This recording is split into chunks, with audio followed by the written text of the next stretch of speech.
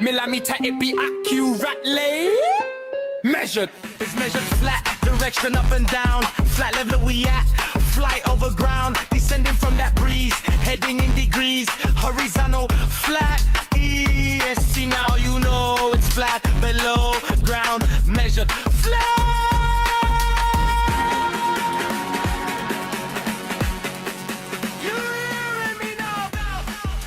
Welcome to Flat Earth Debate, Uncut and After Show. I'm your host, Nathan Oakley, and if you are new to this channel, or you've not done so already, then be sure to subscribe. Hit the bell notification icon and join button if you'd like to become a Nathan Oakley 1980 channel member and keep up to date with the Flat Earth Debate. If you would like to support the channel, there is a super chat that runs alongside each of these shows while they premiere, and there's also a coffee, Patreon, crypto and thanks button in the info box below the video. Speaking of Patrons, I'm going to do a quick shout out to all of you who do support me on Patreon. So, a massive shout of thanks and appreciation to Sven P, Curved Fart, Pablo de la Cruz, Level Plain Poem, Vitaly Z, Colton James, Survive the Spin, Thomas van der Zander, Measured Flat, Tiers Morgan, Mitch Kennedy, Rod, The Name's Burley, JMails24, Unimento, Iron26, Retro Bill, John Kays, Patrick Gunnels, Bob Barker, Mobile Mac 777, Rob W, Del West Watson, Unbelievable Productions, Blue Ridge Ranger, Abraham Mohammed, Skeptic 936, Texas Mike, Chow Young Cat, and Dank. So another massive thank you to all of you for supporting me on Patreon. Links to Patreon are below this video.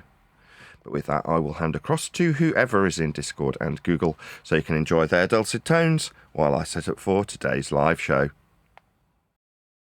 Afternoon. I get my side-by-side camera view sorted out.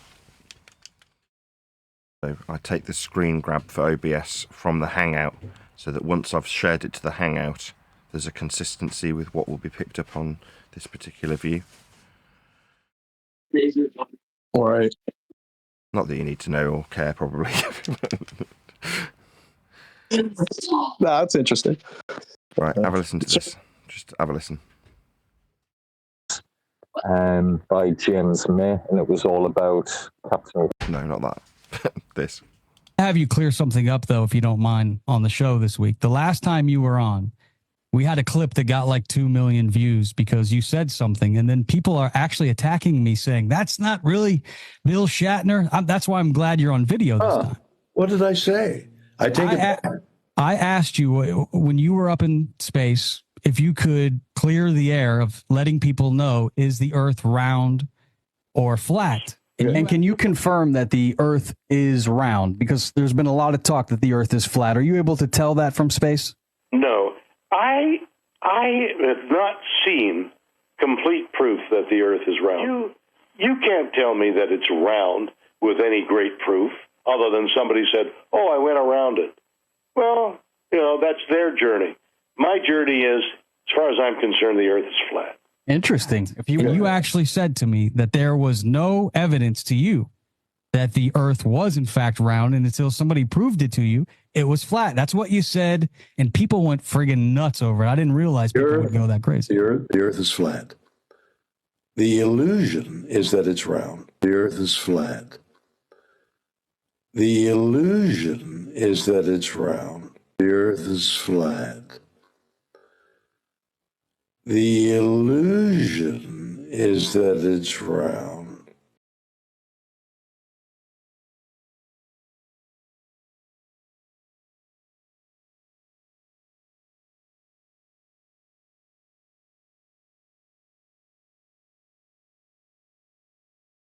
Everybody loves Bill.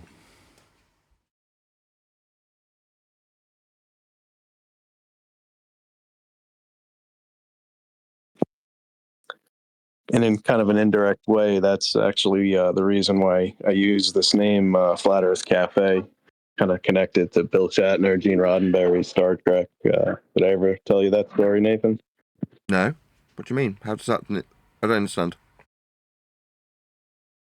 So I told some of the guys here, I think, but what's his name? Gene Roddenberry, the creator of Star Trek, he made a TV show in the 90s for a fledgling channel over here in the States, UPN. Paramount, I think, was the owner.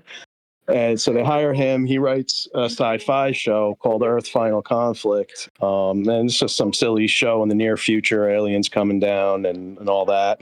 And then you have the Resistance. And the Resistance that fights them meets in the Flat Planet Cafe. That's kind of where they met to plan and strategize and, grassroots and all that.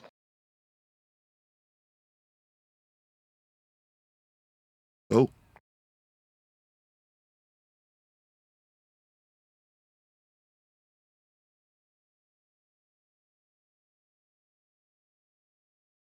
Is that what you grew up with? Are you Gen X, but a bit older than me? No, I think I'm right there with you. 1980, I'm 1977. So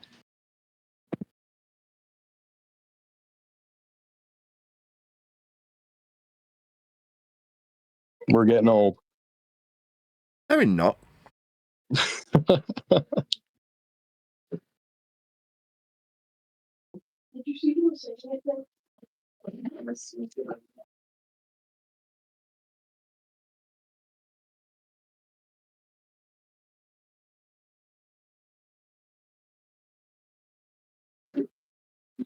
I'll also say it was great work yesterday. Quite the marathon. You did excellent as always. I don't know if it's a good thing or a bad thing, but I forgot to press record on the Uncut and After show. So the live show's going out, but it's not being recorded. So had some disaster befalling the live show. It would have been lost forever. Now, obviously, fortunately, it hasn't been. But there's about 2.5 hours missing from the Uncut and After show. So that show would have been a 10-hour show, but ended up being a 7.5 hour show or something like that. But yeah, there's a good couple of hours that are missing. Is there any way you could get the material from Riggs? No. I'll just explain that again. So now I'm recording the Uncut and After show. Now, just for the sake of it not being an extra intro that it doesn't need, when I start the live show, I temporarily pause the recording. And that effectively removes the live show intro from the Uncut and After show. Yeah? So what used to happen is I'd be in the second channel watching the Uncut and After show, and there'd be 100 people in the chat or watching the show, and let's say 20 people chatting, right? And you get to the point where I do an intro, and if you're not paying attention, it's like, oh, is that the end? Because you've heard it start, you've watched the beginning, you've listened for an hour, and then you hear music playing. And you go, oh, I'm going to... Well, there's 30 seconds of music. No one's explaining. No, this is the intro for the live show. And what used to happen is the audience would tail off. Not much, but enough for me to go, oh, right. So there's 5 to 10 people that have just buggered off because they presume it's the end, because they've had an hour show, and why wouldn't it be the outro? Well, no, there's 3 more hours of show. So to avoid that, I'm like, okay, well, as much as in name only, it's called the Uncut and After show. I do actually cut out the intro, but the way I do it is to pause the recording. Now, when I started yesterday's live show, I went live and forgot to reinitialize the recording, so it continues recording the live show in the Uncut and After show. Yeah? Same applies to the outro of the live show. I'll pause the recording. Sometimes you can hear me go click on the mouse. When I say, if you're watching on an after show, stay tuned, as there will be an after show to follow. What's the words to that effect? As soon as I say that sentence, I pause the recording. So I'm lined up with my mouse on the pause button. I pause the recording, thank people for giving super chats, run the live outro, and then once the outro is finished and I've cut the live stream, I start the recording going again. So it means that when you're watching the Uncut and After show, it actually does have 2 cuts in it. The intro and outro from the live show are removed. Now, because I forgot, it meant that we lost 2 hours of live show. When you come to watch the Uncut and After show, if you remember, there's 2 hours missing. Now, that's kind of all doesn't mean anything at the minute, because it hasn't finished processing. It's such a long, like with any long stream that you upload to YouTube, in this case 7.5 or 7.75 hours, whatever it is, it takes a long time to process. So it's not even available yet. But when it is, Some people watch that and don't watch the live stream. But if that was the case on this particular recording, they just miss 2.5 or whatever hours of material that's only available on the live stream.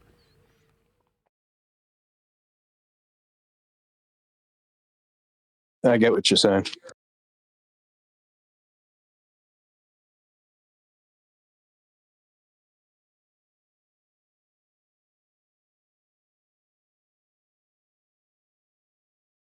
Yeah, so for all that bullshit talk that Riggs gave about putting me in a room where I've got control of the room, half the people in there were able to take themselves off server mute. So how is that me having control of the room? Total bullshit. Yeah, I saw that happening, and I was guessing some of the people that jumped in there. I think that Kashuki guy, for example, I think he might have been one of the mods in there, but I don't know. Well, there's one or two things. Either people have got the ability to override what I'm running as a show when I've been told multiple times by somebody who I'm objecting to. Saying, no, I'd rather remain in the public. But no, we want to put you in a room where you've got a modicum of control because you're running a show that you should be in control of. Lying fucker. Either Riggs has got absolutely no discernment and has picked mods that have decided that they're going to override what I have been offered up as the ability to control a show from a particular room that I've been moved into. Like, so for all this pain in the arse, you just got shit mods that decide, no, the man running the show from this particular room will not have the ability to control the people in the room, as I've demanded he accept. That's what's happened. Demand that you go into a different room that's not the public open bit so that you can run a show from there, because obviously you need to have the mute button available to you. Okay, so without wanting to be, I get moved into this room. I'm like, okay, well, I'm done talking to you. You won't shut your fucking mouth. I'll put you on mute. Oh, they'll just turn themselves off mute, or someone else turns them off for me. You're like, well, that's not me being in control of a room, you lying bastard. Now, I don't give a tiniest of shits why Riggs is a retard, or has bad discernment, or is lying to me. I just don't care. When that happened, I'm like, why go to all the effort of telling me that you want to put me in a particular space that offers me the ability to control that space according to him, when that's nothing like the actual situation? Is it just that he's intentionally bullshitting me? At which point I don't trust Riggs anymore. Like, and if he's like, oh, no, it was just one of my mods who doesn't know how to do this, that, and the other, or has decided that because they're a baller, they're going to unmute the people in your show that I've specifically assigned a space for you to be in to run a show with, they've decided that they're going to unmute when you mute. You're like, okay, so you've picked this mod, right? It's your server. You're responsible for that wanker. It's like when shit rolls uphill in a company. You want to say that, oh, well, this employee I employed did that, therefore it's not my responsibility as his manager. Like, you're supposed to be managing these people. It's your space. So for all my objecting, going, I don't want to be moved into a different room so that somebody can come along and go, oh, well, you mute people. Like, okay, if you're going to demand that I'm going to be in that space and move me whether I like it or not, and then I get there and it's just a total facade, total bullshit. You're like, I just don't fucking trust you anymore, Riggs. You seem like a scumbag, or you're a moron, or you're dumb as shit. Like, which one is it? Were you lying to me about me having a modicum of control in a room you insisted on being in? Have you just poor crap moderation team into an effect in this space? If so, that's your incompetence.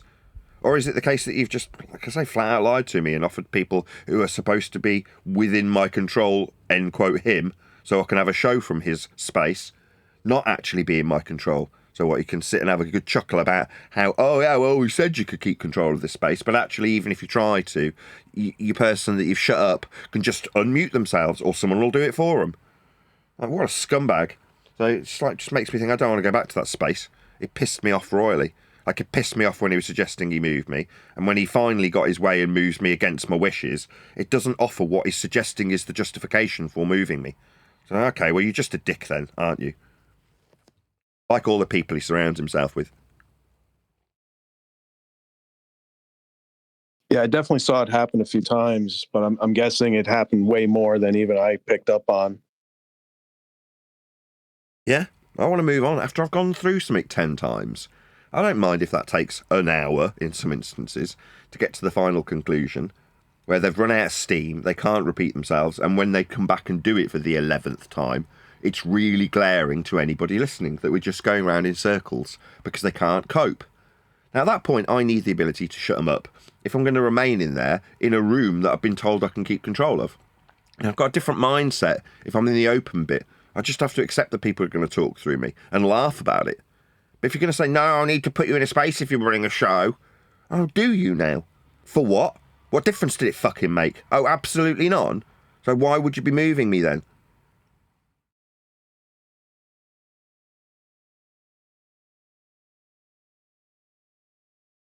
All just scummy behaviour and tactics is my point, right? It's not, we need you in this space because it will be fair to you, or we need you in this space because it will be fair to us. In reality, it's we need to screw every advantage possible at every opportunity and have the ability to blame you for that advantage that we've needed to take. That's what that strikes me as. Okay? So at some point someone's going to come along and say, oh, Nathan's got a mute button, when he's been specifically told he must be moved to a room that offers him that ability. But in reality, that ability doesn't exist. If you do take advantage of something you've been demanded to be in charge of, when I'm like, no, I'm not in charge, I haven't got control, I accept that, and I will work with that to make a point. No, if you're going to call out super chats, you've got to be in this room. You've got to have this control. You've got to be in this particular space where we run shows from, so you can run your show and have your super chats. Okay. I see. Lies then.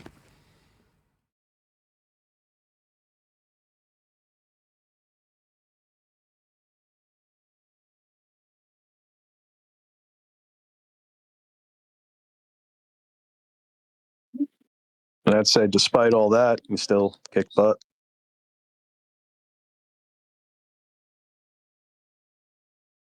I'd just rather people were straight with me. You know, if you're saying go in this room so that you can control the room, like, okay, I don't mind taking ownership of that.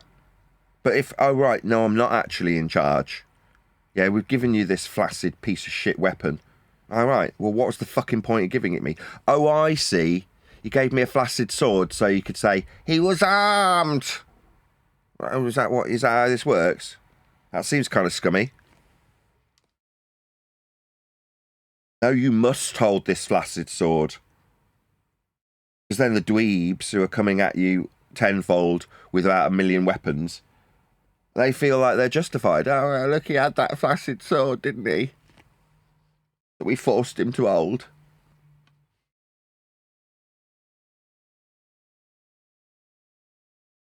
I was surprised at how effective calling them cucks was.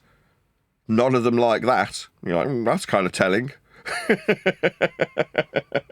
I found it amusing, but I had to contain my amusement about it because I'm like, this is a very effective tool. Oh, right. So when it's described as you having other men fuck for you, suddenly they all recoil and actually start having a little bit of subservience about them. They even tried to use it, but they said cooks. Oh my God. It's not cooks. Cooks. Cucks. C-U-C-K. Yeah, they said cooks. There's plenty of him in there that knew exactly what I was saying. But that's why I kept doing it. It's like, this is becoming a very effective tool immediately. And it's telling. It tells me the type of mindset of a man or a group of men, because they're all very similar. It was similarly effective on all of them. And then, shock and awe, it even worked on the woman that was there. She suddenly started to shut her mouth for the exact same reason when that was used on her. I didn't use the terminology of being cucked for when I used it on her, but I did the exact same thing to her. Like, do you want to involve yourself with a conversation with me, or have you got a chat skank through me beating the men? She soon shut up after a little giggle. And I thought, oh, so this tool works on you too then?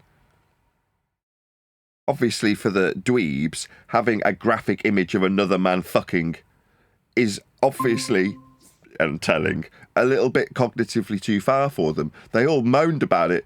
Like, my God, you're so dumb that you don't realise by protesting about it, I know exactly how effective this tool is.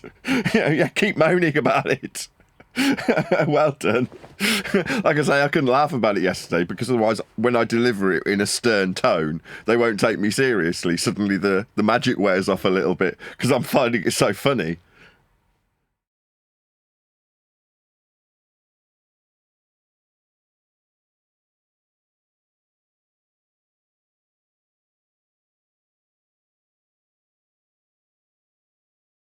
Because it seems to certain things with dweebs that trigger a, is it primeval, like almost like an ancient way of being, and the recoil of seeing a more dominant man doing something that they can't it leaves them in terror.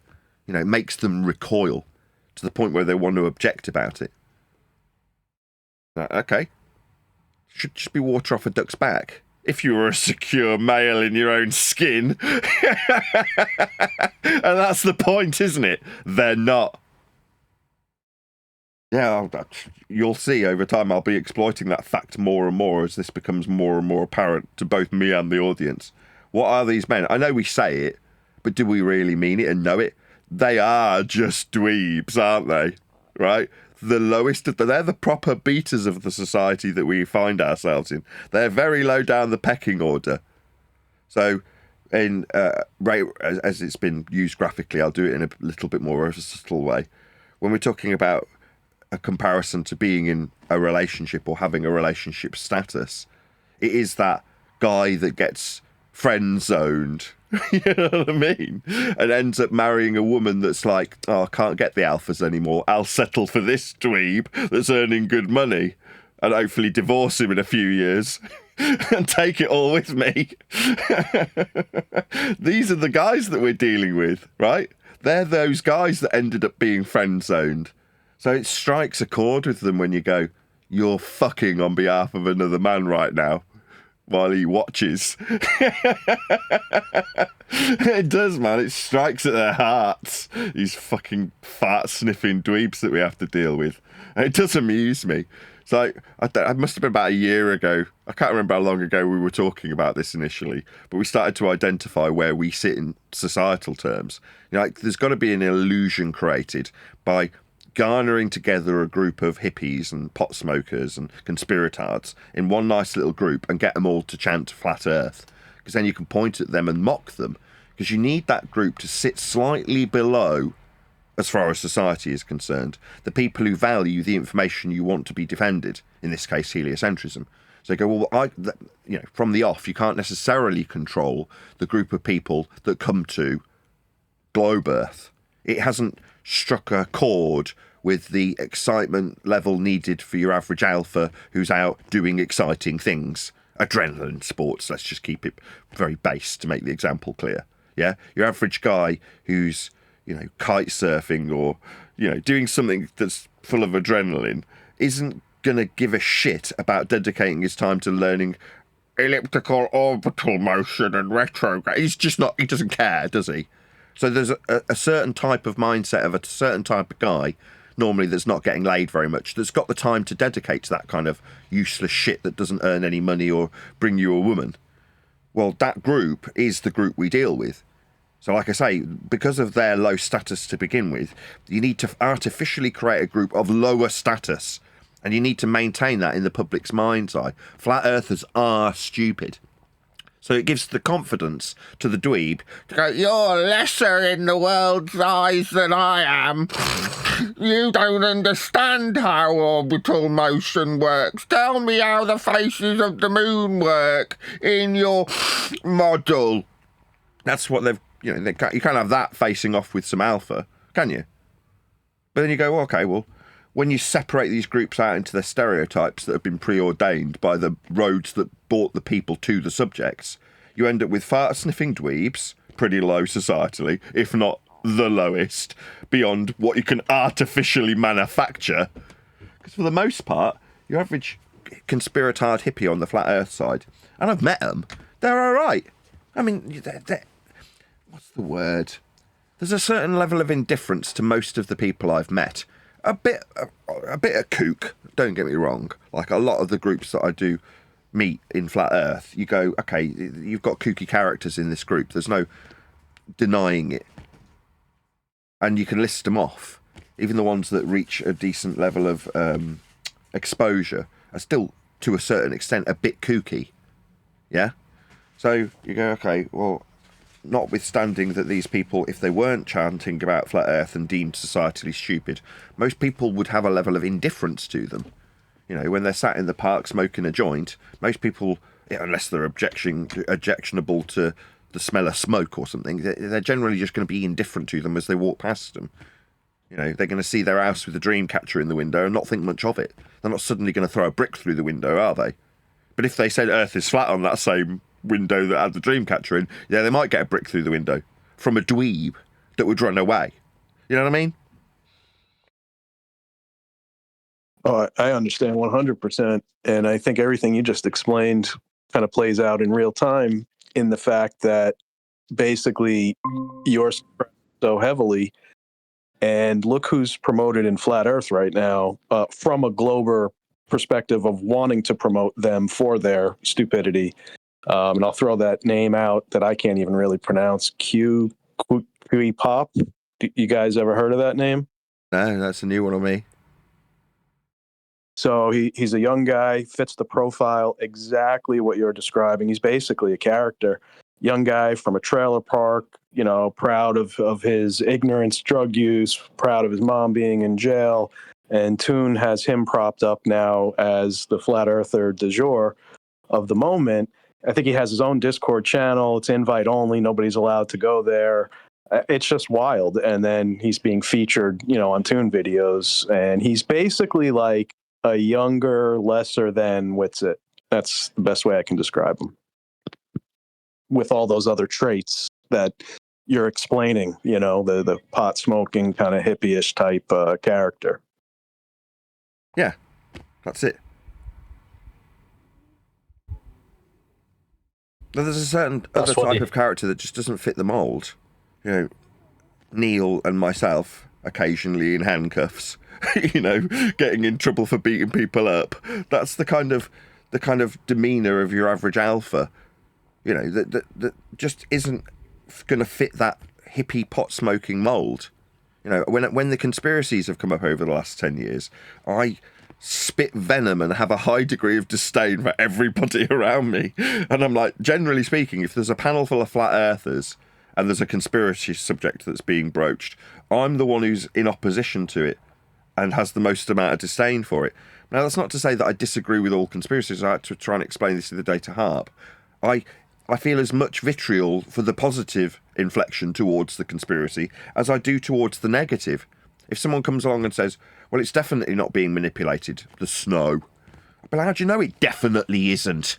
That's annoying, you know, giving it in this absolute terminology. Craig was talking about the other day, there's a certain level of absolutism that's offered when you come to these conspiracy subjects.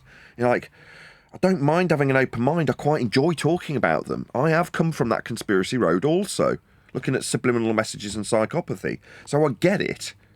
But there's some things that you can demonstrate in absolute terms. So for the conspiracy of subliminal messages, there was this like advertising handbook, and it just laid out very specific details with examples.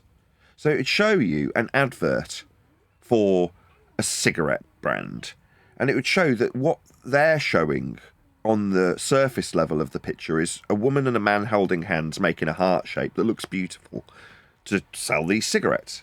And you go, but if you look at how she's holding the cigarette, it looks like she's about to poke it in his eye from the perspective this is painted from. It looks like she's got his knee in his bollocks. Like she's causing him pain. He looks like he's slightly doubled over. Yeah? You know, there's things in the image that it's only when you sort of step back from them that you see them. And then you realise that the way his elbow's painted to create that effect is odd. And it's only odd so it achieves that effect. Right? There's a load of Coke examples they use in the same handbook.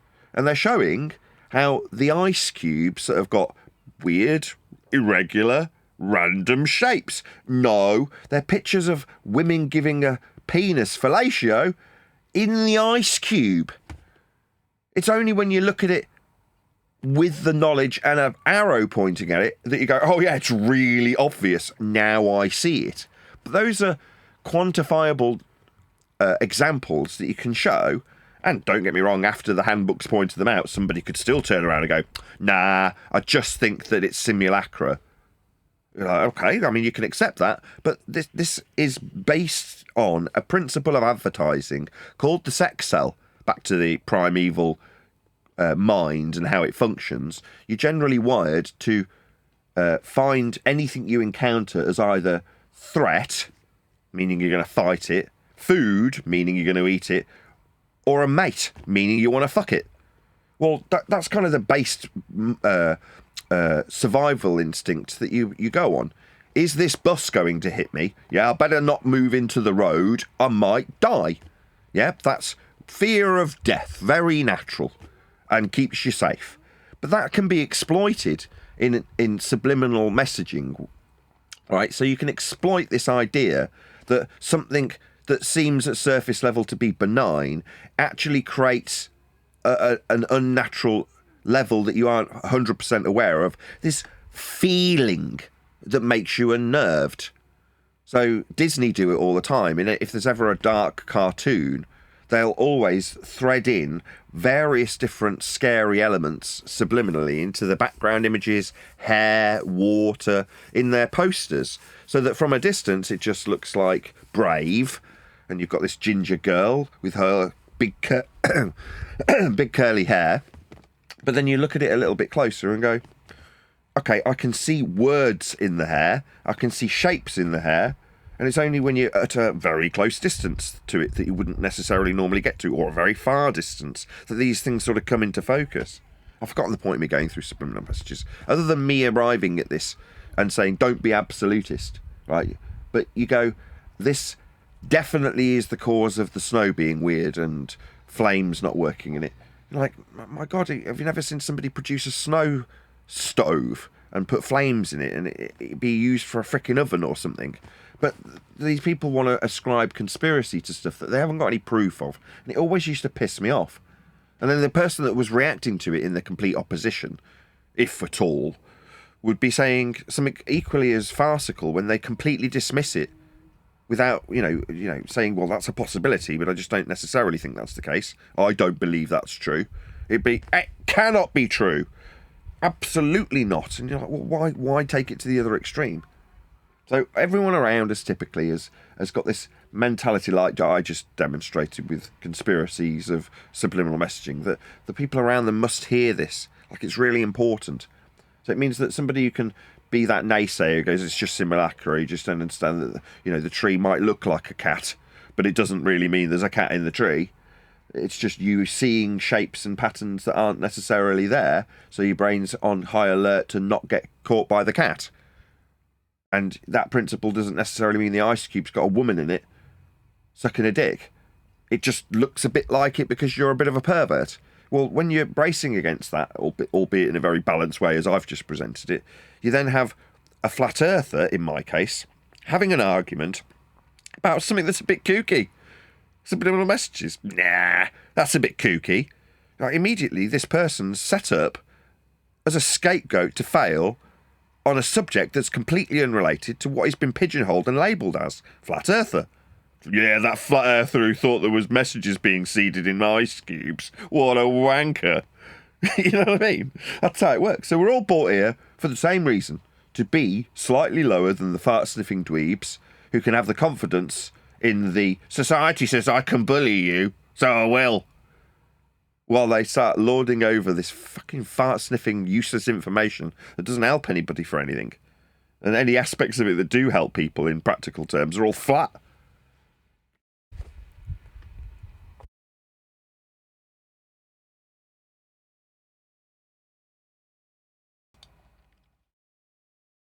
Hello. Hello.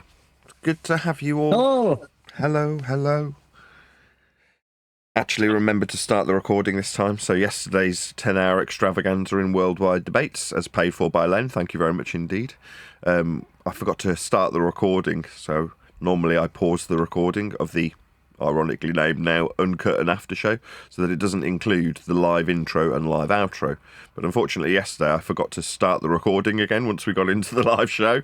So if you're watching the 7.5 hour Uncut and After Show It's actually all unique material for yesterday's show, which is 2569, today's show being 2570.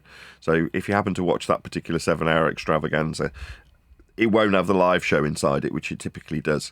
So if you're wondering why that is, it's just I forgot to press record when the live show went live. So that makes the live show a little bit more valuable. That is to say, it's completely unique material. It doesn't exist on the Uncut and After show as it would normally. So that won't be the case with today's show. It's just me going straight from the outro into this, if you're watching the recording, but without the outro or intro. Anyway, that aside, I've got a video clip that I want to play that will hopefully generate a bit of discussion. Let's just see how warmed up everybody in Discord is before I do. How are you all doing, Discord? I'm hoping to get some reactions from you. Hello. Good. Hello, Nathan. Jolly good. So, Pretty good, Nathan. excellent, because we're going to be covering a video that I got sent by Len, who sponsored yesterday's appearance in Worldwide Debates. But this was in Master B, and I saw it, and kind of always... I've always had a gut feeling that this would be something that would happen with Will Shatner. So, yeah, I'll just play it and you guys can react to it as you feel appropriate. He's 95. Yeah, I would say he looks all right for 95. Looks pretty good, actually. Yeah. I mean, both of my grandparents on my mother's side made it past 100, and they did not look that good. You know, even 5 years before they hit 100, they didn't look as good as Bill Shatner does in this particular interview. Anyway, this is... William Shatner confirming something that he'd been previously held to task on in an interview. So he's been brought back, and this is what he's got to say to confirm or deny that which caused a ruckus the last time he was speaking to this interviewer. You clear something up, though, if you don't mind, on the show this week. The last time you were on, we had a clip that got like 2 million views because you said something, and then people are actually attacking me saying, that's not really Bill Shatner. That's why I'm glad you're on video this time. What did I say? I take it back. I asked you when you were up in space if you could clear the air of letting people know, is the Earth round or flat? And can you confirm that the Earth is round? Because there's been a lot of talk that the Earth is flat. Are you able to tell that from space?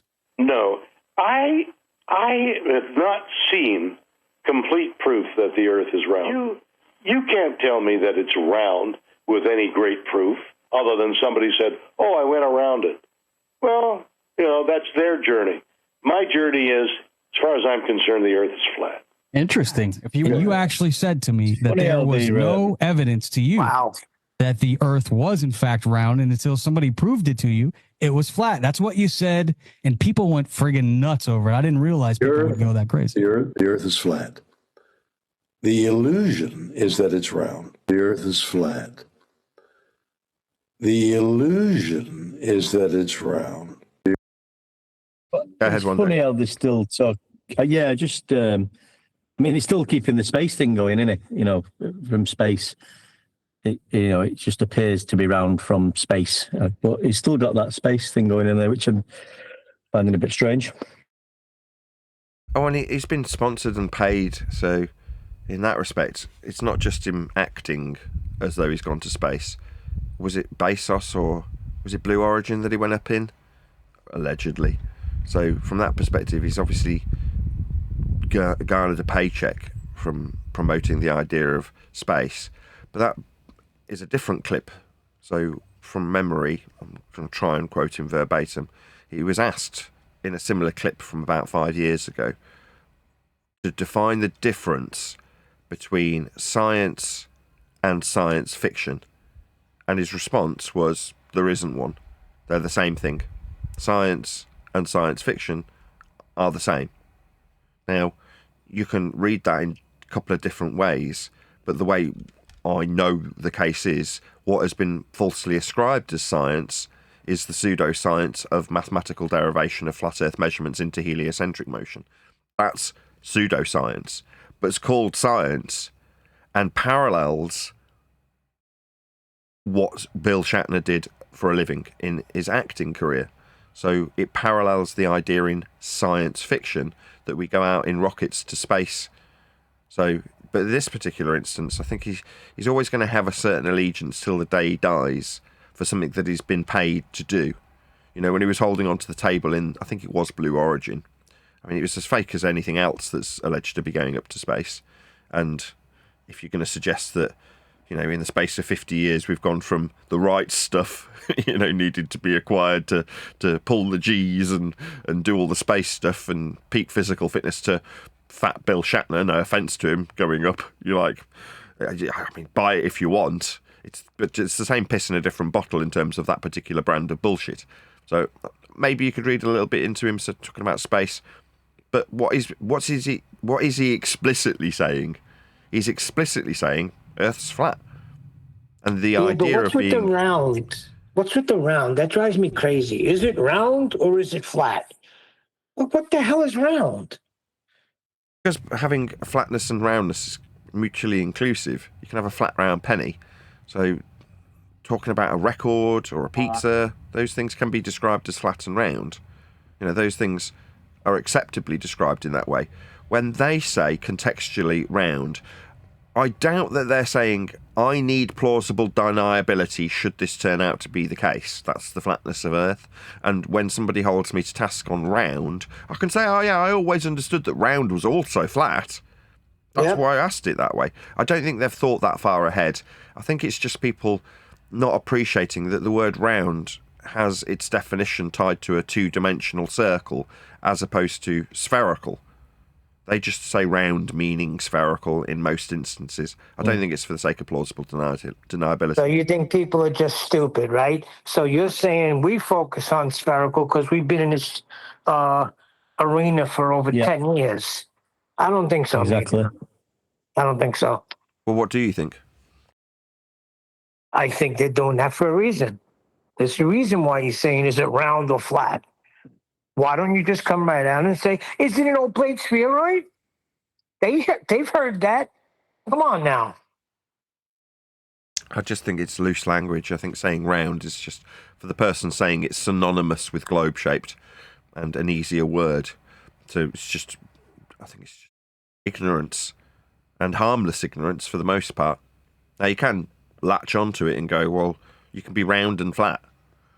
You can, but then unless you're prepared to somehow take ownership of the suggestion that Earth has a roundness to it, beyond the conventions that you derive either areas of equal elevation or flat Earth angle acquisition of flat distance for, who cares? You're not going to tell me that the outside edge of, say, the equator is, as a convention used by ballers, suddenly inferring an actual circle.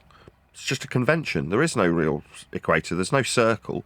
Like when you make an angle to a star for celestial navigation. The fact that on a map you can draw a circle, most of the time you don't even do that. You draw a little section of the circle. So if this is you, and you're measuring the star's ground position so you can get a triangle, and then you're minusing from 90 the angle that you've measured, this angle, and timesing that by 60 to get the distance to the ground position of the star, what you'll then do on a map is draw what's called a circle of equal elevation. But that's not generally what you do. You just draw a little section of it called a line of position, so that you can have intersect points for a different star over here that you're going to do the same process with. You're going to measure the angle, minus the angle from the 90 degrees, and then times that by 60 to get the ground position in nautical miles to the ground position of this star, so that you can draw a circle of equal elevation around this star.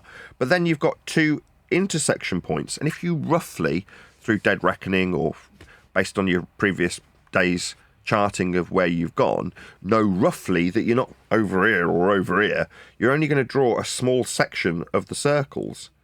Now there might be two intersect points for those lines of position if you really are very lost, meaning that you're going to need a third star over here, where you again minus from 90 the angle that you're measuring to the star with its ground position at 90 to you, timesing that by 60 to give you the distance to this star.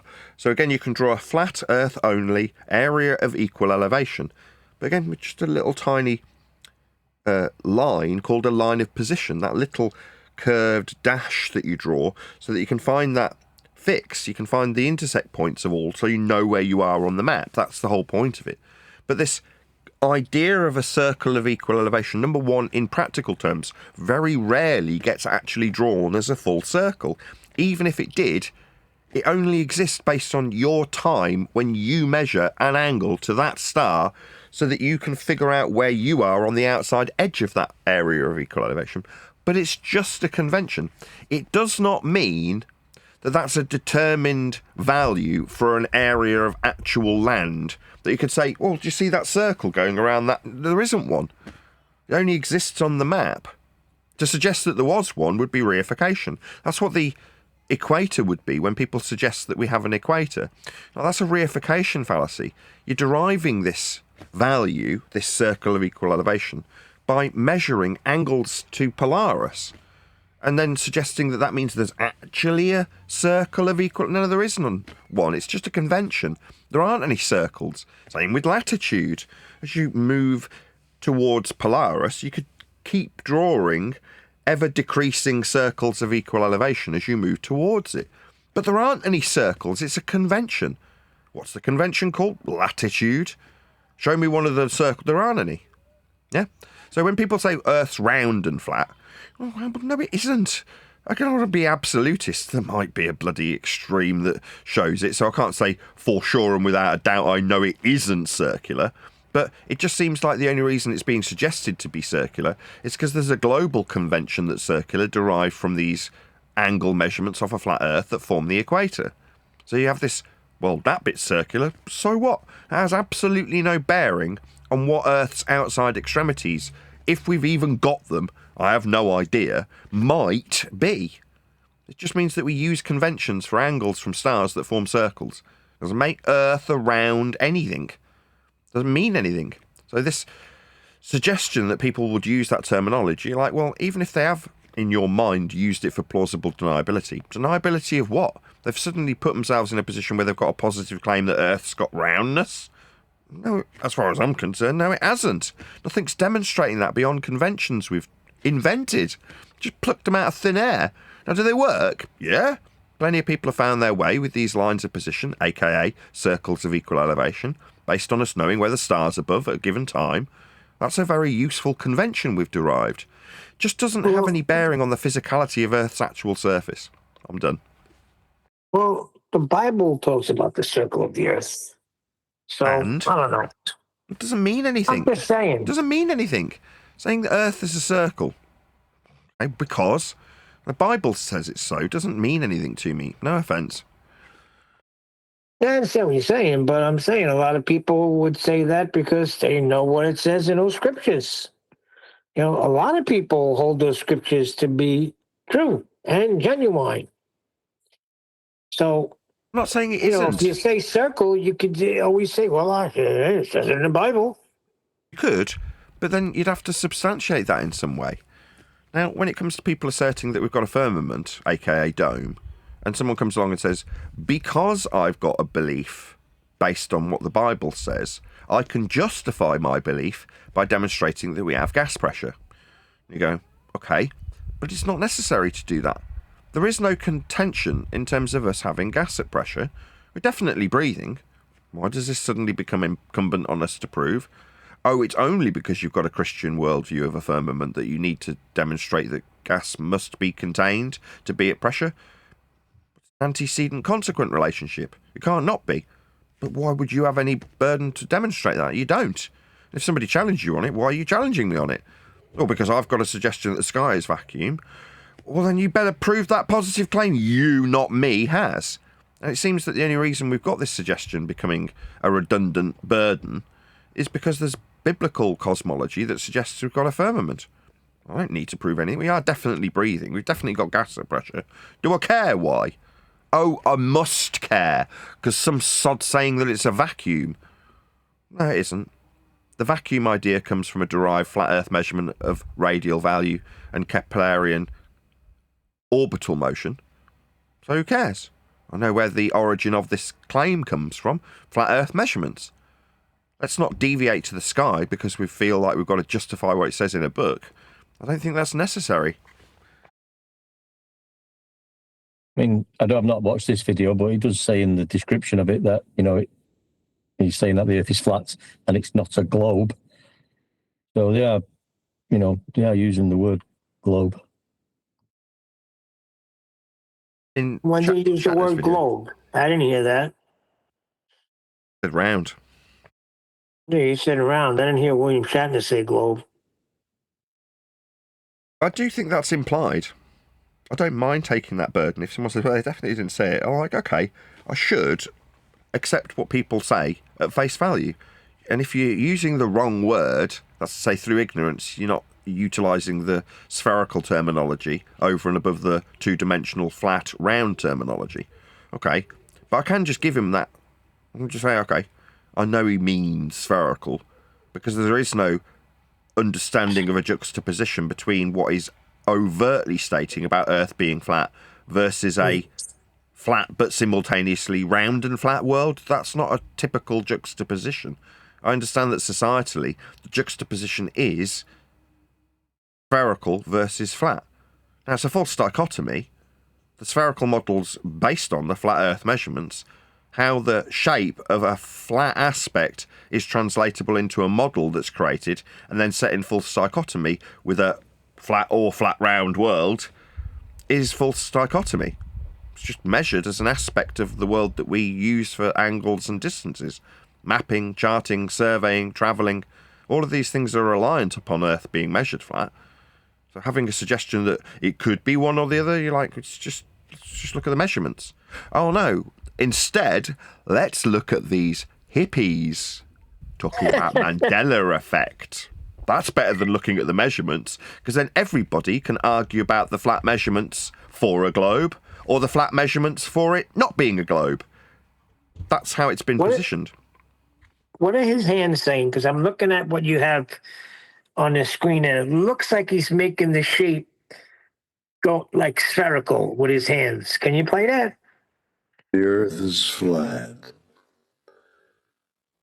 The illusion is that it's round. So he's making the motion as spherical. Exactly. He's saying round, but he's doing it in a vertical orientation for round. So even if you say, well, he's drawing a flat, round circle, because he's done it in the vertical orientation, I can take that as read as a juxtaposition between flatness, regardless of shape, that's an aspect, and the spherical inference we've all been indoctrinated with in our free state-based education. So I can just take that as read. Same goes for the interview. Are we not sort of... Said. No, it's okay, go ahead. I'm just saying, it's what we're doing now is really similar to what we're saying is that when we say we shouldn't be debunking the globe and going forward on the front foot. I mean, he is saying that the Earth is flat. So that's what we should be concentrating on, really. Yeah, I mean, in Bill Shatner's description, he's saying the illusion's a ball, and he's absolutely correct. The world is flat. That's how it's measured. So it's not necessarily incumbent on Bill to offer his perception, but he is being asked, so you can't really knock the guy for it. And if he's saying, well, as far as I'm concerned, it's flat, and if the truth is that he has done the things he's alleged when he goes up to quote-unquote space, as Bezos has sent him there, then you go, okay, if you're going to offer your opinion based on you having viewed the world from a great altitude, if I ignore that altitude is perpendicular to sea level, then we can ignore that flat measurement that unequivocally confirms Earth's flat and ask for your opinion on the matter. And then we can set in juxtaposition between flat aspects and spherical derivations of flat measurements, called the globe model, we'll say is round, meaning spherical, like they're in opposition to one another. Or that we need Bill's opinion on the matter. Like, what are you basing this opinion on? I went up. Up is perpendicular to a plane. That's the end of the discussion, though, isn't it? Yeah, great point. Yeah, skipping past the main measurement again. Yep. When did this happen anyway? I always forget they did that height above surface level thing with Shatner. When was that? This particular interview is quite recent, but when what you're talking about him being sent up by Jeff Bezos? Yeah, that was a couple of years ago. Yeah, that was a couple of years ago. And what was his height above, sir? What did they get to as far as the height above surface level? Doesn't matter what his height was. I forgot what it was, though. I could look it up. I remember using it. Hold on. Give me a second. I'll find it. But you just like the fact that I'm drawing that specifically and explicitly to the audience's attention, that if you're going to describe altitude to go up in a rocket, that you need a flat plane of reference to describe the altitude with. Absolutely. Yeah, you do. But that's true for every single flat measurement of Earth ever. All of them are flat measurements. There aren't any exception. If you measure Earth, it will be flat. There is no exception to that fact. So in practical terms, this is why, I've discussed this in the pre-show, but I'll summarise it now. You've got the people who are generally the beaters of the world, that have got very little of life, not very much going on, therefore have the time to invest in something that doesn't have any real value. That's heliocentrism. It doesn't offer them any credit or clout or money or love. It doesn't give them any of those things. It's just dweeby, fart-sniffing information, right? Well, those people, the beaters and gammers and dickheads of this world, invest in this information that requires flat Earth prerequisite measurements. Now, if you're going to, like with Bill and his flat versus round, in quotes, meaning spherical, going to set these two things in a false dichotomy, you need the people who are measuring Earth flat to create a global model and believe in them being in it for it to work, heliocentric. Then that idea needs somebody to be engineered below them in status. So you have fart-sniffing hippies and dweebs of the pot-smoking variety that offer up conspiracies about subliminal messages, Mandela effect, 9/11, Sandy Hook, all of the conspiracies under the sun. Free energy, snow not being snow, whatever it may be, geoengineering, doesn't matter, directed energy weapons, whatever it is that they've come to the subject with, that they find of high degrees of importance to talk to people about, whilst calling themselves flat earthers, because they've gained a really base knowledge of that particular subject.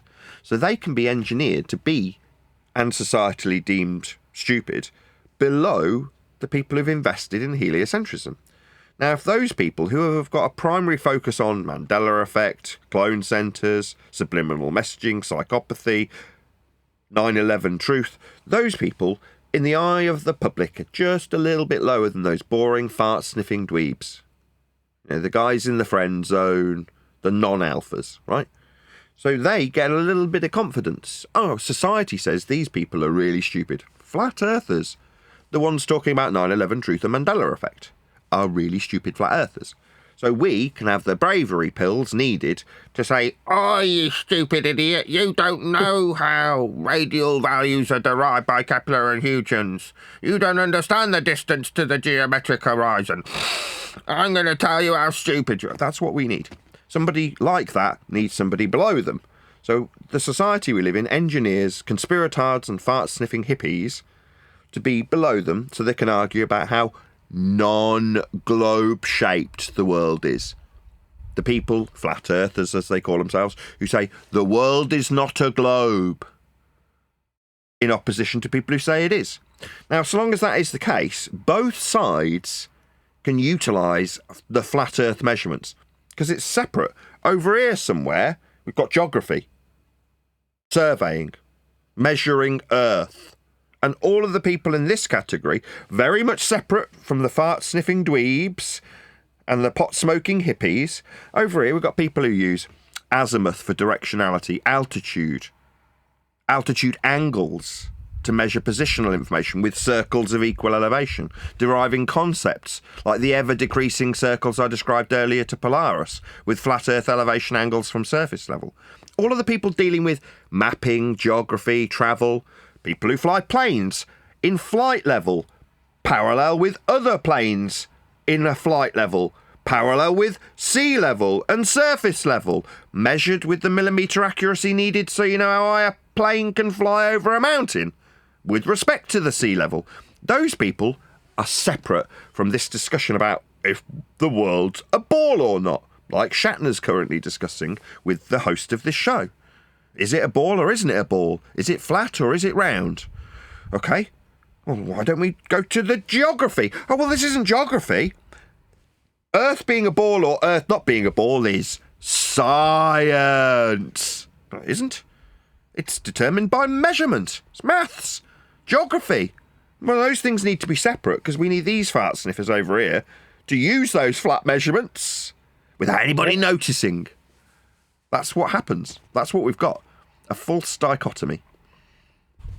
I have the flight. It says his historic journey aboard the Blue Origin New Shepard capsule blasted off from the West Texas desert, taking him just past the internationally recognized edge of space, known as the Common Line. During the 10-minute and 17-second flight, he experienced roughly 3 minutes of weightlessness and became the oldest person to ever travel to space at the age of 90. So we're far off. We did a couple of years ago. Anyway, it was 351,000 feet. That's how high he traveled. It's off sea level. 66.5 miles. Off sea level. Oh, dear. That's correct. That's a measurement. Thanks, Neil. Yeah, so there's a prerequisite in place to describe this. Yeah, if you're going to so suggest credence to his testimony. Like, his testimony is based on how high he went. If we're to believe he went that high, then he went a measurement off a flat Earth. That's it. It's the end of the discussion. There's no other measurements of altitude. Some people think if you just can go higher, you're going to see the ball, Nathan. You didn't go high enough. If you doubled that, then you would see the spherical orb hanging in space. Yeah, but that's because the Bible says nonsense. God hangs the earth on nothing. To suggest that if I go even further perpendicular to a plane, the plane stops being... It's just utterly stupid, isn't it? You're just not understanding, Nathan. I understand altitude. It's perpendicular to a plane measured from sea level. That's it. End of discussion. Oh, well, if I can just go a bit higher perpendicular to a plane measured from sea level, then I'm definitely going to see a ball. What, you're going to violate the base principle that you measured this value with? No, definitely not. Now, you can do that in heliocentric motion, but the ballers, the thickos that we have to encounter on a daily basis, don't understand that to be heliocentric requires you be in a ball. That's what heliocentrism is. What does that mean? Helios is the sun. Centric means at a centre point. So in more figurative terms, the model, the mathematical derivation from flat Earth measurements of heliocentrism means the sun at the centre.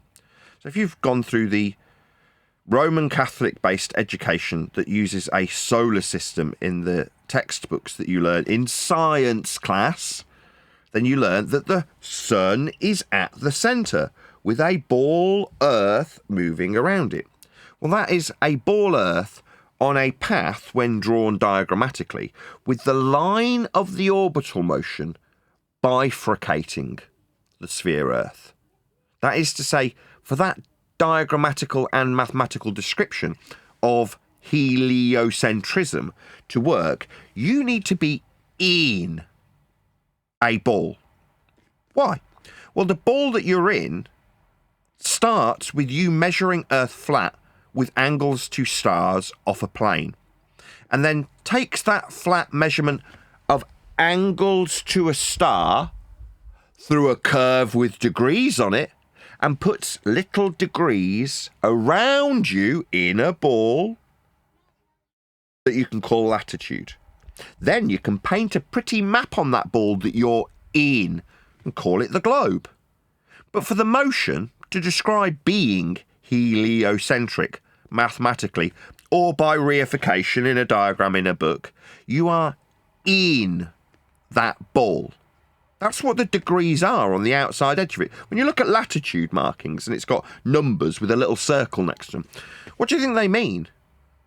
They mean that you've measured Earth from the equatorial plane in this convention and drawn the angles to the star from a central point, North Pole, around you as a glorified protractor. That is the ball that is put in motion with you inside it around the sun. Now, you're not inside a ball. And to be mathematically inside a ball requires you measure these points on the outside edge of a protractor from within a ball to give you these lines called latitude that are actually, in reality, as I described earlier, circles of equal elevation. There's Polaris getting closer to the horizon as you back away from it, and you measure angles to it. Well, if you imagine that from a convention that puts the zenith of Polaris as the centre point, then you can imagine those points on the outside of a protractor forming a curve of the frickin' Earth you think you're in. Well, that's how it works. You're never on a ball. You can't be on a ball. That's not how this 500-year-old Copernicus-derived mathematics, extended in Keplerian elliptical motion, scaled by Huygens, works. So if you want to think it works, you've got to think you're in a ball.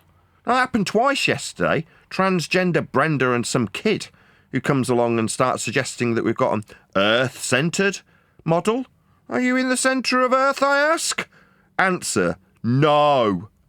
All right, so you understand that we're not inside this then, when you describe yourself at a centre point with a glorified protractor with a map painted on it that you did think you were on, but now you must be in for this to function. That's how it works. Heliocentrism is an extension of flat Earth prerequisite measurements. That's all it is. So close. You don't have to be in it. We have the circumference of the Earth. We could figure it out through mathematics how we could get to that center and start measuring out from the center. We don't have to be in it, Nathan. Hypothetically, we're in it. That's hypothetically being in it. Doesn't matter how you try and dodge this if you're a baller. No, I can suggest that I've got a tangential plane that we measure so we can hold axiomatic principles of perpendicularity and zenith to be true with respect to a plane that we're measuring. But I can assume there's a dangling dingleberry below the plane. And when I need to put that into orbital motion, I can transpose the plane inside the ball. So I can imagine myself being inside it. We're not inside it, though. And if we're measuring from a plane that you assume is tangential to a ball you're not measuring, we're just measuring from a plane. You can call it a tangential plane, but you'll need to justify the tangential ball that you're not measuring below the plane that we are measuring, because we measure Earth as a plane. Now, when you make that begging the question assumption that there's a plane we're measuring, but it's got a ball dangling below that we're not measuring, well, where did we get that from? Well, from the exact same extrapolation of flat Earth measurements of radial values based on areas of equal elevation that draw out the curve around you when you're in a ball. But we're never in a ball.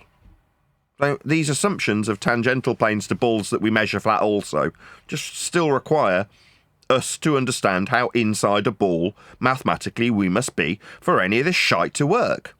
The reality being the only measurements that conjure this mathematics are flat Earth measurements. Like I said at the beginning, all measurements of Earth are flat and can only be flat. That's how Earth is measured. Over here in mathematics and geography. Not over here in assumptions of balls already existing where hippies say we're not on them and fart-sniffing dweebs say we are. Those people can use flat Earth measurements like distance, elevation angle, radial values, miles, altitudes, eye levels, parallels, perpendicularities. They can use all of these flat Earth prerequisites whilst arguing we are on a ball, what with the flat Earth prerequisites that we measured. Oh, we just ignore those. Or not on a ball, while we understand how flat Earth was measured to create the ball, but we ignore it also. They're completely devoid of the geography of Earth's actual flat measurements. Those are always going to be flat. Yeah, they didn't even know what geometry meant. They had no clue that it means the measurement of Earth. No, they didn't know. This is yesterday when we were in worldwide debates, in case anybody doesn't know what Neil's talking about. And another thing you said, it's true. I don't think people realize when you say heliocentrist or heliocentrism, if you're a believer of heliocentrism, then we're moving right around the sun right now. I mean, think about that for a second. Well, from within a ball.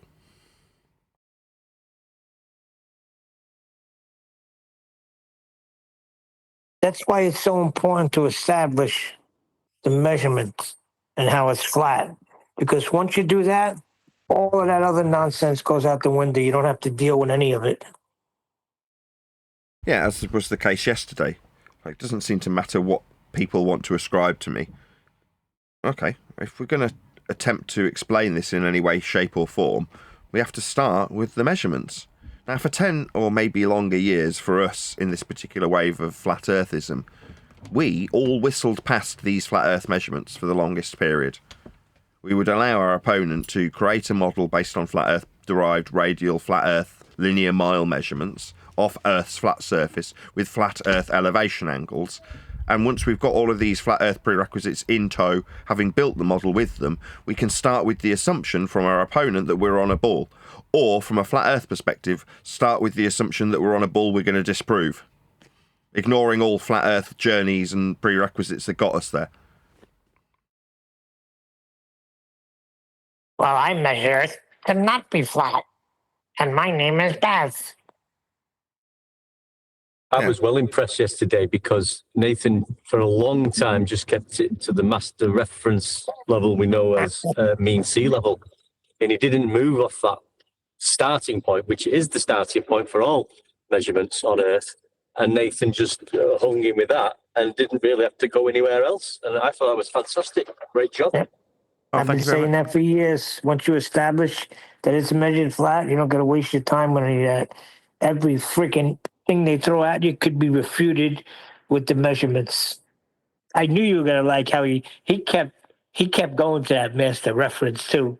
I said, man, one deck's probably cheering right now. I mean, that is, again, back to geography. If you were taught about how sea level is measured in school, you wouldn't have been taught it in the science class, and you certainly wouldn't have been taught it in anything other than a geography class. That's how we get taught how things like sea level are surveyed. When you describe, I don't know, water cycles, and they give you altitudes for the gas dispersing into the available volume, and then condensing and coming back down as rain, all of those diagrammatical examples with isolated altitude ascribed to gases are all flat earth prerequisites by design. When we show how a survey is done for Earth's surface, it's shown as a flat earth linear distance on a flat planar Cartesian grid. That's how Earth is measured. If you're ever looking at anything to do with flights and their parallel flight levels and the topographical surveyed land that they need to fly over so they don't smash into mountains, are all demonstrated in the textbooks in a geography class as a flat planar surface. Now, that's not to say that they won't just show you a little bit of land, a little bit of ocean, and a plane flying with a descent path that in scaled terminology might only be a couple of 100 miles. But it doesn't alter that in that limited area that they're showing a demonstration of Earth being measured, they're not referencing it to the giant scales that they've extracted from flat Earth measurements to create a convention that you could be inside of moving around the sun. They just show you the couple of 100 miles flat. And in a geography class, there's no cognitive dissonance to face. Just, we understand the plane has a distance to travel. It's flat. Or we'll measure a star's angle off the ground. Flat. Or we'll derive a radial value. Flat. Or we'll give an altitude perpendicular to flat. Or we'll measure the flatness for the overall reference, sea level. Flat. All of those things that you're taught in geography class for surveying and for the world that you inhabit are all unabashedly taught to you flat. Just separate from science, where you're on a ball. And in that class, they don't tell you where they got their ball from. You start with being on a ball. And so did we for 10 years. Listen to this, Nathan. We got one here. Not in it, not on it. Where are we? The measurements of flat Earth is always inside the ball on the pictures. ? Should we forget this now? ? I leaned into it yesterday. So when someone was asking me how to explain the phases of the moon, I took that particular individual to the necessity to measure Earth flat for their radial value, for their model. Now, that particular person then said, well, okay, I accept that we measure Earth flat. I'm like, okay, well, that's the end of the discussion then. Well, how do you explain it? I don't need to. You've conceded that we must measure Earth flat to do this. Now, at that later stage, let's call it half an hour later, the same question comes up. And I lean into heliocentrism. And I go, well, the way I would explain it is by deriving a protractor around my position. Let's call it a globe. I measure Earth flat with these prerequisites. I create this mathematical convention, and that's how I explain the motion of the moon. So I'll use my flat plane that I measured in a mathematical convention. I just happen to call it the same thing you call it when I appeal to our flat Earth is measured to create elliptical motion that you think you're on, and I'll say we're more accurately in. Obviously, we're not inside a protractor. And obviously, we're describing conventions of star angle from our position of a flat plane. But I can, like Kepler and Huygens, extrapolate out a sphere to be in to offer a semblance of explanation for anything that is suggested in the heliocentric model and take ownership as a flat plane derivative. So long as I start by explaining heliocentrism from its origin measurements of a flat Earth, what are they going to do? Tell me no? No, I don't like it when you use heliocentrism to explain these things, but explain explicitly that we need a flat Earth for it to exist. That really annoys them, because then I'm using their model as a hostile witness. Yeah. Because it's based on flat Earth measurements. Then what are they going to do? No, I don't like heliocentrism when you use it with flat Earth prerequisites. Well, that's the foundations for heliocentrism. You can't get away from it. You need it flat too.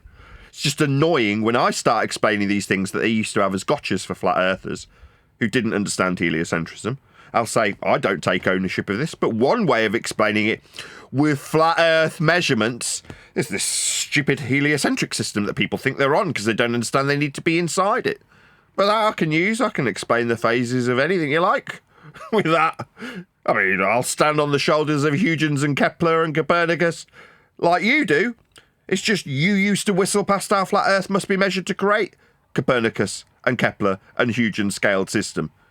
I know how flat it was to create it, and I'm going to point it out every time I'm charged with using it.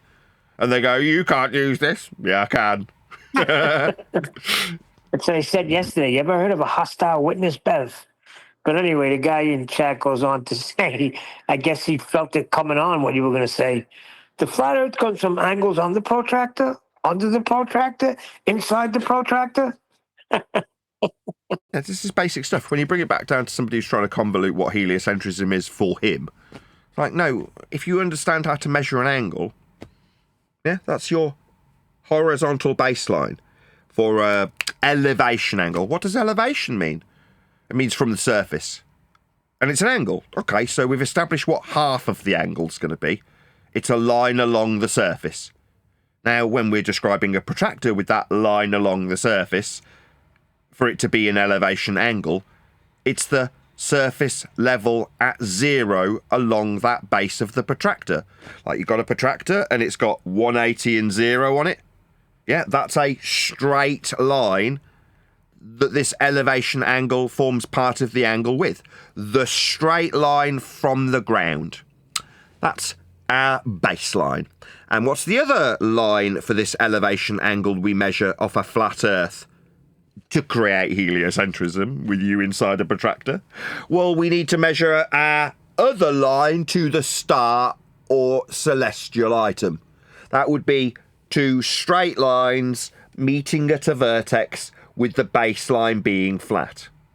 Now, after this very basic principle of measuring a frickin' angle off a flat Earth, you can convolute it and go, where's the flat Earth? Is it in the protractor? No, the protractor's the extraction you dickheads need to create a ball with, from the very simple acquisition of an angle from a flat plane.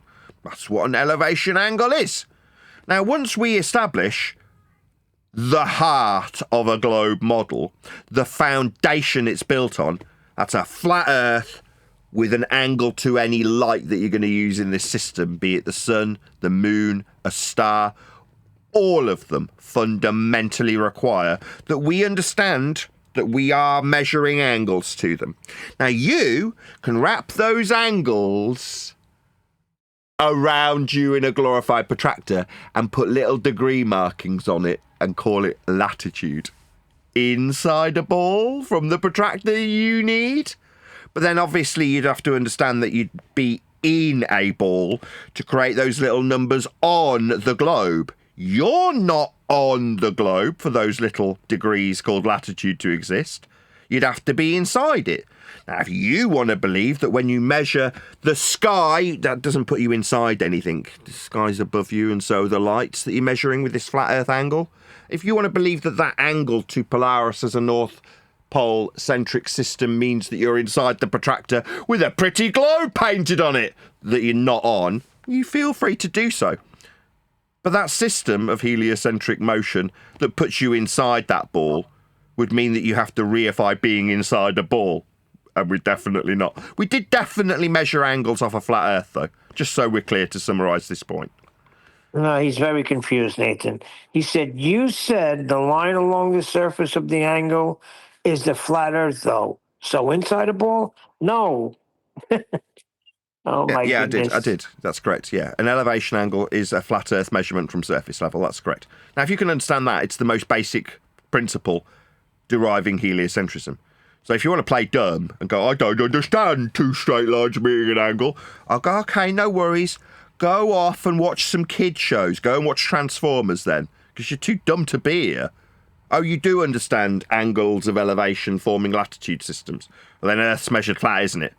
Oh, I don't understand. Am I in a ball? Go and watch Transformers. Yeah. So when we see somebody like this, knows exactly what's going on and just playing games. Yeah, like I say, if you're going to play dumb, no worries. It doesn't make any difference to how Earth's measured. Again, another point that comes off the back of that exact discussion with you and the chats gang is that this is inconsequential. It's not incumbent on you to understand this. You know, how degrees of latitude are marked on a glorified protractor you call the globe will not change based on your comprehension level. How flat an elevation angle is measured from surface level to form part of the angle won't change if you understand it. Same goes for me. Me having the ability to concisely summarise these facts won't change what an elevation angle is or how flat Earth can only be measured. Go and have a look at a geography class. Go and look at anything that's ever describing Earth measurement. If it's got a measurement that's actually being measured, not an extraction or an extrapolation or a calculation or logic, none of those things. Actual Earth measurements are always flat. I don't have any influence over it.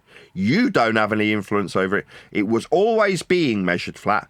It will be measured flat today when somebody raises in a perpendicular altitude from sea level to fly over a mountain in an aeroplane at flight level, instructed by ground control, based on the measurements of a flat plane we call sea level, with an average we've measured called mean sea level, to give them the altitude perpendicular to a plane for the mountain, for the flight level to have a purpose that's useful in not killing people when they fly over it.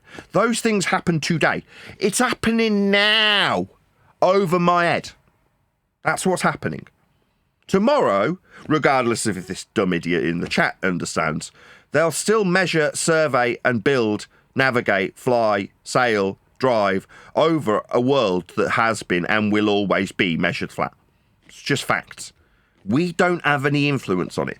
We were put into an arena where it was suggested that the fart-sniffing hippies versus the pot-smoking dweebs have an influence, and the fart-sniffing dweebs need to stop the pot-smoking hippies from gaining a consensus, because their globe consensus has given them the misapprehension that we live in a consensus reality.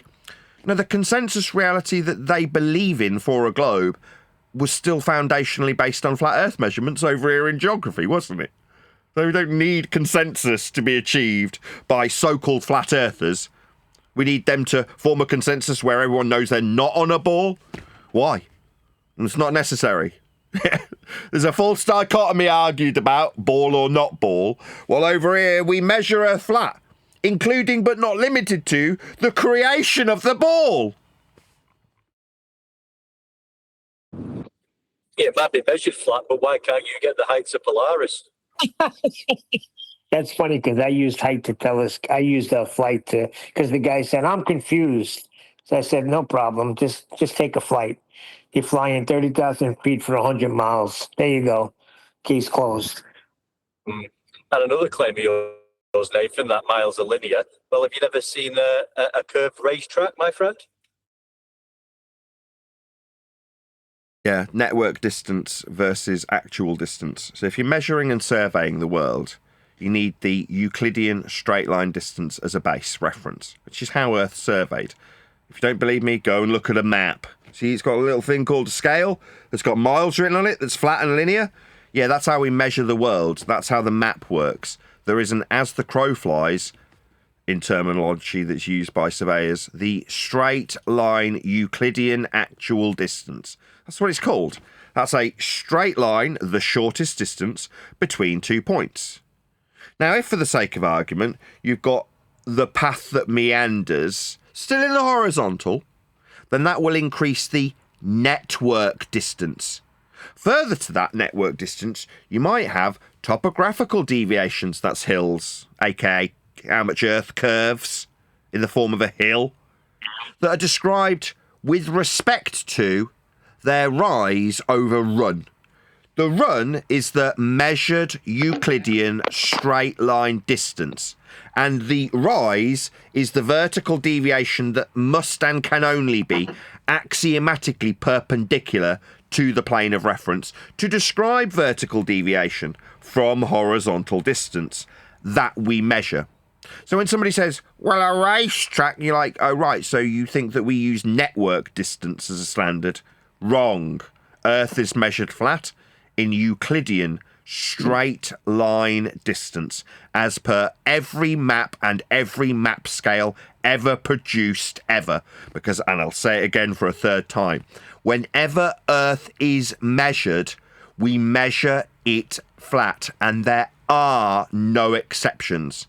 If you want the network distance, you need to derive it from the straight line distance with a convention called miles, which you can work outside of. That is to say, the track can be described in miles, but it is not adhering to the axiomatic principle of straight line linear distance in miles. Why? Well, what if you go on the outside edge of the track? Is the distance the same then? Oh, so we've got a rubber band mile. It's longer on the outside and shorter on the inside of the track. Oh, if only this convention functionally worked with a linear standardized distance. It does. You need to work outside of this convention of Earth measuring miles as a convention, because you need to bastardize the idea that the world's been measured spherically.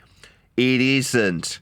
Earth's measured in miles as a convention. They are linear. Deriving values beyond that convention for racetrack distance requires the axiomatic principle hold true. And if it didn't, you wouldn't be able to describe the differential on the outside edge of a bend versus the inside edge of a bend with linear distance when comparing them straight if you were to unbend them. That's how conventions, in this case miles, works for accurate measurement. And when we measure Earth's surface in this convention, it is and can only be flat. That's why your scale doesn't bend on a map. Okay, right before I agree with you that miles are linear. There's no agreement needed. Stop. I don't need anybody's agreement about this axiomatic factual principle of measuring distance. Miles are linear. I am not seeking approval. I don't need fart-sniffing confirmation from a dweeb. You, as I explained earlier, and I'll reiterate now for the second time, are inconsequential to this. I do not seek your approval, nor is it required. For Earth's flat measurement in miles, nothing anybody says in this so-called discussion will ever change what a map is and how a mile looks on the scale. Ever. So why is this person saying, if I accept, I couldn't give a shit if you went and jumped off a bridge? Couldn't care less. It would not make any difference to what a mile is on a map. Just so we're clear, I'm not seeking any approval. Well, it'll make a difference when, just so you know, I had a nice conversation with John Frankis, whatever his name is. So, and now I'll agree with you that a linear mile is, flat, straight.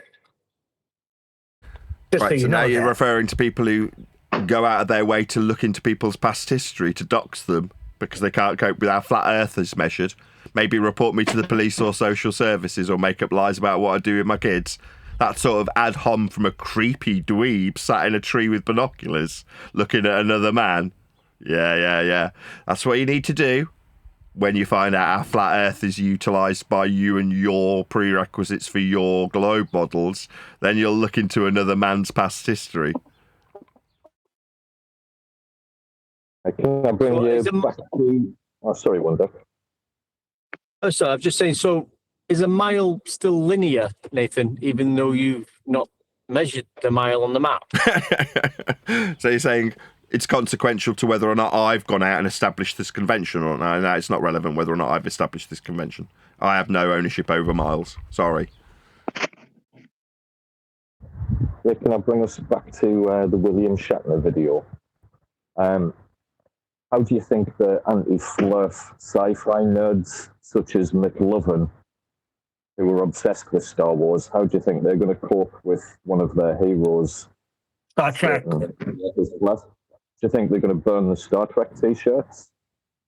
Do you think... well, he's 90. He's 95. He's obviously got dementia. Yeah, well, he only meant it's locally flat. What do you think they're going to say? One Dick said he's 95. He's got dementia. Yeah. There'll be that's one I didn't think of to answer Len. That is one possibility that they'll just suggest that he's got dementia and doesn't know what he's talking about anymore. Another is to offer what I don't know who said it in the background, but someone said that he just means locally flat or something like that. I mean, I can't divine the thoughts of the dweeby opponents that pretend are in opposition to us while they use flat measurements in terms of their opinion of Will Shatner and his use of flat prerequisites when he gives his opinion on the matter. In terms of the altitude he achieved to have this opinion, it was a flat Earth measurement. I don't know if you were here when we discussed it at the start of the show. Hold on. He can't say locally flat if the guy was freaking 66 point something miles straight up. Above That's a flat not Earth. Locally flat. Above a flat Earth. Exactly. Yeah, the ballistic trajectory of the trip is always going to be a flat Earth measurement. Again, third time's a charm, a hat trick in one live show. If you're going to describe a ballistic trajectory for a rocket, you need a few things: distance and elevation. That's how it's done. What's that? He's got a height from sea level. Yeah, that's a ballistic trajectory. It's a flat Earth prerequisite. At this point, you'll have them say, I didn't mention distance. You mentioned distance. Yeah, that's because it's Nathan Oakley's miles. When they don't like how flat, they need to use them, right? It's Nathan Oakley's equator when they don't like how flat circle it's of equal derived. elevation. My equator. Maybe if Shatner just mentioned it the once. Again, I'll just point out fantastic yesterday because Nathan held him to... I think you and Len are crossing with each other. Crossing the streams. Go ahead, one deck. That's why, again, I'll just repeat, it was so fantastic yesterday. You held them to the sea level master reference level that we use for everything.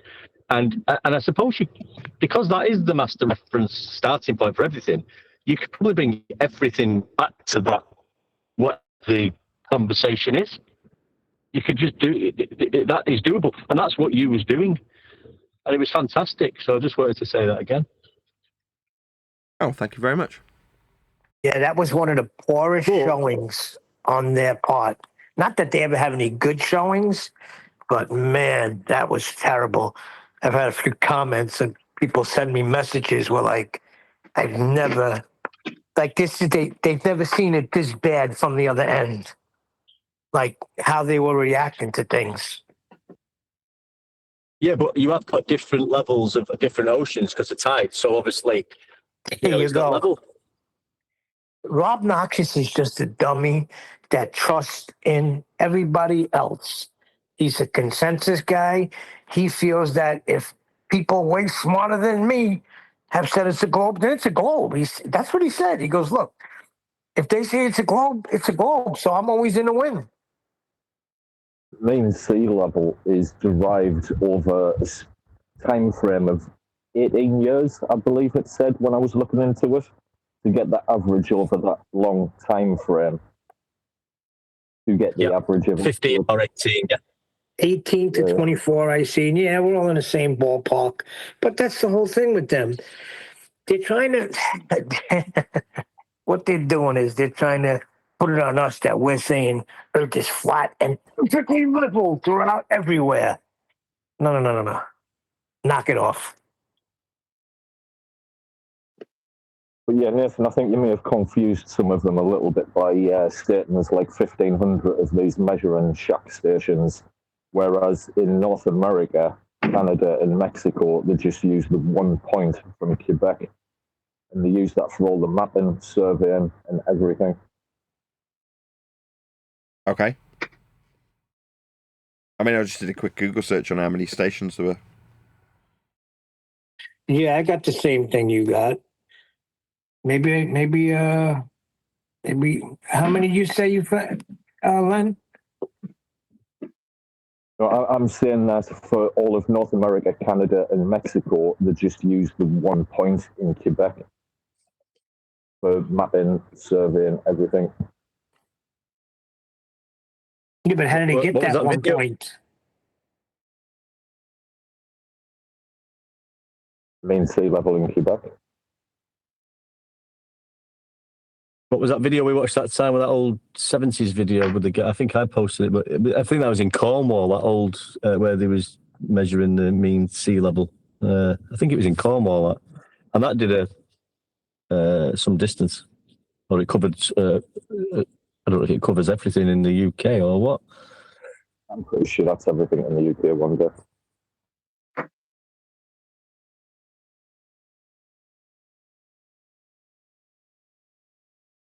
Are there any more comments on Will Shatner? I've had him up on screen by accident the whole time. I should have really changed the...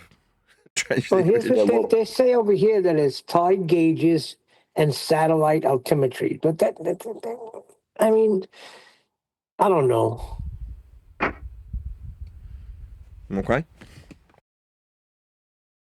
Tide gauges, local sea level, how it works. Coastal stations use instruments like acoustic or pressure sensors to continuously measure water height against a fixed point on the adjacent land. Hourly readings are averaged over an extended period known as tidal datum epoch to establish the local mean sea level. So it's level then, yeah. Yeah. Measuring Earth flat for an overarching master reference we call mean sea level. So we can describe the altitudes from it.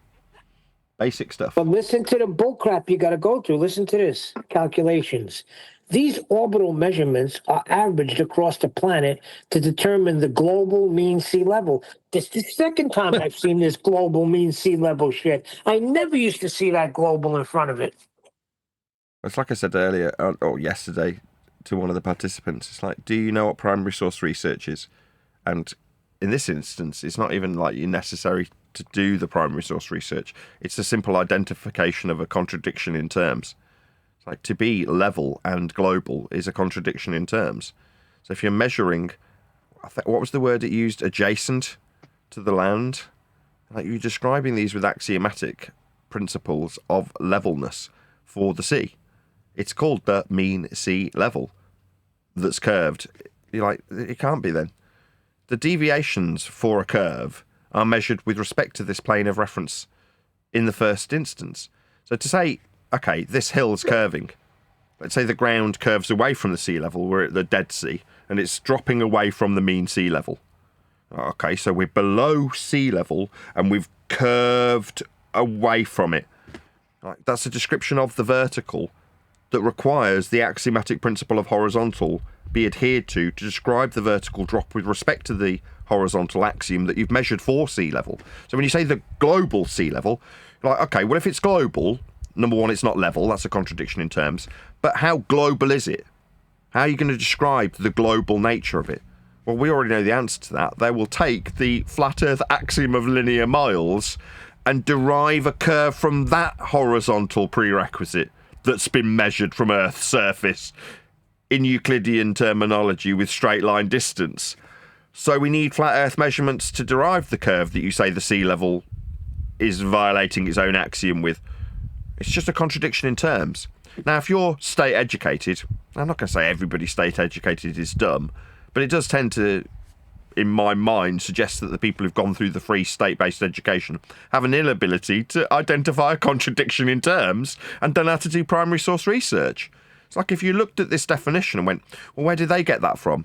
How have they come to that description?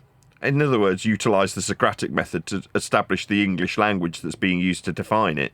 If you haven't identified the contradiction in terms, you only have to look at what they're actually measuring and the descriptions therein, sea level, as opposed to sea globe or sea curve, to see that it violates its own principle and is a contradiction. Now, like I say, I don't think that should be necessary if you were reasonably well educated. You just look at it, and when someone says, this flat page is a football, you go, That's funny. Listen to this one. Because the Earth isn't a perfect sphere and its gravity varies depending on the mass of underlying rocks and mountains, scientists use a mathematical model called the geoid to represent true mean sea level. The geoid maps the exact equipotential surface of Earth's gravity. Essentially, why would I get a call right there when I'm reading something? Essentially, showing where the oceans would settle globally. Isn't that a joke? Remember what I said the other day when I popped into politics and I mentioned about the WGS 84 to the flat earthers? And then Yes. I said it was a mathematical model, and you'll be openly just told that if you did a little bit of research. And I was told it was incorrect because, you know, they have to take gravity into account, and that's the measurement. This is what you're dealing with. These are flat earthers telling me this. Yep. So now I've heard that equipotential. That's what Bev tried to throw that shit in years ago. Here's what global mean level. This is what it means. This is the average height of the entire ocean surface. Global mean sea level rise is caused primarily by two factors related to global warming. The added water from melting land-based ice sheets and glaciers, and the expansion of seawater as it warms. You see what's going on here? Just back to the sea level, though, and I'm not going to keep harping on about it, but it is, and Nathan demonstrated again yesterday, it's the third time I've said it, I know, but it takes all the actual, again, it just takes more crap out of the discussion. I mean, how many times I've personally had long discussions when I'm going in with celestial navigation, yeah, what an elevation angle is, and how you know the eye level and the GP down at sea level, that's the radius for the circle of equal elevation. Then you get into dip correction, and you've got to talk about that, and it can go back and forth. If you're just saying, well, we're just using sea level as the starting point, and it's definitely level, it's got a mean average level, and it's a starting point, I mean, everything ends there, really. Well, the only direction, no pun intended, that they can take that is to suggest that, no, we can ascribe perpendicularity Earth-centered. Response, are we inside a ball? Well, no. Shut your mouth then. So we just need this axiom of flat Earth perpendicularity to sea level to hold true for altitude. And we're not measuring from inside a ball to create a curve of a protractor around you. No, we're not. That's the end of that discussion. Perpendicularity must hold true. Axiomatically, horizontal and linear distance must hold true, or you can't describe curve, that's hills, with respect to that distance. You need the distance to be flat. You need sea level to have a starting point to describe curve from. If there's a curve, we've measured it. And we've measured it from a flat plane in linear distances. That's how Earth's been measured. So we do have hills, Earth curves with hills. We've measured them from a flat plane with linear distance. Simple. Sea level is the master reference. This thing says over here. What's an altimeter? What does an altimeter do? Give you a height above sea level. Oh dear. The plot shows global change in sea level since 1993 as observed by satellite altimeters. The black line tracks the measurements, while the blue line shows how much uncertainty is associated with these measurements. So it's a joke. If you can't read between the lines with this global mean sea level, it's all about global warming. Right. And you got to be afraid. Very afraid. But on that note, I'm going to say if you are watching this on either Nathan Oakley 1980 or Nathan Oakley Premiering streams, then stay tuned as there will be an after show to follow. You know, he was saying it. But he used the term global mean sea level?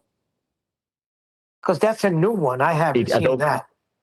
I don't think he was mean. He just was talking about global sea levels are rising.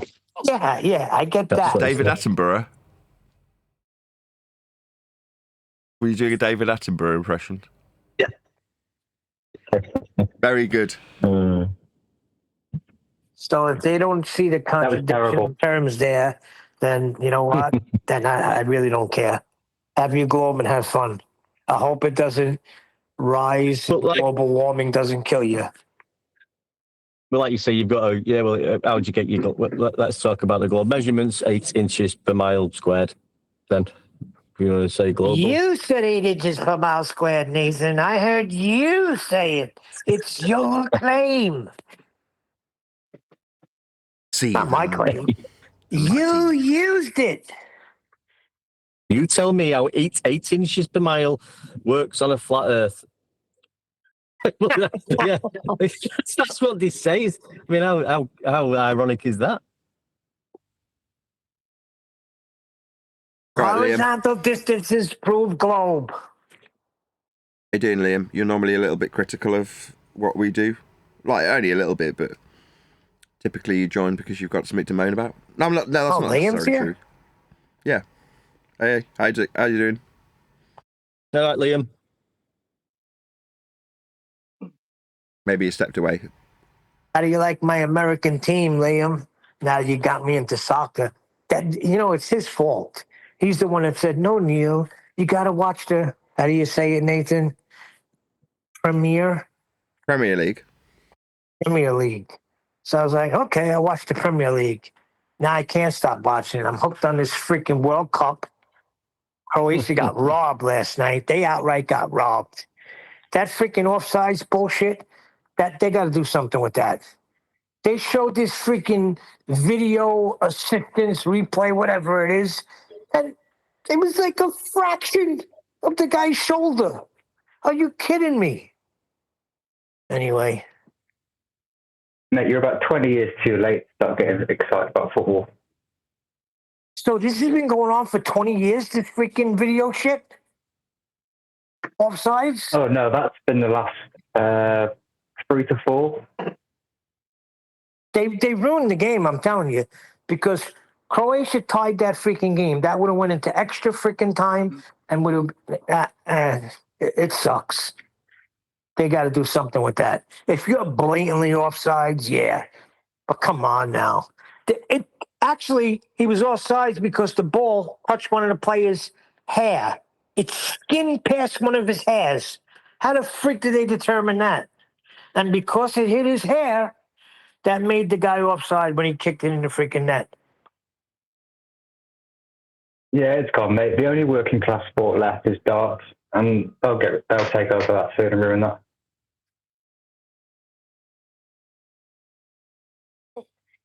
You made me miss.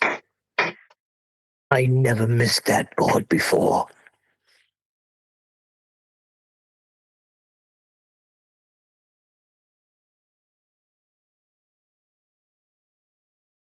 You gotta know your movies to know where that came from.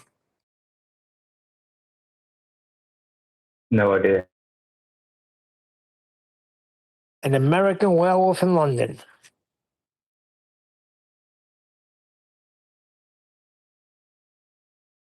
Sounds plausible.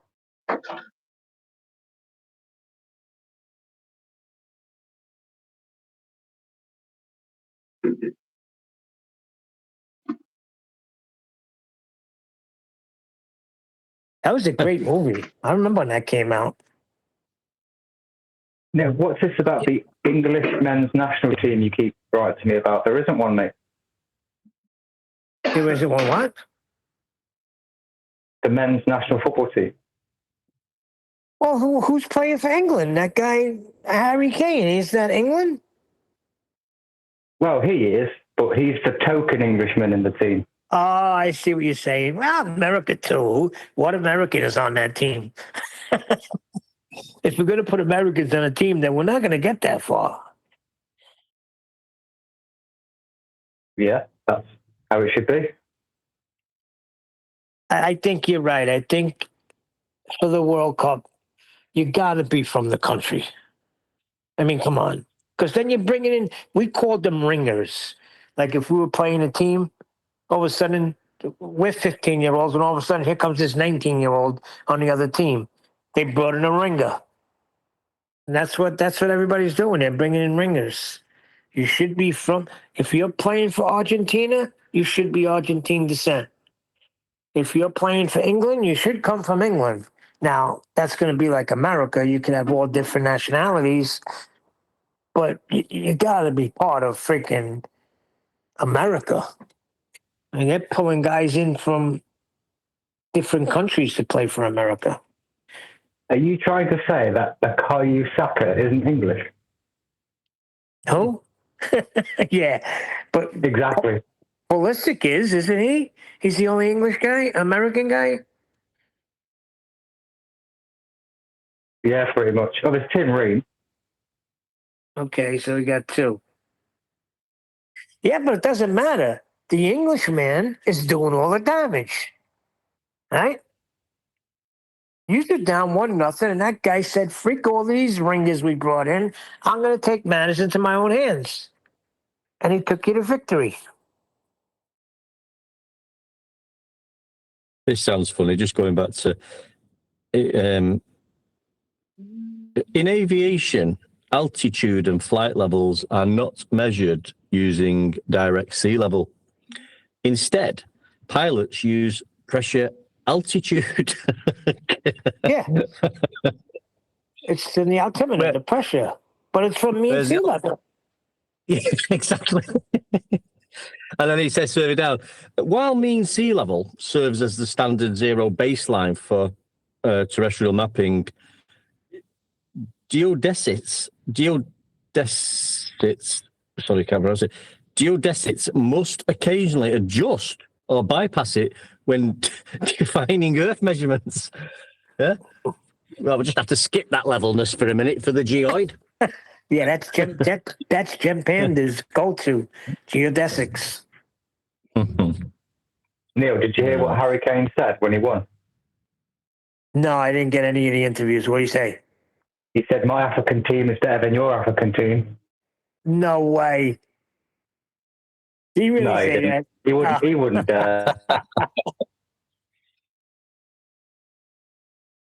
Just got to shoot off back in 10.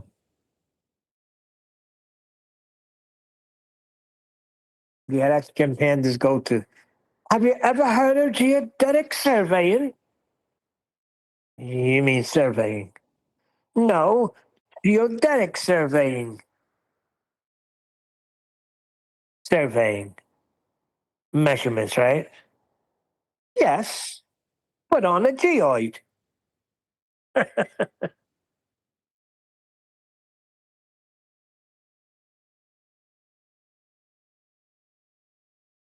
Where'd you get the circumference of this geoid? That's not important.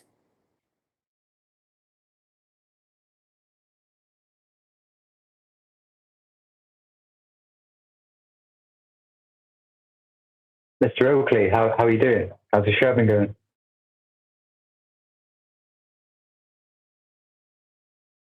Oh, Mr. Oakley, that's a step up. He was just getting called Oakley yesterday when we were in worldwide debate. How did that go? Oh, they were you going there once a week? I don't know what happened. I think Glenn kicked him some cash to go there, or at least Nathan thought that was the case. But anyway, we wound up there, and it was the worst showing ever from a baller standpoint. It was pathetic. You had Bevan and a bear. Then when they were done with their little tag team, and I think Buck was the closer. He was the guy that came in at the end and got his ass handed to him over and over and over again. But he tried to bring up, before he even started discussing how, the mile is linear, and he'll agree with that, he brought up a name that Nathan would recognize. And that was supposed to, I don't know, let him know I'm watching you type thing. It was somebody that years ago Nathan had a lawsuit against. But this is what they do. They watch you. They dig into your life because they can't handle the fact that Earth is not a globe. They need their globe. And I say clearly that Earth is not a globe because they need their globe. So when we're saying it's just measured flat, that takes away their globe. So now they got to look into your life. And we say there's no debate, and they want there to be a debate. There you go. He was in chat the other day saying, "Does everybody know your brother Joey's gay?" I'm like, first of all, I actually got two brother Joeys. One is dead. I consider him my brother. He lived with me for years. He got murdered by the mob. And I got my other brother Joey. Which one are you talking about? But yeah, it's just them. It's desperation. It's creepy. Like, ask me. I do not know anything about any of them. That goes from Jem Panda to freaking Rob Noxious. I couldn't tell you where they lived. I couldn't tell you how old they were. I couldn't tell you if they had families. I don't know because I don't care. It don't interest me. Well, we know Elder Bear is 90 years old without any family and friends. That's true. We do know that. Yeah, he thought he was a tough guy yesterday. And yeah, with his freaking destructive dichotomy. You got to listen to it when you get a chance. It was a long show, but you could fast forward to the parts where Ed Bear and Bev are doing a little tag team. Bev's claim is that horizontal distances prove a globe.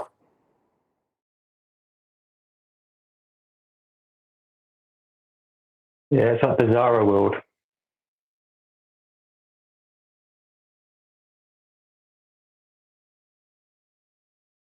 But going in there was like walking into the House of Mirrors. Yeah, it's weird. It's like the people use the contradiction like it's not even a big deal. Horizontal distances prove a globe. I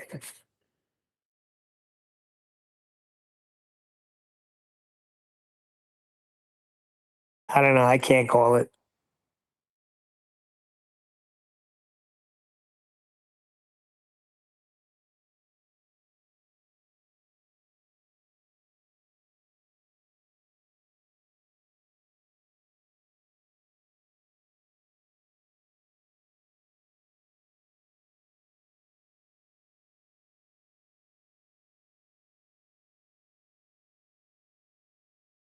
Discord, you still alive?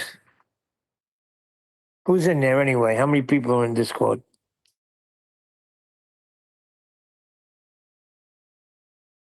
Yo, what up?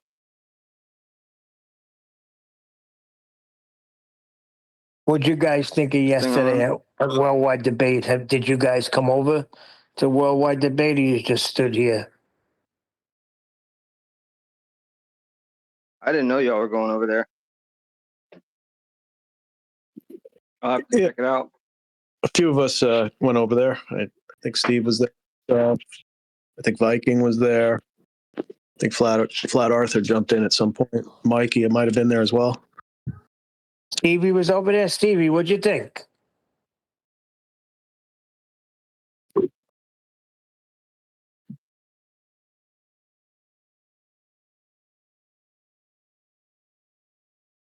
That's good. I'm glad we got that out.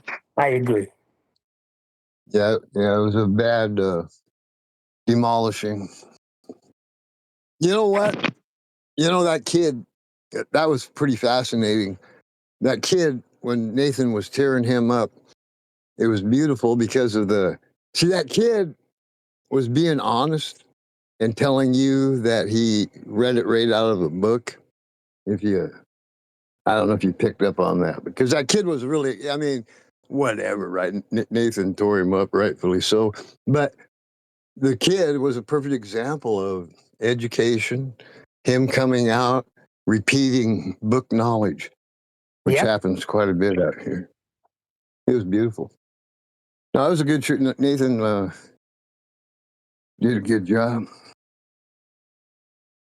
But it was a bad showing. Like, that's like the worst showing ever from them. I mean, it's like, just what are you doing? And like, Buck came in at the end to freaking, what was he, the closer? Well, he got closed out, that's for sure. Yeah, but that's how it works out here. So if you go over there, that's how it works. If you go Earth Awakening, that's how it works. Now, 24/7, they're a little bit different. They run a little tighter ship. That they're just allowed to come in and say nonsense for 10 years. Where's your map? Give me your map. You see, ladies and gentlemen, Nathan Oakley has no map. No matter how many times he says, I have lots of maps. I use them all the time. Yeah, he's a clown, gatekeeper. They're all clowns, right? They're all locals that have been around for years. See, I don't know them. You know them because you bounce around. I don't know them. So they're the basic baller that's upset that their ball got taken away. That's how it sounds. Yeah. They're just, like I say, they're indoctrinated. That's where he's not lying. He was taught that. We don't hear that too much anymore, but that's what these guys, I mean, that's the human brain, the belief. Yeah, but Stevie, when they look up level, you have to specifically look up what does level mean on a sphere or a globe. Then you get that freaking perpendicular to gravity bullshit. But if you just look up what does level mean, you don't get that. You get no part higher or lower, right? You'll get in a discussion when asked to level with me and things like that, level up the volumes on your stereo, but you won't get that bullshit that it's perpendicular to the center of gravity or equidistant to the center of a globe. No, you have to specifically look up what level is on a globe. Did you see what I dropped in chat for you, Neil? But that's what they do. What was it? Well, the definition of level. That's why I say you're talking through your. You're not telling the whole facts, because if you keep reading that level, you go one step further, and it'll tell you, unless you're pretending you're going around the ball. So that's what. Go ahead. You know more about it. Go ahead. No, I'm sorry, Steve. I didn't mean to interrupt. That's what I had left in chat, Neil. I mean, it's pretty devious what they did. So they took the definition of the word level, and it can be used as either a noun, a verb, or an adjective. And the way we all think of it is mostly in its noun form most of the time. And that's the common definition. That's if you kind of Google it, get your Merriam-Webster result, that's what you're going to see, and that's what you did yesterday. What they did, kind of like a Wikipedia entry, is they went down to the adjective definition of it, which is the third kind of most common usage, which means it's not common at all. And like a Wikipedia entry, they must have emailed to make this change to include conforms to the surface of a sphere or whatever other nonsense. When you use the word in the form of an adjective, which is like really pathetic that Merriam-Webster let that go through.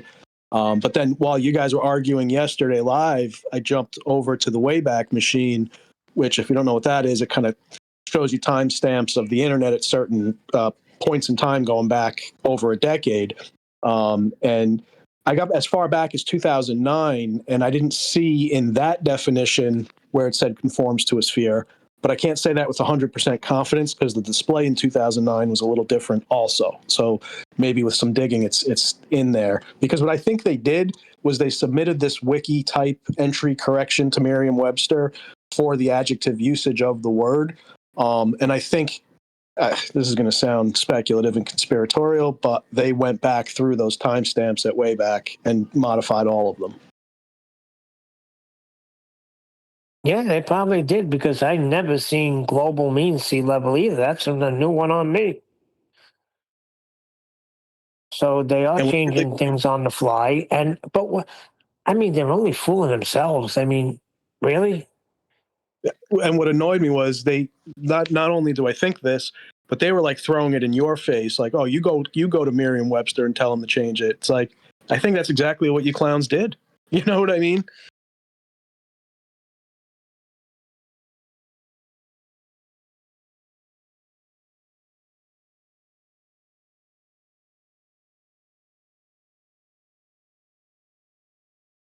But this is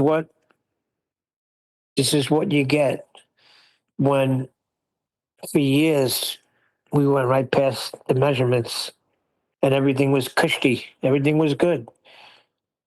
But now that we're aware and we stop at the measurement, anytime anybody does, now they can't handle it. Now we got to call Merriam-Webster. We got to get in touch with this one. We got to get in touch with that one. Let's change this. Let's change that. Let's change or add to the definition of what's the one Nathan uses for elevation angle? Sustainable by design. Let's do all of these things because, I mean, they're proving Earth is flat and we got to, stop it from growing. Very weird. You would think the penny would drop for some of these people. But listen, it's a psychological thing going on. Well, the penny did drop. It just didn't fall on the one they counted on. Who was that? Our robot? Robot Liam? Yeah, I'm not on my pods.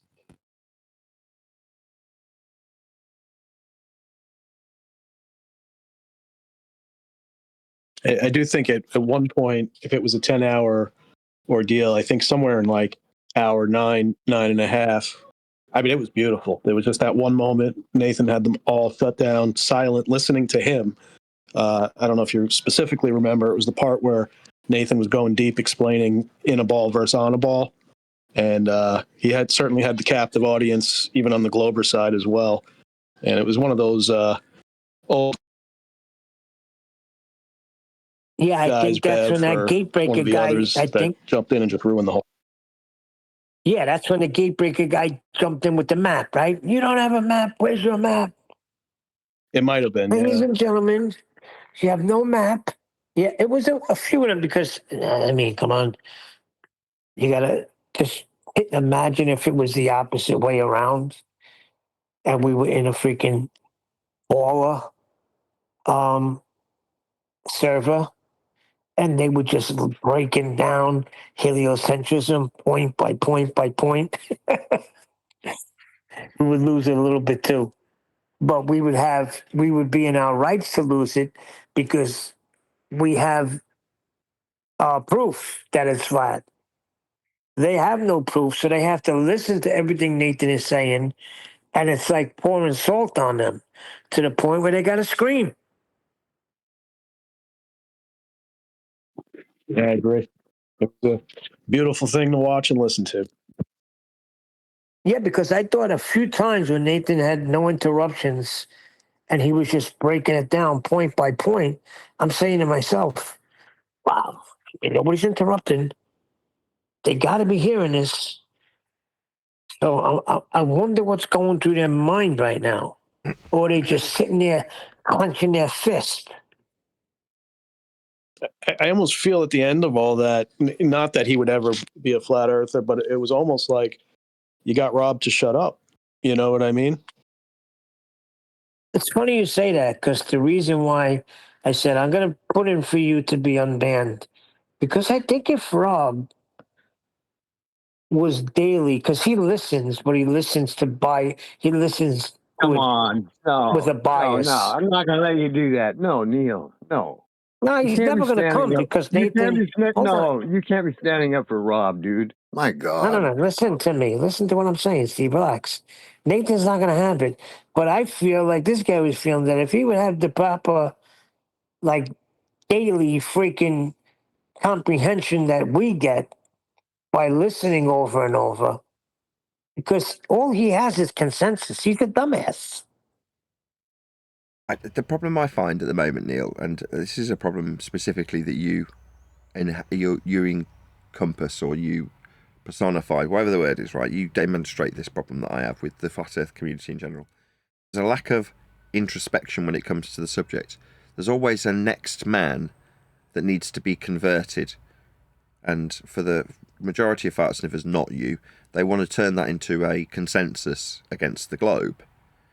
Now, what I'm trying at the moment to try and push out in a narrative that's digestible is that if you can aim all of that concern inward and sort of relinquish a little bit of empathy for these people, that is to say, your concern for how they see it is put on hold at the very minimum.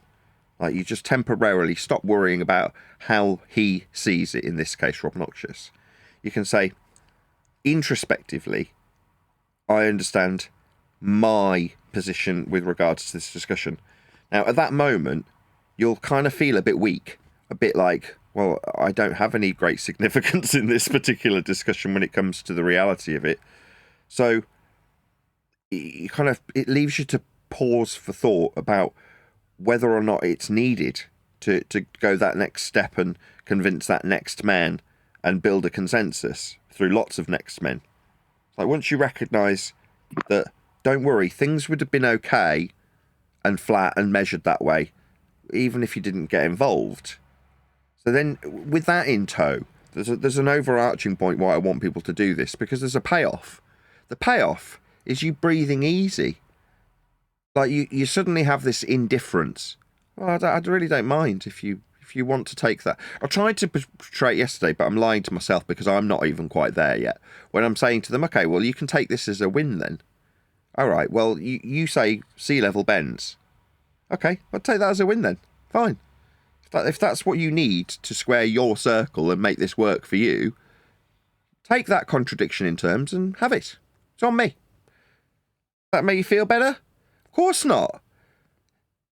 Now, if you're not worried about whether or not it makes them feel better, or whether or not you're convincing them that they're wrong, or whether or not they've understood the contradiction in terms, your, I think the word's apathy for their plight is more easily shelved, so you can have that level of introspection. Now, I'm not saying be selfish. I'm not saying you shouldn't love thy neighbour. I'm not saying any of those things. I'm just saying that with a smaller degree of introspection versus the focus that we put on our opponent's understanding and getting it, when they don't want to. Yeah? I'm sure there's a Bible parable about this. Not pearls to swine, but similar. Where if they don't want this information and will brace against it at all costs, like you described about 10 minutes ago, them needing to go to Merriam-Webster and change definitions, or go to Sustainable by Design and change definitions.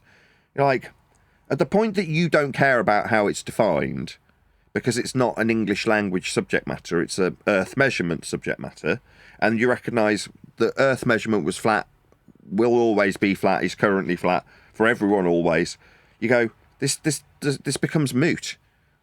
Like most things, it's just this what should be water off a duck's back. Therefore, inconsequential to you and your very limited time here. Yeah? So I'm sure there's a philosopher that takes this particular world. The scripture you're looking for is shake the dust off your feet. If you come with a message and they don't hear it, just shake the dust off your feet and move on. Yeah.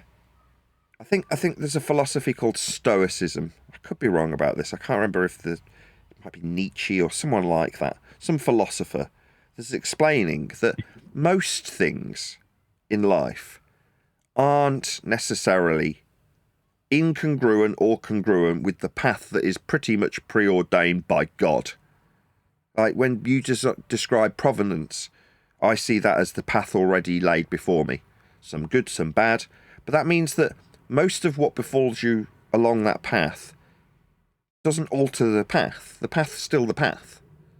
Now, in the terms of this particular philosophy, it leaves you at a point where you have that sort of nihilistic level of apathy that's a bit unhealthy in my view, because this stoicism, if I'm getting the terminology right, I'm sure someone will correct me if I've got this wrong, is to suggest that by the end of the process, if your wife was to die, you'd have an indifference to that also.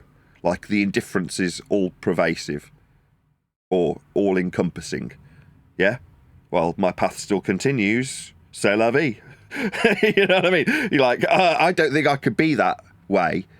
That is to say, a stoic, or to have or possess stoicism.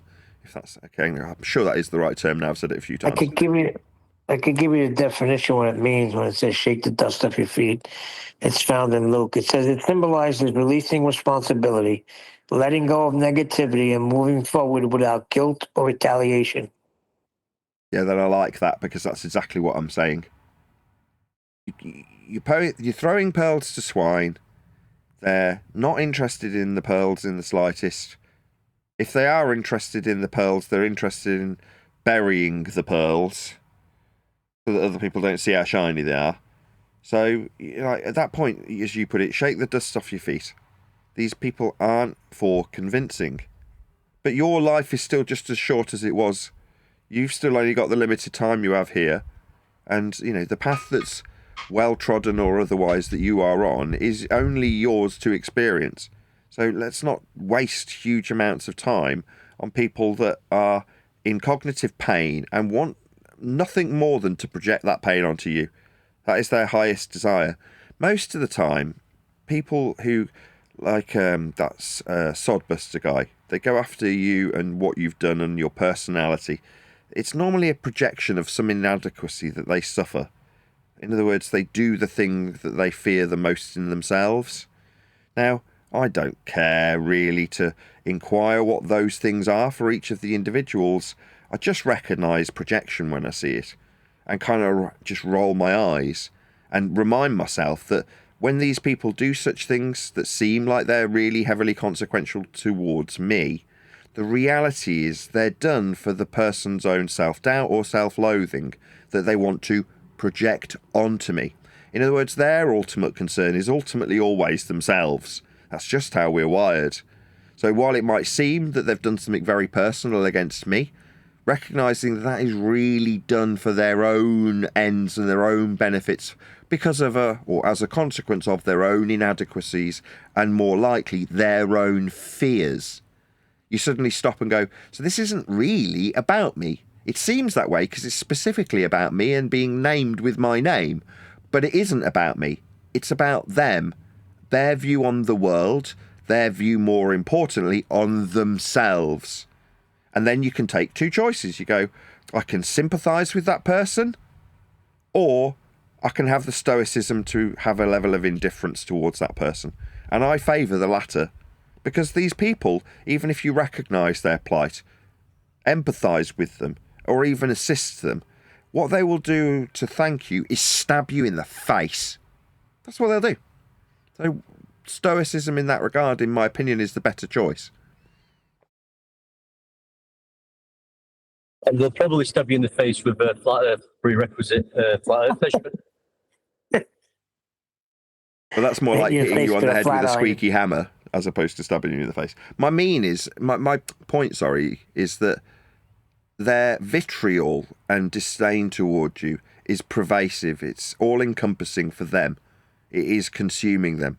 So even if you feel like you make some inroads with some particular individual, their ultimate goal is always just below that surface that they might just manage to conjure for a few minutes that allows you to let your guard down and feel like you're helping them because you've got a certain degree of empathy. And that is good. It's not bad to have empathy.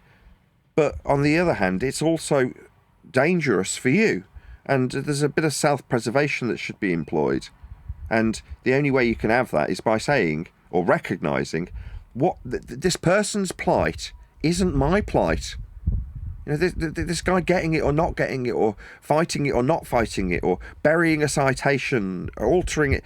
None of those things are actually consequential to two most important things. Me, first and foremost, and the world. Yeah? That person's plight, their concerns, their fears, projected onto you or otherwise, don't affect either of those two things. Now, they can affect one of them, but only if you let them. And that's the you bit. If you allow them to, you embroil yourself in their lives, then unfortunately at the end of that, if that ends up with you getting your fingers burned, someone like me is just going to turn around and go, well, of course. What did you expect? If you wrestle with pigs, what do you expect? You're going to get dirty. Yeah. Anyway, you got to admit, Rob, out of all of those people here yesterday, Rob was the most respectful. You were actually being more disrespectful to him. You weren't and paying I much understand attention. No, it. he wasn't. Let's just correct you first and foremost. Like I just said, and this is a perfect example with that individual specifically. Right below the surface was him wanting to chastise me and chat skank through me. He started off by being civil, but underlying that civility was an air of disdain that was just below the surface. And by the time he was chat skanking through me the 13th time, I even highlighted it. I was like, there it is, right below the surface. Secretly, this man wants to have my ability to feed my kids off me. That is him. That's his personality. That's the pig. Now you go, look how clean the pig is. That came after, it. Nathan. That came after. After I said that, then he got crazy and started acting like an asshole. And I'll just throw out in Neil's defense, believe it or not, Rob Noxious was literally the first guy I couldn't believe it, to stick up for you when the whole crazy thing went down. He jumped on the other channel and was immediately calling them out for what they did. I was in shock. I don't remember what they did. All of this is off for duck's back, as I say. So you'd have to remind me what's perceived as some grand error or egregious behaviour, because I don't. Again, in the comments, somebody said something to the effect of, the way they treat you is disgusting. And I'm like, I wonder what he's referring to. Now, it's not to say that I don't recognise them all as pigs. They are. They bring up the homosexuality thing every time. Why do you freaking always bring gay sex into it? This is the things they do, right? Okay? What I'm saying is, up until that point, Rob was good, and he acted like an asshole. After that point, that's when he just continually talked to you, and I was just shaking my head and said, well, there goes that.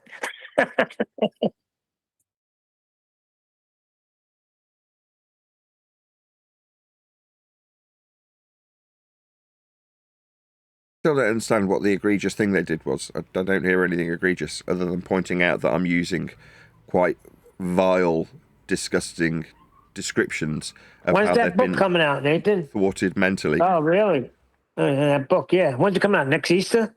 Just shit like that they were doing throughout the whole freaking show. That's nothing. Who cares? No, they was getting off the measurements. That's what they was doing.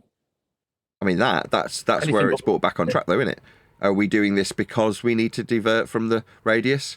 Because I'd get lines like, I'd get that string of ad homs, and then I'd get, you need help, Nathan, and then I'd just take that as a sequitur to me bringing us back on track. I'd be like, help with the radius, it's derived with a straight distance. Because they want to distract away from the defeat that they've just suffered, and it just turns into a string of ad homs. Now, like I say, because it's, for me, all I'm waiting for is something that verbally is presented on a pillow to bring it back to the subject. Now, at the point that they're just offering up ad homs, there's normally limited opportunity for the spin to be employed to take an ad hom back into specifically a radial value measurement or something like that. But when somebody says something like, you need help, that's the perfect segue. Help with the radius, you know what I mean? But if you're being asked, well, why is it that you're describing him as being a giggly girl that's getting fucked? My explanation for that is, well, because you sound like a giggly girl and we've heard you. Well, do you have experience with giggly girls? Yeah, you. But that's the only place it can go. I can't take him being a giggly girl in response to getting annihilated, other than highlighting it, which is what I've done and what they've focused on. I can't take that back to the radius easily. But as soon as there's an opportunity to do so, all I'm looking for is the opportunity to take it back into the discussion in earnest. Now, like I say, there's people who watch that, and I forget this, that aren't just listening for the opportunity to take it back on track. They actually do hear the vitriol and whatever you want to call it, the way that they're being vile towards me that's non sequitur to the actual debate. People still hear those things. And like I say, I don't care. I'm just waiting for the opportunity to take it back on track that seems like it's tied with their conversation. Normally for humorous effect, if I can find one that'll get a laugh, even better. But it doesn't alter that I get it as an audience. You hear them being absolutely vile towards me. Maybe I should moan about it more. You did it. I noticed it yesterday. You did bring it back on track really quickly. I don't know how many times it was. It was a number of times, but I remember thinking, I know I'm not telling you what to do and how to suck eggs, but I'm thinking, they're trying to get him off track here. And then you just slightly, and then all of a sudden, Nathan's like, so what was that again about sea level? Or, straight back on the topic. And I'm thinking, yes, get in there.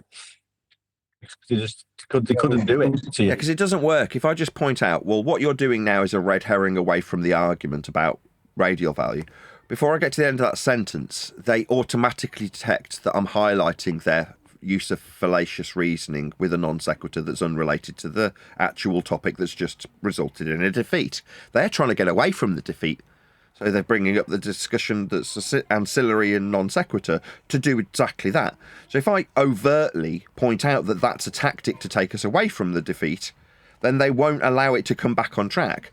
But if I'm told, for example, that I need help, and I ask in response to that specific ad hominem attack that the help needed is with the subject matter, then that leaves the person who's suggested I need help in their fallacious ad hom needing to respond like it's still the true back and forth that they're creating the illusion of having. So when they're describing some even claimed criminal act that they suggest I'm being involved in, that salacious but fallacious distraction to a lesser-brained audience member feels like it's unresolved if it doesn't get addressed. So if I can seemingly address it, but with a point that's on track with Flat Earth, both the audience and the person who's offered the ad hominem fallacy in attack in lieu of a discussion point being resolved or conceded has to feel like their question and the audience viewing that question, ad hom, is resolved with a reply on topic with the ad hom, but simultaneously bringing us back to the main point they've tried to ad hom away from. Like I say, just saying, well, you're only doing this so you don't have to address the straight line he's measured. Before I finish that sentence, what are you going to hear? Blah, blah, blah, blah, blah, blah, blah, louder for more people. That's what'll happen. Yeah, Nathan, it was just like a sales technique, turning objections, and you were very masterful with it. A spin. You precisely couldn't have said it better. I didn't necessarily think of it in sales terminology, but you immediately make me smile because that's what I have been trained in. It's spinning. It's political advisors do the same thing with their leaders. They teach them how to spin certain things that have come their way. Normally, they're spinning bad things that they've done. You know what I mean? Same difference. It doesn't matter that I'm trying to spin the rebuttal, non sequitur though it may be, back into the actual discussion.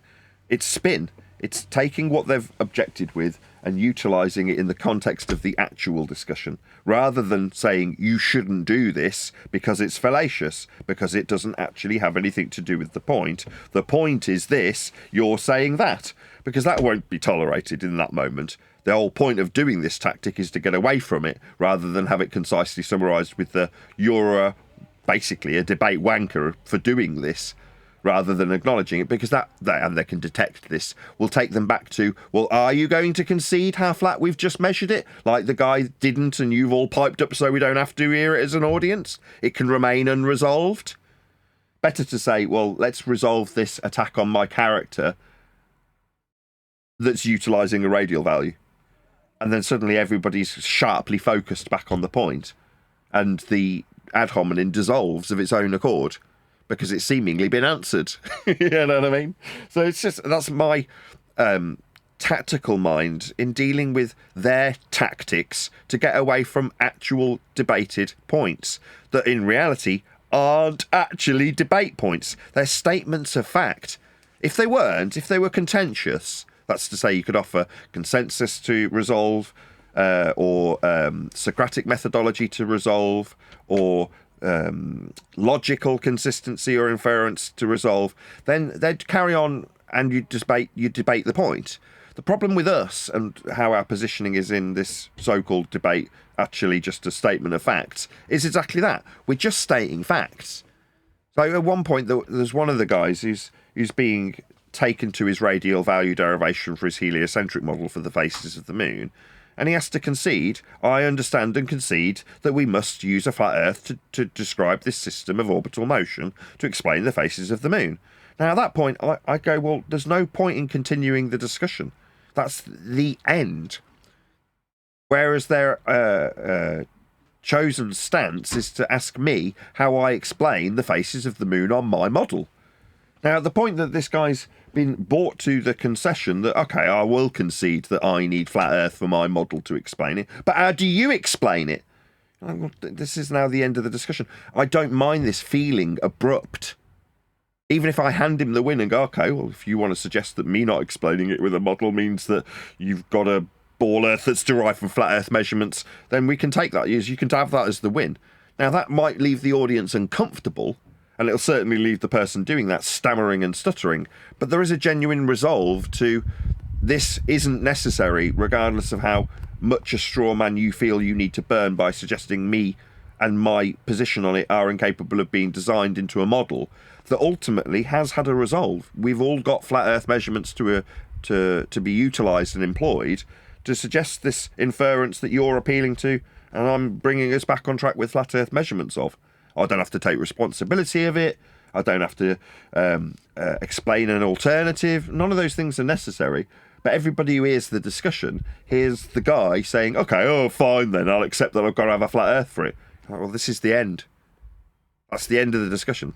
No more discussion. There's no, well, how do the faces work? I don't give a shit. It doesn't matter anymore. We all know it's flat, right? Hushed silences. So that was the difference, I feel, yesterday, which hasn't necessarily happened previously. You get to a conclusion.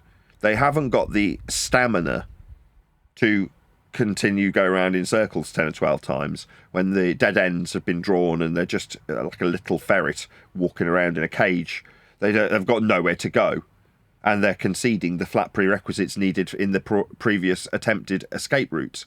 So at that point, there's this sort of a subservient nature to at least 50% of the participants yesterday that I don't feel we've experienced previously. You guys described it earlier as like a point where they were listening.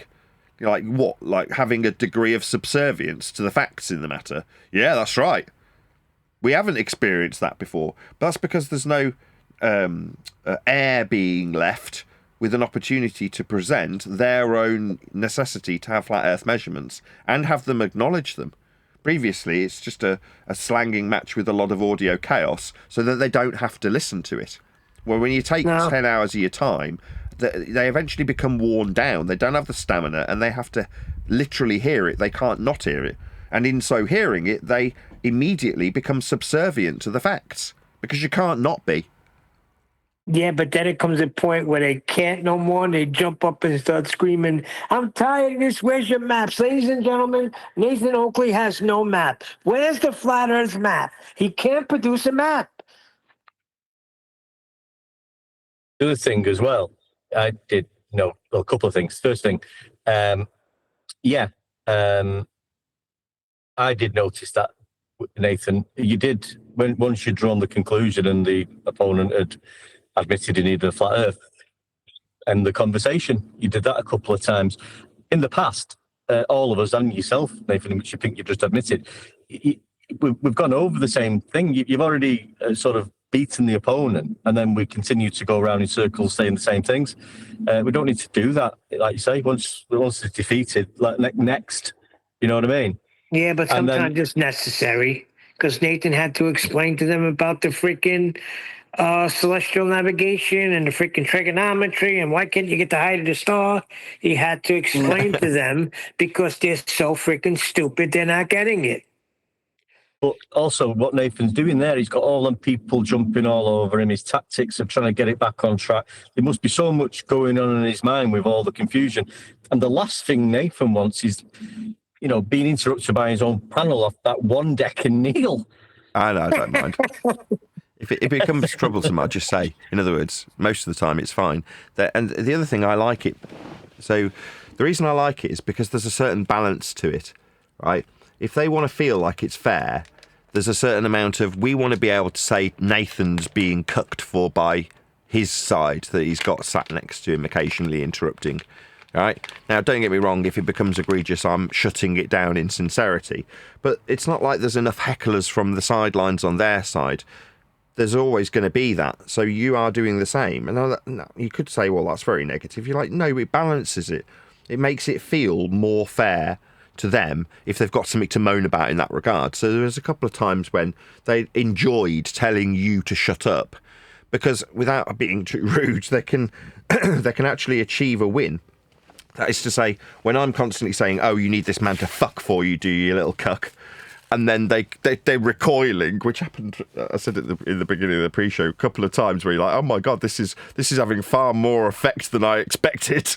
I'll go with this a bit more. Oh, it's got an even better reaction this time. Wonderful. But when they want to, relieve that pressure to a certain extent, being able to throw that back at the hecklers from my side, that's you, does even things out.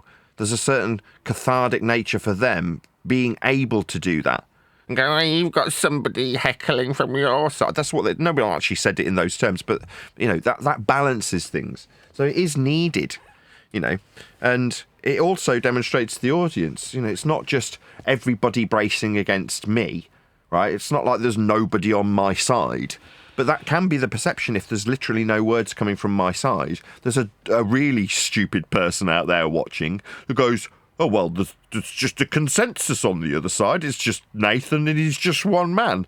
So hearing a couple of hecklers going, yeah, he's a fucking retard, isn't he?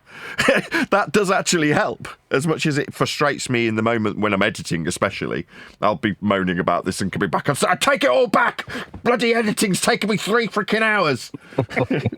That's what you said yesterday. You said that to me, something I interrupted. You were like complaining that you're going to have to go through hell editing it or something. I was laughing. That's when it annoys me. When I'm cursing you is not in this moment or when it's happening. In fact, like I say, I welcome it.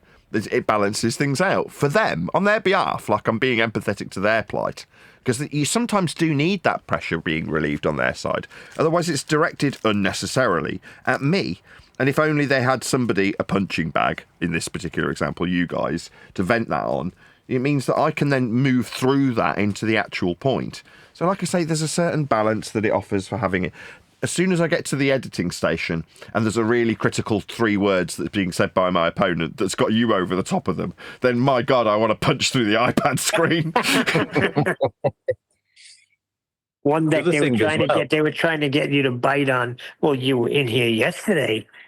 What happened yesterday? In other words, they were saying you came in here and you didn't have your backup and you ran away. Well, I know. You told me what you went in there for. You were trying out your new phone. But anyway. Yeah, did you? Yeah. They don't need that explanation. No. Yeah, that's irrelevant. They say anything, don't they, to try and, take the bait, trigger you. But yeah, I did notice a couple of times as well, like you've just said, with what the terms you were using, Nathan, and just the way it was going. And I've said it a couple of times in there previously. And I think I can't remember what I said, but one guy, I said, he seems to be getting a little bit quieter. It's like he's backing off just feel it. You know what I mean?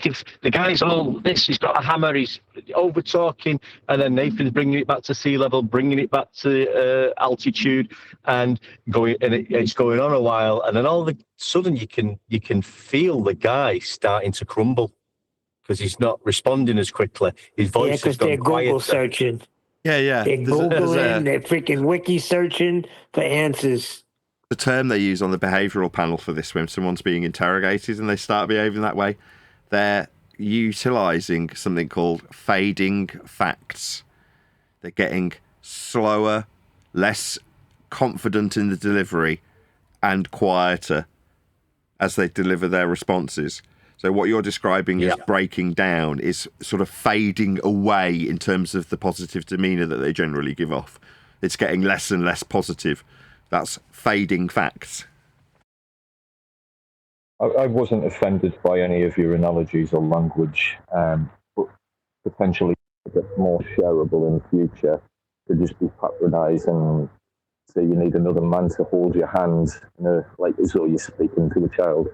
I think you could do that quite well, and that would wind them up even more, to be honest. Rather than describing them fucking on behalf. Like I say, that worked the first time, and like anything, you test the waters out, see how effective it is as a little jab to the face, and when it's far more effective than you expect, you're like, oh, why are they? Because I've only thought about this after the fact. You're like, did I push it too far? Because I listened back to the live show and I'm like, no, I don't think I did. But it's because I don't think it was any less or more than in previous occasions. But in this particular occasion, you can sense it as an audience member that there's a visceral reaction that's happening in real time when that language is being used, and they're recoiling from it, and it's effective. That is to say, for whatever reason, saying to one of them, well, you're just fucking on this man's behalf. I don't know if it's because they're little beaters or what the reason is for that, but there's an instinctual, survival, reproduction note that's being struck, button that's being pressed in Beta's brain when I'm using that terminology. That's just a little bit more effective than I was expecting it to be. Like, it worked. When I'm telling them, don't fuck on this man's behalf, you pathetic limp dick, they all suddenly go, don't want to be called a cuck.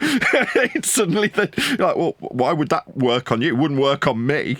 But I'll do a fuck I like. Yeah, I do like watching. I'd lean right into it. You know what I mean?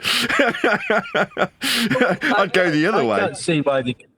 I can't see why they get offended by being called a cook. I mean, I do a lot of cooking at home. And, I like making a curry and things like that. Some guy got confused and he thought you were saying cook. Don't cook for this man. Why do you think they were being so pedantic with faces rather than phases of the moon? I don't know. I went back to that either way. I just lent into that as well. I'm like, it doesn't really make any difference whether they're describing the moon phases or the face of the moon. I think the only extrapolation that I could take from that to read between their lines. Moon faces, Nathan, faces, not phases. Yeah, was that they wanted to appeal to the idea that we've got a tidally locked moon in an orbital motion, because obviously that works under the underlying presupposition of heliocentric globe Earth orbital motion, and having a tidally locked face of the moon with a presupposed spherical Earth obviously is just the dweeby. I understand how a face, if it's assumed to be spherical, the moon is tidally locked in their gravitational field of an orbital motion, so therefore ball, and I don't know, that was the only extraction I could take from it. But I just lent into it. I don't care if you want to talk about the face of the moon, and that's, like I say, nobody actually discussed the tidal locking, because I just took it straight back to a flat Earth prerequisite for the model and its R value. So we never even got to that. But I think if I'd have allowed it to, it would have eventually reached the point where they're describing the tidally locked moon and its single face, because obviously it's a ball with two sides. Like, I don't know that to be the case, but in this presupposition, we've got a ball Earth and a ball moon with one face facing us, and that's got to be heliocentric in the presupposed heliocentric description. How do you explain it? Yeah, that's it. Yeah, the face of the moon literally refers to the near side of the moon that permanently faces Earth, because the moon is tidally locked. And they probably just wanted you to term it as a face, then they've got a gotcha. Yeah, I mean, I heard them say phase initially, because I was assuming they were talking about the moon phases, as you naturally would, but they weren't. It's like, I don't care which aspect of heliocentric motion you're going to appeal to, phases or the face of the moon being tidally locked. Both require a radial value, and in spite of me changing to their satisfaction, my terminology, it's like, pick your battles. Do I need to discuss this? Does it matter if I change my term midway through? Because they're like, he keeps saying phase, we're saying face, do you not understand? You're old and stupid. It's like, why would I pick this battle? Or even acknowledge it? Just change the term.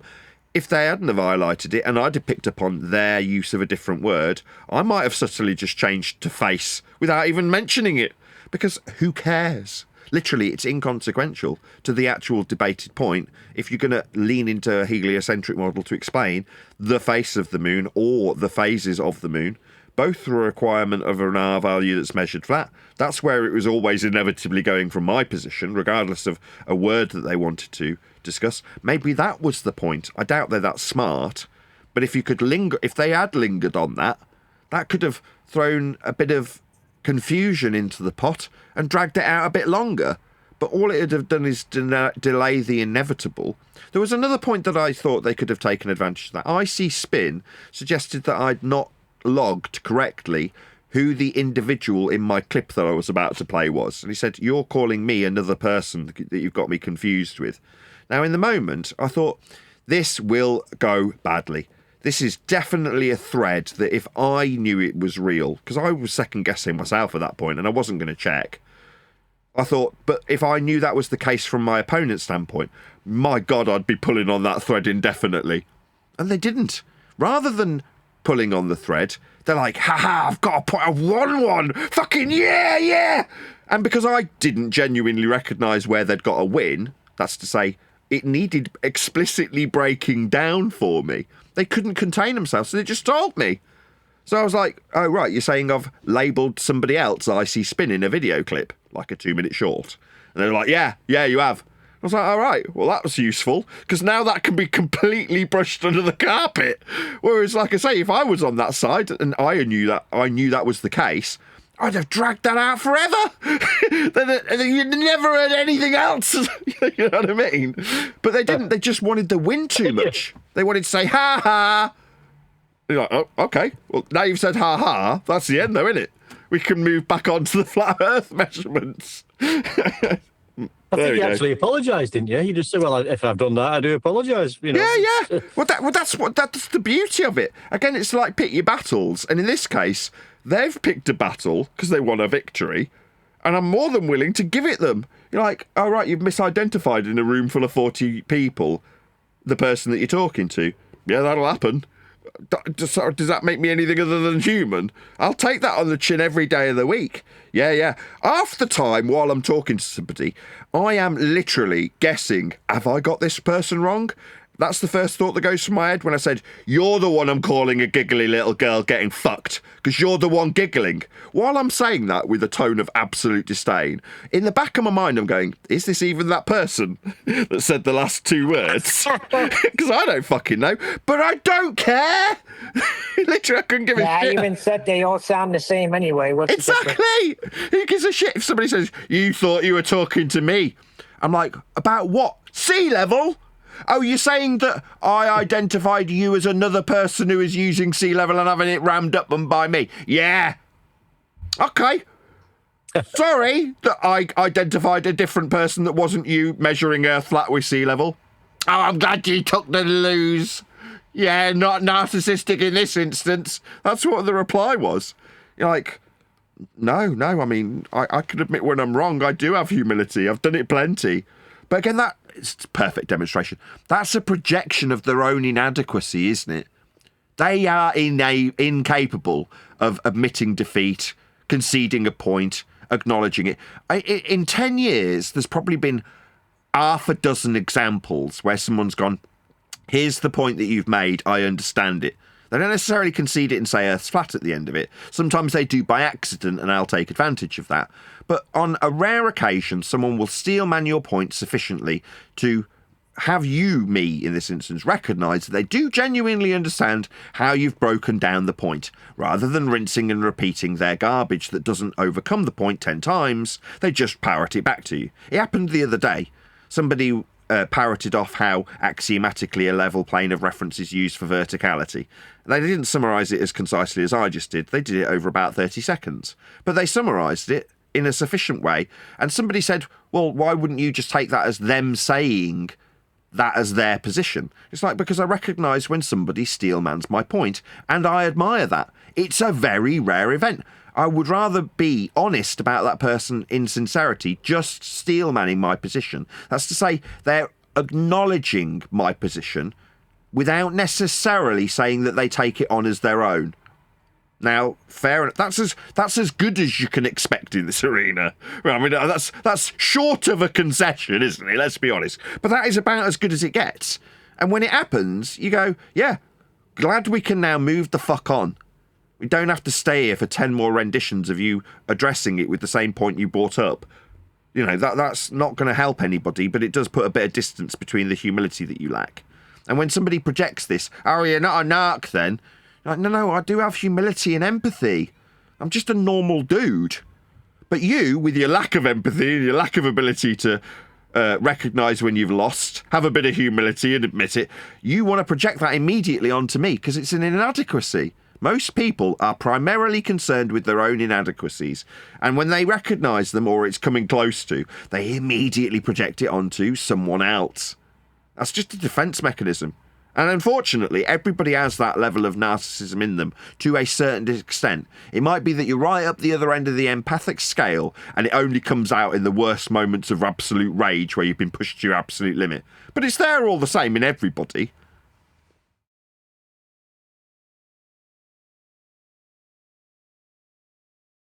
Yeah, they project it. They project their own fears. They project their own concerns. They project their own inadequacies. And it's just sad. Like I say, like most things, you can just look at it and go, this really doesn't have any real bearing on the world I inhabit or what I do for a living, what I do for a day-to-day fun interaction with my family, how the world is measured. None of those things are really being affected by this dweeb. But anyone who thinks like previously in the past, when we was sort of getting to this point of, you know, we're just using measurements and telling people how Earth's measured flat, we don't really have to discuss the housekeeping questions. People were fighting against that. Now, the last few times in there, that's all you've done, Nathan. You've just used the measurements, sea level, how it's measured flat. And, you know, people say they miss that going on and you having the banter. And you've had the banter and you've not had to go into gas go down, go boom, boom for half an hour. You've not had to explain boring Coriolis, yeah, or anything like that. So it just shows, you know, you can still go in there and get your point across in a fiery way, in a you know, an excitable way that people like to listen to, but just simply sticking to the measurements. So everybody who was against that was incorrect. Can I have a mic check, please? Hey, George. Hey, guys. Is my mic Hey, George. okay? It's all right. It's a bit muffled. It's 90% good enough. Good. You guys are talking about a different channel where you guys normally go? Yeah, we went, right? we went to Worldwide Debates yesterday, so Len dropped a hundo on me, and I'm like, woohoo! I'll go Worldwide Debates then, because we've been discussing it in that context for a few days prior, and I assumed that he'd dropped a hundo on me, so I'd do exactly that. And then after we went in, he was like, I actually hadn't given you that hundo for a visit to Worldwide Debates as you thought I had. So he gave me another hundo. He was like, I'll give you that for doing it. So I got paid twice, as far as I'm concerned, because that's why I thought I was going in there. But not, as the case may be. But yeah, Worldwide Debates yesterday. Can I ask someone kindly on Discord to send me a link to that server, please? It's not processed yet. There's the live stream. Or do you mean the Discord server? The Discord server. How do I get access to that? That's my question. I don't know. So if someone can help George out with a link to Worldwide Debates, that'd be really appreciated. Thanks, guys. Yeah, my video hasn't rendered. So as much as it's fun talking about it, this is like a 7.5 hour video and it hasn't quite rendered. So I uploaded it immediately after the show had finished, obviously, and it still hasn't finished rendering. It's a day later. It's still processing. Wow. Do you remember what the first, what do you call it? The first resistance was yesterday? The first resistance? Yes. Is it the French? No, it was Dawn was getting upset because I was coming out of the same mic issue. Yeah, I remember that. He was given instruction that we could go on Worldwide Debate and join the Discord server there. Oh, George, just join the panel and then you can jump on with us. Yeah. Yeah, George, just join freaking Master B. I mean, get on freaking Teams and we'll invite you to Master B, and you get the link. It's weird now And you you bring come these on things the up, 'cause panel. in the moment I'm generally quite focused on the topic and the task Give the at Discord hand. link. So good. I was just saying, is it okay to give the Discord link to Worldwide Debates, the general link? Yeah, if Anyway. you can stick it, if you can pass it on to George, that's what he was asking for. Okay. Thanks. But yeah, my focus is not on the motivation of Dawn for doing that exact thing that you've mentioned, Neil. I don't generally, in the moment at least, don't think about what the purpose of doing that is. But what he's essentially saying is, I don't like that you've got your own little room that's not this room. I want everybody to be in the same room. You're like, all right. Doesn't like how I run my show. Now, if I'd have considered it in the moment, I might have justified it if I gave a shit, but I don't. But like I say, we're analysing it after the fact. Like, why do I have a second... Hold on. Dawn was around for years. He knows how your show is run. Let's not be an idiot now, Dawn. Yeah, the reason it's run like that is because people used to come into the G+, as it was, called Hangouts on Air, take control of it and porn bomb the show. Have porn playing on my live stream to a YouTube audience, very much against the rules. So I had to create a divide for the public access element of the show, which is what Discord is. So my show is based around G+, or what was formerly Hangouts on Air, not Discord. That's secondary. It's a public gateway. Yeah? It offers me a peanut gallery. No offence to you guys in Discord. Half the time you're not piping up as much as you would hope anyway. But that's why it is secondary. Someone like Dawn is like, I want you to be in this part of the party. Like, what? Because somebody's walking around the club with an iPad. You're shouting at the guy at the iPad going, you need to get those people at the end of that stream to come into the club. Oh, yeah. Yeah, I don't like you showing the club to the people on the iPad. I paid to get in the club and you're just sharing it with people in the iPad. Why don't you go fuck yourself? I will do as I damn well please.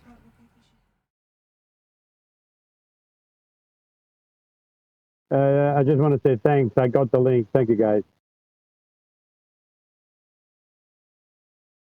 I'll take the link too. I'll take two. Have a flake in there. And then he said something about it's still there. They're all friends there up until yesterday. Sorry, go ahead. The link's still there on the 3 threads. Yeah, so Dawn said a couple weeks ago, we're all friends here, and Nathan's a demon, and we won't have him talking to our friends that way. But it seems like yesterday they weren't all friends. I forgot what was said.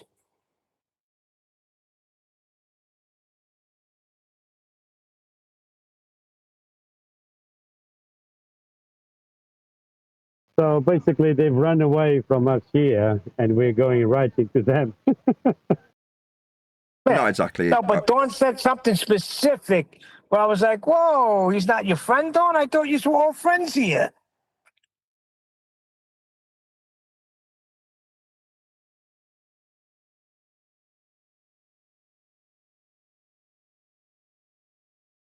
Yeah, Dawn has the same sort of, we've got a consensus that it's a globe, and that means that nothing you say has any consequence. That's his attitude. Simultaneously, while it's being disproven to be his sphere belief, and in this case demonstrated as being flat, he wants simultaneously the ability for people to shut me down, talk over me, be vitriolic and hurtful, and when the response comes back in spades, that shouldn't be tolerated. Ergo, I'm a demon. Yeah, and words have no meaning. Yeah, I didn't know that was one of his This is references. shit. Oh, you aren't saying it. You're just telling them it's freaking measurements. Oh, well, just ask them to read the definition of horizontal, where it says that horizontal is parallel to the plane of the horizon at right angles to the vertical. It means nothing Nobody to them. gives a shit about what you say, George. Exactly. Even though it's correct. That's not what I say. Nobody It's in gives the a shit. dictionary. Yeah, words have no meaning. But Nathan, that is the part that annoys me when they say that you're lying. When talking about measurements, they're saying you're lying. So that's the part that I do get annoyed with. Oh, I don't, because well, that's why I try and keep it hyper-focused on their measurements that they use. You know, I'm always conscientious of making sure that we're all on the same page, that we're utilising measurements that build heliocentrism, so that when I'm told I'm lying, I can hold them to task on their own measurements they've used. So I'm like, well, no, you're the one making this claim, right? So does the radius bend? Am I lying about your radius in your globe being linear? If you're called a liar for saying measurements of distance are linear, like, no, you're a liar. All right, so radius bend then. You know, you can take it somewhere if you've kept it focused on their claims and their measurements. When you get called a liar, take your pick for what they've made as a claim. You've used it as hostile witness, and they need it more than you do.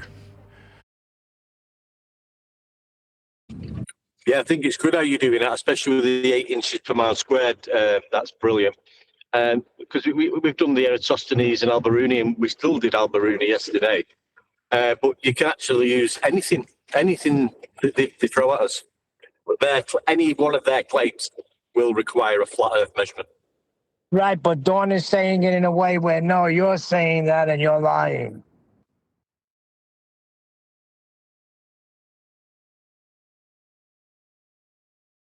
So it gets the audience to think that, Nathan's pointing it out that, no, these are your measurements. And then you got Dawn saying, no, you're lying. Well, 8 inches per linear mile squared it's their claim, it's not a lie. And it's nothing to do, it's not a curved measurement, it's a linear mile and a squared function. And that's a fact. And you gotta hope that they are paying attention and that they are able to see that. Hold on a second. He's not lying. That's right. Nathan's just using what ballers say and bringing it to their attention that it's a flat measurement. So hold on a second. The 8 inches per mile squared of what? Drop from where?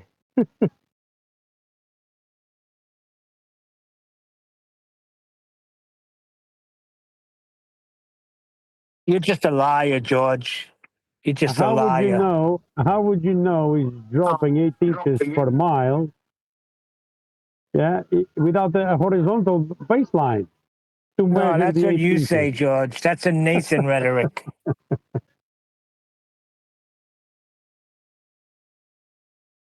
We don't say that as ballers. We say it's a globe, therefore it's a globe, so it's a globe.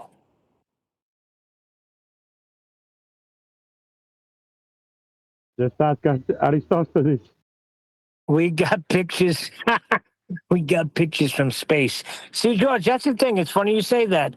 Real seasoned ballers do not bring up Eratosthenes anymore, or Alberuni, or 8 inches per mile squared for that much. It's only idiots on Worldwide Debate that bring that up because they don't know what's getting ready to come, what's getting ready to smash them. And it's wonderful when it happens.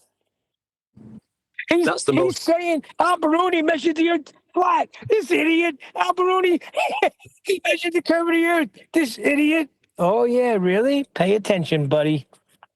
Yeah. That is, Nathan's right, and I've loved the Eratosthenes one for a while because it's so joyful using their so-called globe evidence and just using it to tell them how they're measuring a flat. Yeah, and it's funny to see them react that way because they think, in their mind, they're like, what's wrong with this guy? He's using Alberuni. He proved that the Earth has curvature. What is that? Yeah. And then you start paying attention, then you hear them getting quieter and quieter and quieter. Then you don't hear them anymore. So Alberuni is sorry, George. Astrolabe, because he used an astrolabe. Was the astrolabe to measure the curvature? Well, no, there wasn't. Yeah, it's an angle measuring device. An angle measurement device to measure the curvature. Excuse me? Yeah, exactly. He measured angles and depression angles. The same thing as elevation angles. Aristophanes, yeah, and his obelisk. Was the obelisk on the vertical? Yeah. Welcome to Flat Earth. I don't like using that terminology anymore. And Nathan used it a few times yesterday. I don't like saying that anymore for some reason. What should we say from now on, one deck? Because it bothers me too.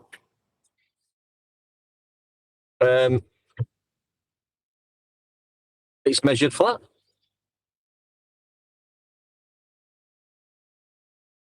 It's not us saying. It's Aristophanes saying. It's Alberuni saying. All of these guys are saying that it's flat. Yeah. Why? Because their measurements are flat. I didn't went out there to measure anything. I didn't have to leave my living room. I just researched, and the words are there.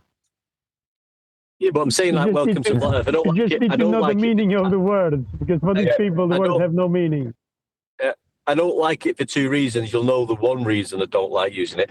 But the second reason is we shouldn't be welcoming anybody to Flat Earth, because they've always been on Flat Earth. They've always measured it flat anyway. It's not anything new to welcome them into. So we should say, say, well done, you've proven Flat Earth. Instead of welcome, well done, you've proven Earth to be flat. How about welcome to reality? You're a flat earther now. I think one deck is trying to get away from the word welcome. So I'm saying, well done, you have proven Earth to be flat. Yeah, and the welcome bit, but also, there's a, the other reason why I don't think we should be saying it, really. Why? Yeah. Notice who hasn't been back. Notice who hasn't been back since that altercation, right? Yeah, well, just forget about that. But what I'm trying to, you know what I'm saying. But I noticed when Nathan did use it a couple of times yesterday or last night. Yeah, but why should we hide from that? Nathan, no matter who said it or who came up with it, who gives a shit, it didn't become a saying until it kept being repeated on Flat Earth Debate and 24/7. So it was just a phraseology that's used when these dumbass ballers, use Flat Earth measurements. Yeah, I might just be overthinking things like I sometimes do. Well, because it was bothering me a little bit yesterday, too. But then again, I'm saying, but why the freak do we have to? We're not the thieves here. We're not the robbers. Why do we have to stop saying it? Yeah, let's not even go down that Flat Earth road.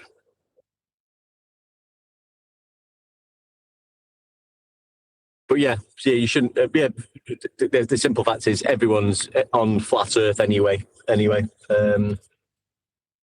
So let's talk about something else.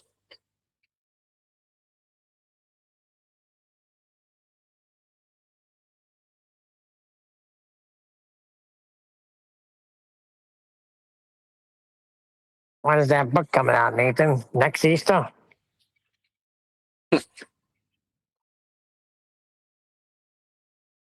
How is it doing anyway? I mean, obviously I missed a good week or so with work and one thing and another. So I've got, I've missed out on a few shows. Like, and you don't know you want to know what I find funny?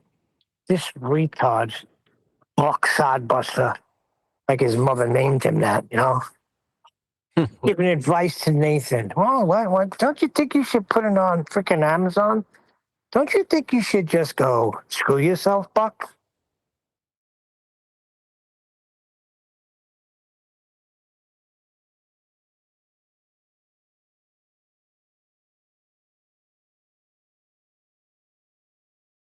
Someone, I think Nathan has someone for the glow proof, and they got reciprocating zenith angles, and that didn't go down very well.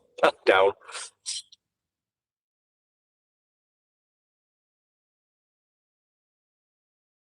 think they've got something with this reciprocating zenith angles. The divergent plumb lines.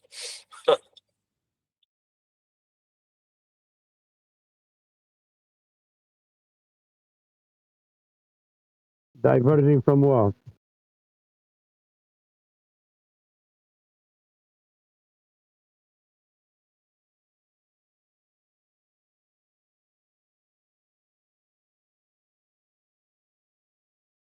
Tomorrow's a big day, baby. Big day tomorrow. Woo-hoo.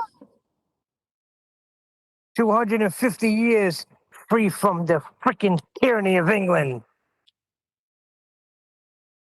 Yeah, right.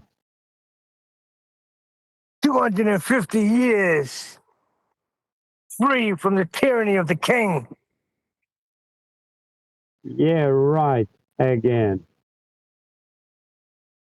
You wish. Hey, I don't give a shit. It's a good reason to have a party. Barbecue and look at some fireworks.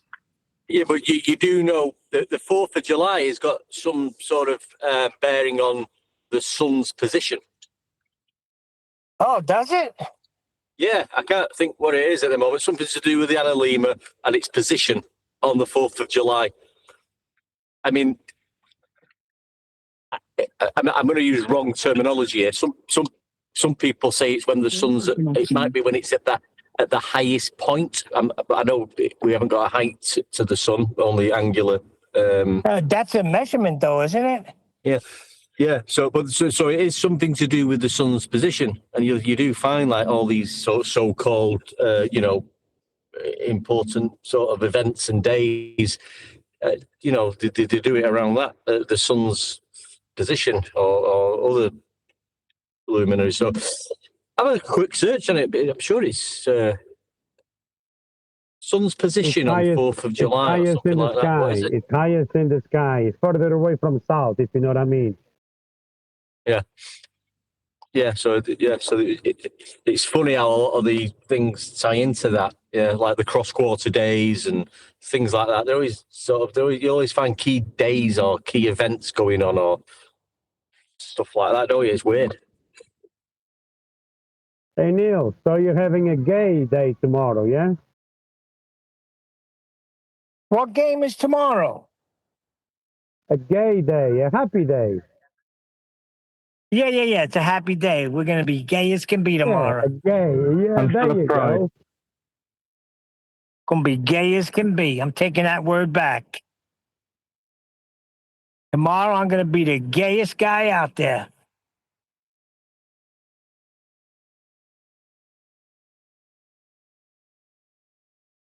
Well, we used to have when I was a kid, like 4th of July. I mean, that was the day. That was, leading up to that, we'd be having Roman candle fights and shooting off blockbusters.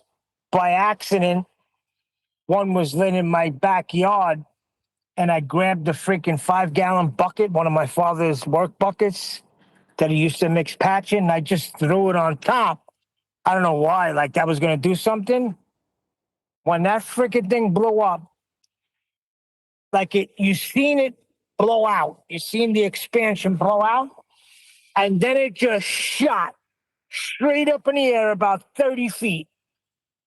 You know what we did next, right? Found every freaking bucket we can find. Went down to the freaking lot and just started lighting blockbusters and putting a bucket on top of it.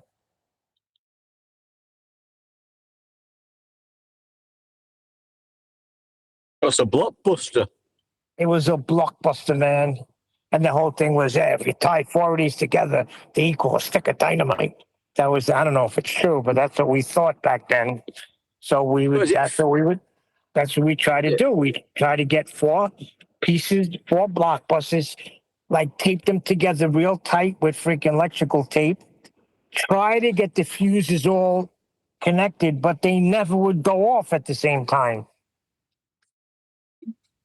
Was it like a firework? Yeah, blockbuster. It's it looks like a firecracker, but bigger and fatter, more compact. I mean, Blockbuster, we have M80s. They're smaller, but those are powerful too. You get an M80 blows up in your hand, you lose your fingertips. If a Blockbuster blows up in your hand, that's what happened to that football player, Jason Pierre-Paul from the Giants. He was throwing freaking Blockbusters, and sometimes those fuses went real quick. I never threw any firework in my life. I put them suckers down and lit them and got away. I ain't no idiot. I think they say the blockbusters are equal to a quarter stick of dynamite. I thought he was talking about a video store. Yeah, I don't know what it was. I don't know if it was a stick of dynamite or a quarter stick. I'm not sure. It was one of those things, but we always tried to get a stick of dynamite, you know? You're going to need a flat plane for your fireworks. Need a flat plane for everything. My ex's brother was EMT. Then? Are you sending the fireworks up? Listen, my ex's brother was EMT. 4th of July was his busiest day. Man, he had some horror stories. I'll tell you one, and it's good why they outlawed them, because people don't know how to use them. He got a call to the Bronx, one of the projects in the Bronx. What happened was one of the kids found it, the father's fireworks, and of course lit a Blockbuster. They got scared and went to throw it out the window, but the window was closed. So it bounced off the freaking window and landed right on the chest of a toddler, like a 4 or 5 month old baby, newborn. No. Yeah, it was. I mean, yeah. Oh, So I'm like, so I was like, Timmy, what do you do? He says, what can you do? You got them in a panic, and you just got to tell them we'll do everything we can. But the baby's Come on, dead. I Neil. mean, jeez. Need to add all of that out. Yeah, that was. When he told me that story, I was like, man, that would be my first hint. I'm out of there. I'm not doing that shit. I can't handle that. That reminded me of the butterfly effect. What's that? What you just described reminded me of the opening scene to the butterfly effect. What's that? The film with Ashton Kutcher. Your mic's nearly as bad as George's. Well, what happened in the film? butterfly I'm effect. not familiar with it. Does somebody else want to describe it with a better mic? I'll say that as a no. So I think they put some fireworks in a neighbour's. In America, you have your post at the end of a drive, right? In a little box with a flag on. Yeah. Well, they put some dynamite in there, and the lady went up to it holding the toddler, and it went off. Oh shit! Yeah. At least that Really? one You guys that haven't one seen thing the with the movie, The baby that Butterfly Effect? messed me up, man.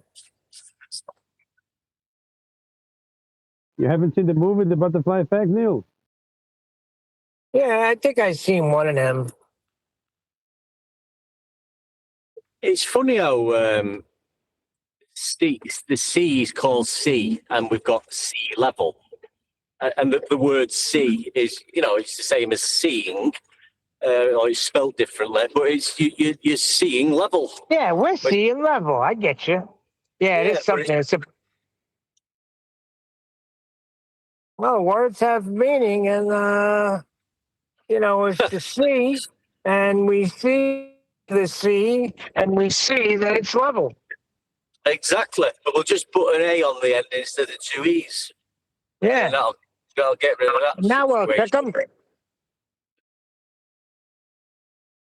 I don't know. I think it's all there because, it's there. They got to put it there. There was back in the day when they first, came to Flat Earth and all the conspiracies. That was the thing. Well, they can't lie. They have to tell you the truth. That was one of the things I heard. Like the Illuminati or all of them. Well, they can't lie. They have to tell the truth. Who said that? Who came up with that bullshit? I would guess, Neil, that's biblical at its core. Whereas, in the Bible, there's some reference to nothing can be hidden and all the truth will eventually come out. Yeah, but they don't. But it's not like. Yeah, I understand that. But it's not like they gotta tell the truth. I mean, it's a lie. Satan's the father of lies. He lies. Yeah, is it going to come out to be a lie? Of course. And it came out right away when he said, "You won't surely die, but you'll be like God." Did they surely die? Yes, they did, and everybody else since. So, but there was that whole thing. But no, they have to tell the truth. So you got to really pay attention to what these elites are saying because they can't lie. Bullshit.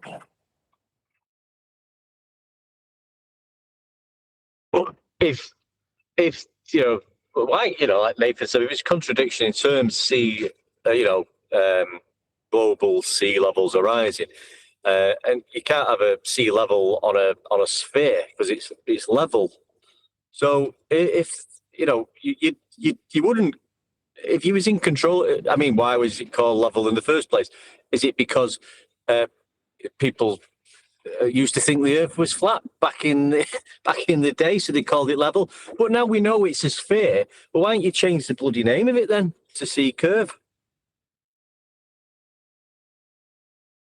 Because they have no nerve. Sea level only to say applies sea to curve. the sea. It doesn't apply to the oceans and You ruined lakes. my rhyme, Georgie. I liked it. With your muffled mic. George, stop talking into the pillow, Georgie. Move your clothes. Whatever clothing you got blocking the mic, get it out of the way. Are you with Liam, George? Are you sharing the same mic?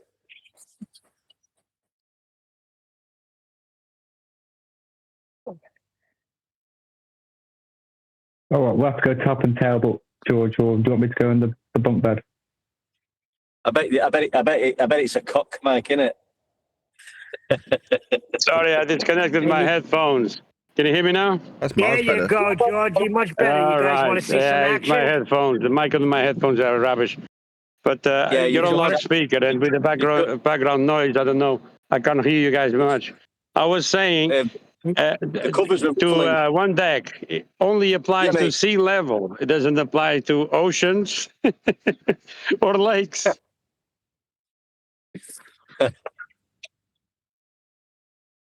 Well, lakes will have a height. They'll be a height above sea level. Oh, you need to tell to Jesse because he's showing pictures of a church on the lake. Yeah.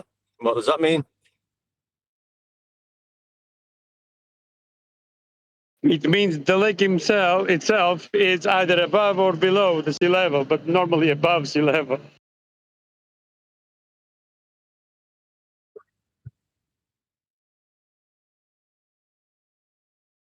I wonder how long it'll take before they start to recognise their own dependence on flat Earth measurements.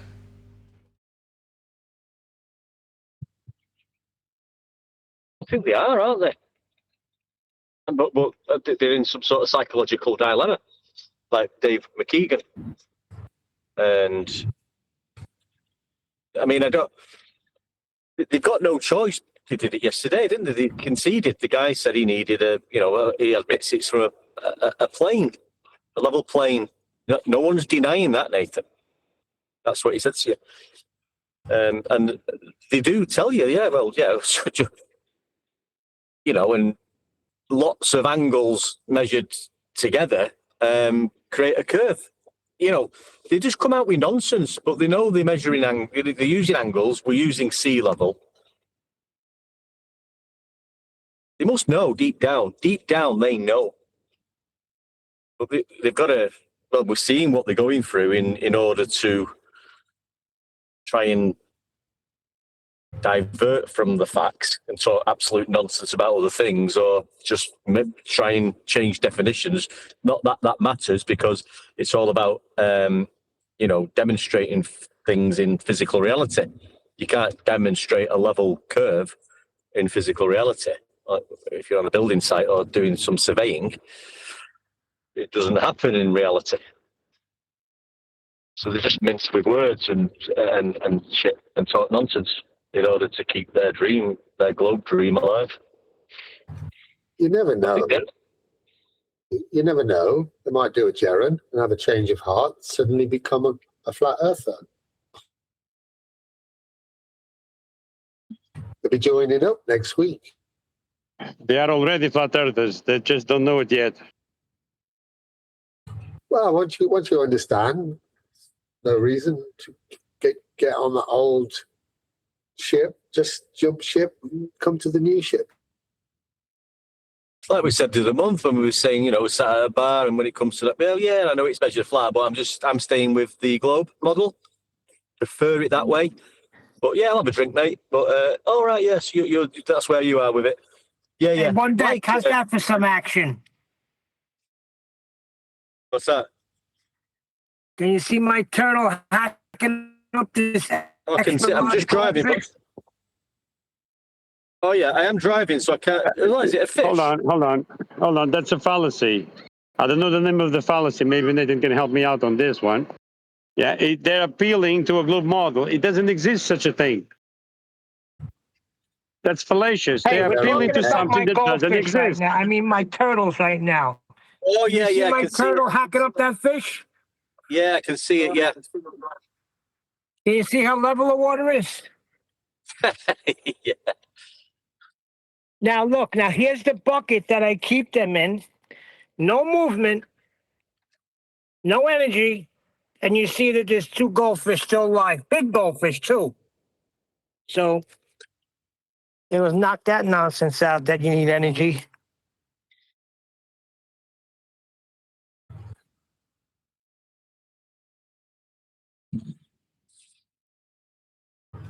Anyway, you know what it's like. Men in their balls, they like to hang on to them.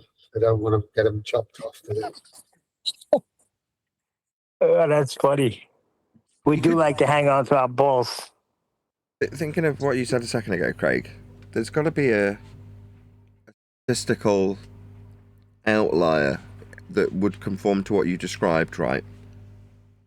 If anything, it's probably more significantly statistical than the other way around.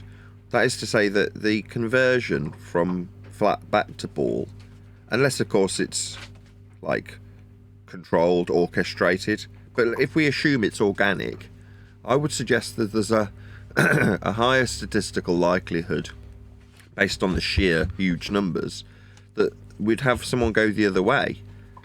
Now, maybe that is the case, but they're just not in our sphere of influence. Like when someone like Shaq or Will Shatner from Today does it, right? They're making up that statistical outlier rather than it being someone that's directly connected to us. Do you see what I mean?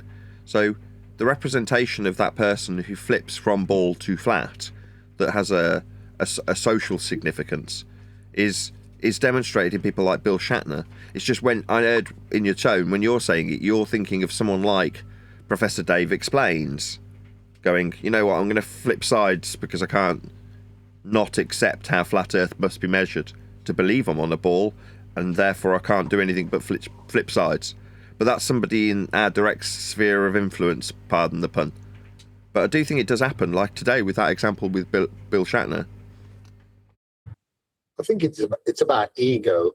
I think Bill Shatner's way over his ego by now, isn't he? He's had enough adulation over the years, whereas other certain teams of people you might have been speaking to yesterday, they're hanging on to that ego with desperation, aren't they? They couldn't be seen to be wrong or in a group of people that was persecuted. So, whereas, I don't know, if you've been around for a while, you might just let go of that ego because it doesn't really matter so much then, does it? He said the same thing. He said not the same thing, but he was hinting at science fiction and science, you know? Well, let's just because we're about 3.5 hours into this as a stream, I'm just going to remind people who are in the Discord and the audience, more importantly, what we're talking about, right?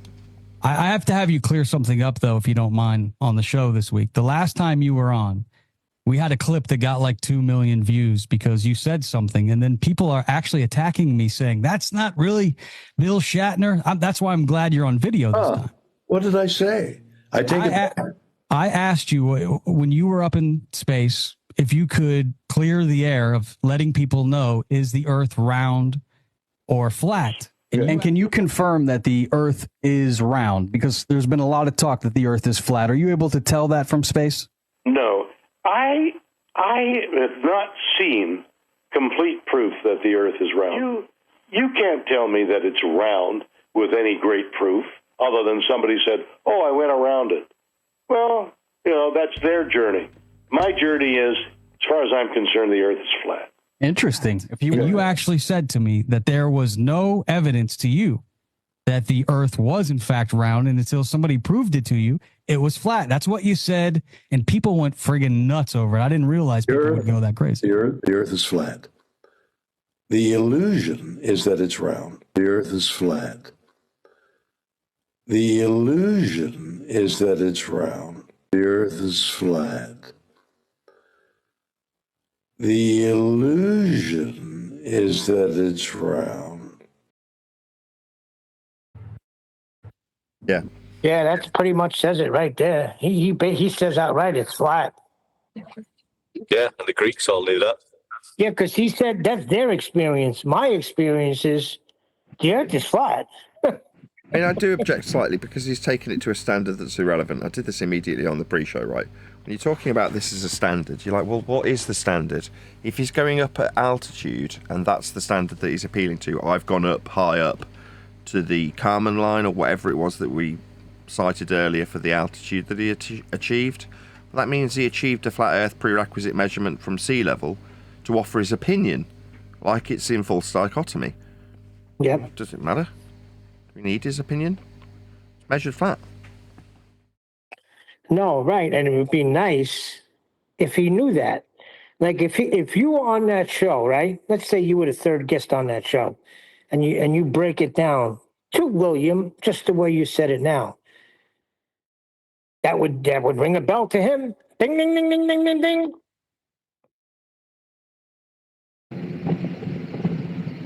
But he's that guy that Craig was talking about, like the statistical outlier that switches from one side to the other but has a prevalence, so much so that they're like synonymous with space and balls and orbital motion because they're a fake space star in a dramatisation called Star Trek. So you go, well, that person suggesting that Earth just is flat is that statistical outlier. I'd rather it was Will Shatner. I'd rather it was him than, I don't know, name a baller who you spoke about earlier. Dave McKeegan. Brian Cox. Well, Brian Cox would be a perfect person, actually. That would be a great one. Yeah, that'd be great. But I mean, just like I say, it's back to the introspection where you go, it doesn't really matter what person recognises this, I'm inconsequential to it, and therefore so are they. So does it matter if it's Will Shatner or Dave, professor, not a professor? Maybe not to us, Nathan, but to other people out there. There it is again, does right mean on a time. big deal. Well, like I said earlier, that's what's an irritation from me about you, if I could say it, specifically in this regard, because your concern is with next man, like with Rob Noxious earlier. But to other people... No. You're missing what I'm saying. It's not a concern to us, but other people hearing them saying it is a concern to them. They're the ones, hey, listen, they all want consensus. That's what it is, right? Right. When you went into this debate, they said consensus rules. So it does make a difference to the public hearing it from people like that because they want to line up with consensus. Yeah, no, I don't disagree. I think a lot of people, a lot of flat earthers would probably go back to the globe, depending on who they are and how much sort of, how many family members and friends have realised that they're a flat earther and how much ridicule they receive. I think somebody would just, even though they know it's, they just say, oh, I'm going back to the globe, I can't be doing with this. The insults and the, really? You know, I think people would do. I mean, what happened to that? Remember that Rachie 0000? She flipped back, didn't she? But I don't think she was getting ridiculed. I think she's just a dumbass who hung out with ballers long enough to be deceived. You know, you hang out with them long enough, they're going to say something and you're going to be deceived. I think you need somebody who understands the concepts that we talk about because exactly anybody can jump ship just because, oh, look, that looks popular today. Let's jump on that bandwagon. But they can jump back again, because if they don't understand the concepts you're talking about, then it's just That's correct. Yeah. That is so well said. You're right.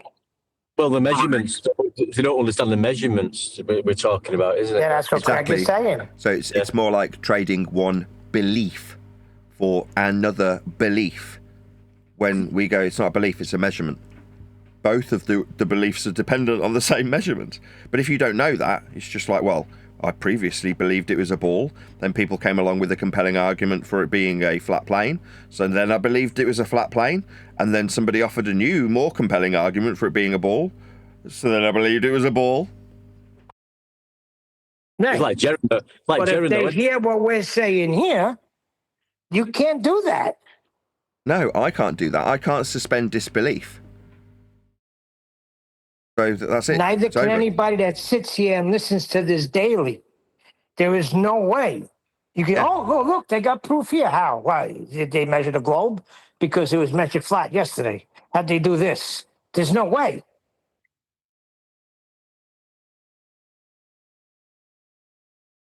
So was Jaron a flat earther, or was he just a globe troll? He was a globe, what do you call it? Skeptic. They all were. Yeah, that's anti-glober, isn't it? Yeah.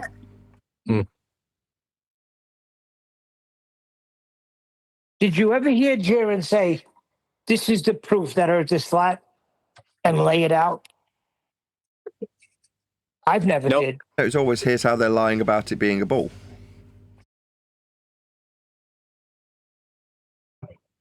With a side order of, you don't have to trust me while I show you how it's not a ball. Right, but some people say, well, if you prove that it's not a ball, then it's ipso facto flat, which that's not true either. Correct. You have to demonstrate it to be flat via measurements, right? And but when you do, and if you do, you have to recognise that in order for you to have the ability as an onlooker to demonstrate that to a next man, that the fact it exists at all makes you inconsequential to the fact, meaning that the whole process becomes completely redundant. Correct. Yeah, it's already been demonstrated that it's flat. You know, we use the master reference, which we speak about all the time. These maps, you know, aircraft altitude, straight and level flight. I'm not debating that it was already flat. Of course it was. We were given sea level. But we're just showing other people. Like, look, we're bringing it to their attention. You know, you may think like the whole lie, we're on the globe, everybody lies, everybody's lying, bullshit. No. You pay attention. Look how it's measured. Well, look, we've seen it yesterday with Robbo, Noxious Show. We brought it down to the master reference level, sea level, Nathan did. And the rebuttal is we've got different levels of level. Now, level deviating from level. Yeah, the rate of level. So that's what else can anybody say? I mean, that's not even proving any. I mean, in their minds, that means something. I don't know what they think it means. Each level isn't level. Level's bending. That's what it means in their mind when they cope with this. And look, Merriam-Webster says that level is equidistant from the center of a ball. Yep, Nathan's got it. It means that if it's not level, the same everywhere, then it's bending into a ball, you dumbass. And how do you know how not level it is? Well, with level. Oh, that's bad. Yeah, so it's crazy. It's absolutely crazy. So you can't deny the master reference sea level.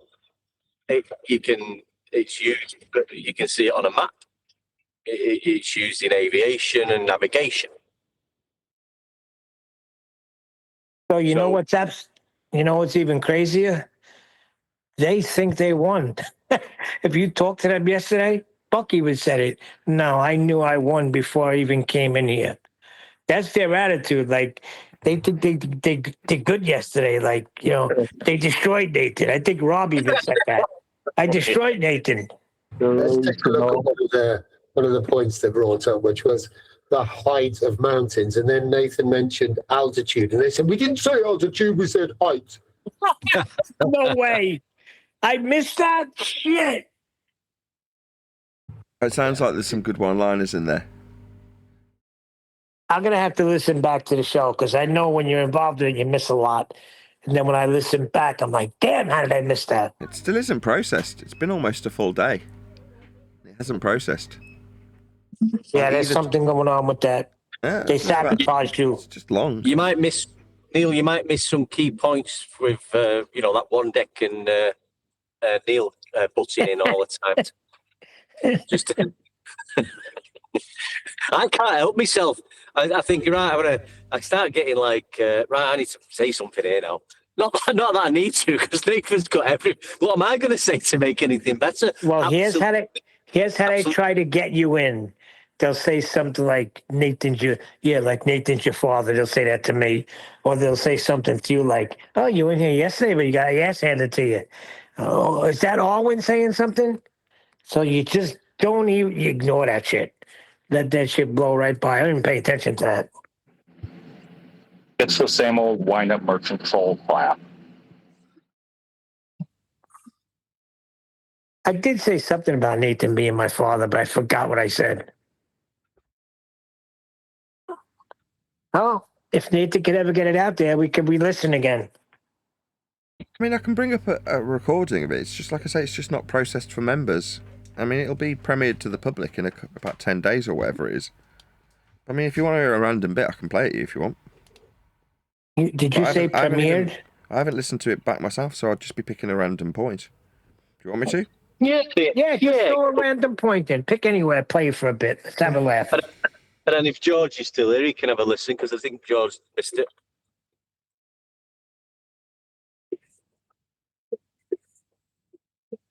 Turn my mic off.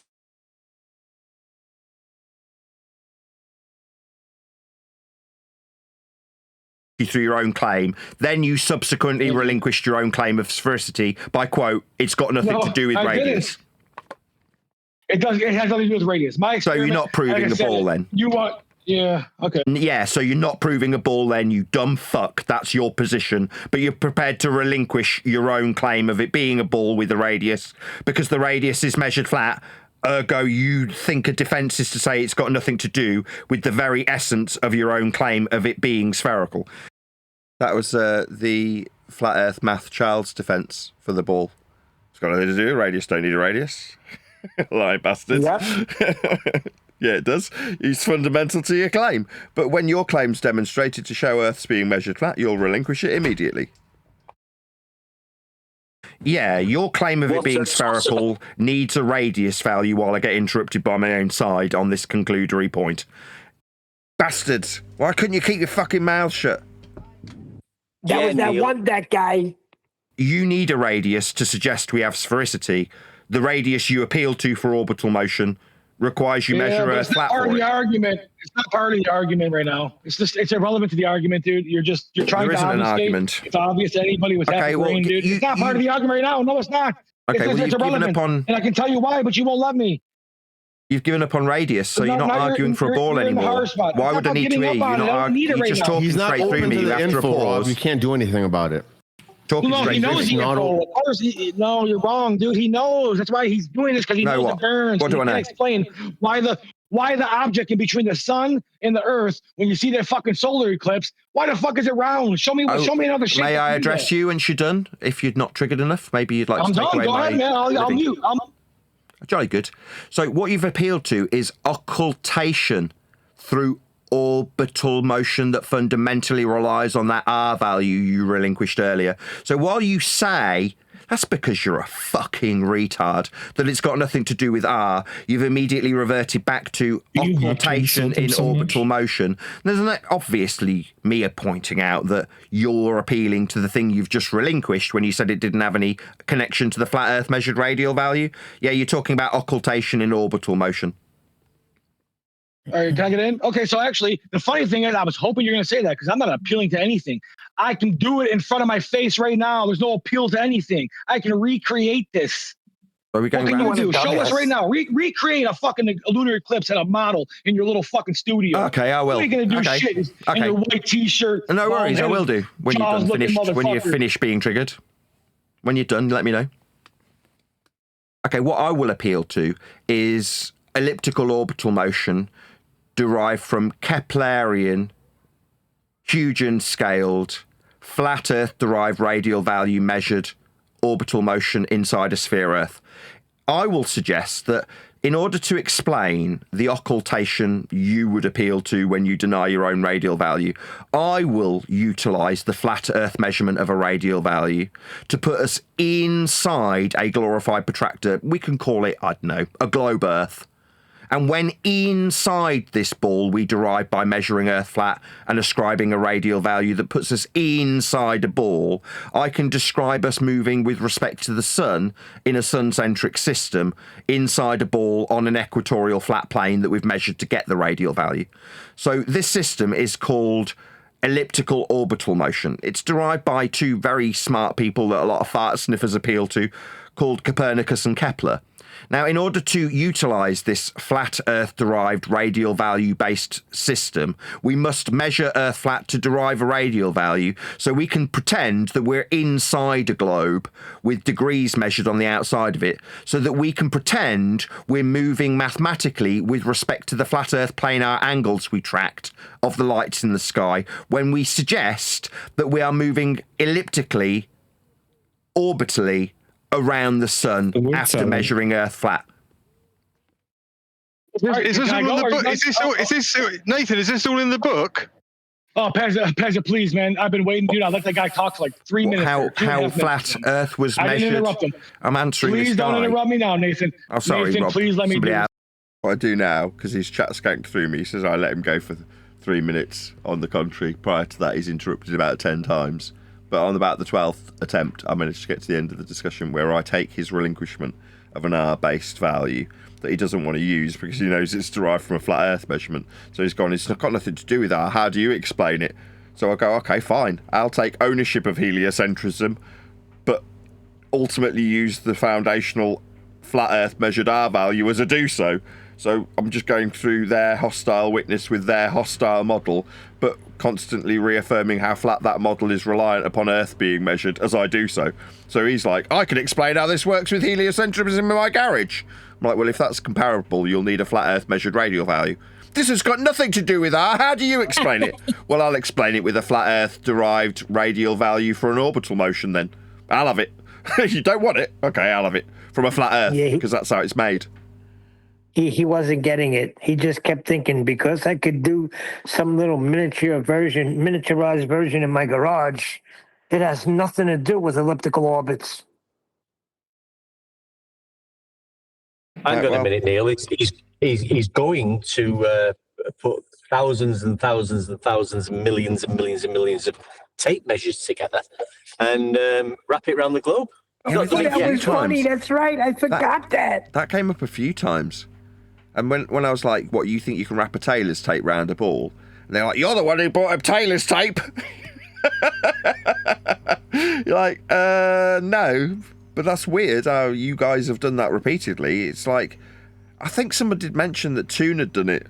Somebody said, oh, Toon wrapped a tailor's tape. Yeah, he did it. He wrapped it around a toy globe and said, see, Nathan? So these we don't people got are to go so to the center of fucking Earth. brainless.